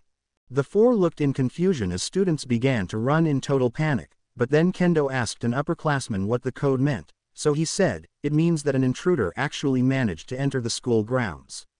And with this, all hell broke loose as students began to shove each other in an attempt to escape from the cafeteria. Izuku was then separated from Itsuka, as he was shoved toward the windows. He then saw the reason for the alarm signal. The press has somehow managed to enter the school. He looked around him and miraculously saw two of his classmates, Shishida and Setsuna. He then said managed to weasel his way to Shishida saying, Shishida, can you hear me? Yes, Sir Midoriya, I want you to roar the highest you can when you see me in the air, okay? The beast teen nodded as Izuku made his way to Setsuna, and asked her, can you float me to air so I can tell them it's just the press? Tokage, who was now pressed against him, nodded, as she grabbed the boy and separated her body saying, whoa, I almost suffocated there. Shishida, seeing Izuku in the air, then let out a huge roar, grabbing everyone's attention. Everyone then looked at Shishida, who simply coughed and lifted his finger to the air. Everyone then looked up and saw Izuku, who spoke, empowering his body with at least 5% of his quirk to make his voice loud enough. Please everyone, calm down. If you would kindly look outside, you could see it's just the press that managed to enter the school campus undetected. A bunch of students, who were near the window, looked outside only to see that it was truly the press that managed to enter the school grounds. They were currently handled by the police and present Mike, who was escorting them as he said, goodbye, you horrible leeches. Sighs of relief began to fill the cafeteria as students began to say, it is truly the press. Man, I thought I was a goner for a moment. Glad that's over. Izuku, who was still in the air with Tokage, heard the girl giggle, so he asked her, "What's so funny?" "Nothing, but the lighting coursing off of you is kinda tickling me," the girl answered honestly. The boy then looked at the students, and said, "All right, now that this is resolved, can we please act like UA students? Everyone please, evacuate the cafeteria in an orderly fashion, and Hero Course students, if there is anyone injured, please take them to the infirmary." Then the halls were slowly getting emptied as a couple of Hero students, and even General Studies students volunteered to aid anyone that was injured during the chaos and take them to the infirmary. Setsuna then floated down and connected with her lower body as she said, "I half expected for my legs to be crushed in the stampede without my torso, but seems that I'm made from rough skin." She then began to laugh as Izuku followed her. The boy then felt a hand on his shoulder. He gulped because from previous experience this meant it is beat up time. He turned only to see Itsuka with a big smile on her face as she said, "Great work, Midoriya. You truly came through today, and proved that you deserve the vice's rank." Izuku blushed as he hid behind his hands saying, "It was no problem at all. I was just doing my job. I just wanted to keep everyone safe." The peace was interrupted when someone shouted, "Deku, you bastard." They then all saw Bakugo stomping over to him holding a paper. Itsuka walked up to him before he shoved the paper in his face saying, "Take this. This is the stupid apology letter that I beepin' wrote for you. Listen here, you little shit, don't think this changes anything, and don't you think that you're better than me just because I wrote a beeping apology letter. You got it." He then walked away throwing swears everywhere, while a pair of green eyes watched him with a scowl on their owner's face. The startled teen then looked at the letter, which was more of a bunch of curses. As for the letter, it read, "Beeping Deku and the shitty extra that are friends with him. I'm sorry for you being such a beeping weak loser, Deku. I swear if you start looking down on me just because you have a quirk or just because you have beeping friends, I'll kill you. And as for the shitty extras, I'm sorry for you being friends with such a weak moron. Next time you stand in my way, I'll beat you all up before I blow him all in front of you. Sincerely, the next #1 hero." The three, along with Kanoko and Tetsu, who joined them at some point while they were reading the letter, looked at the so-called apology letter with disturbed looks. Tetsu then asked, "Is this guy all right?" Izuku then said, "Well, it's better than nothing. I frankly thought he won't actually go with this. This is the most that we'll get from him, so we might as well consider it a win. I never thought he could say, 'I'm sorry.'" Izuku knew that Bakugo will never apologize to him, so this was the closest thing to the real deal ever, and he was sure if Bakugo ever wrote this again it will be on his deathbed. Izuku then said, "Now that the emergency is over, let's go over to the class because we'll be about to be late," he said before racing off, leaving the remaining four stunned before realizing what he said and running after him. Back on the outside in front of the gate, Nezu and Powerloader with Eraserhead and Vlad King stood in front of the dusty remains of a wall that was once thought to be indestructible. The nighttime hero scowled, "What is this, some kind of a sign?" Nezu then answered, "No, it's more of a war declaration." Once Izuku walked into the classroom when his classmates began cheering for him. The boy was flustered and asked, "What is this for?" Abara then said, "Midoriya, we are simply thanking you for acting the way you did during the chaos, or else something worse could have happened." Rin then said, "Yeah, you totally took control of the situation, and made the right calls." Bondo added, "If it wasn't for you, the cafeteria might have become a bloodbath." Kamakiri on the side then mumbled quietly, "Yeah, good work." Like earlier in the morning, this caused everyone to look at him confused, which made him explode in anger. "Hey, I'm perfectly capable of congratulating a job well done. I'm not that arrogant, you know." Everyone was then silenced when Vlad woke in the room. He looked at his class and began to count through them in his head. Once he saw that everyone was accounted for, he said, "Good, everyone is here." He then looked at Izuku and said, "Midoriya, good job out there." The teen then bowed and began to blush, still not used to being complimented. Now, since today's exercise with Class 1A was scrapped, you will train with me in midnight in Training Ground Gamma, he said as the R-rated hero walked into the room, making every boy blush.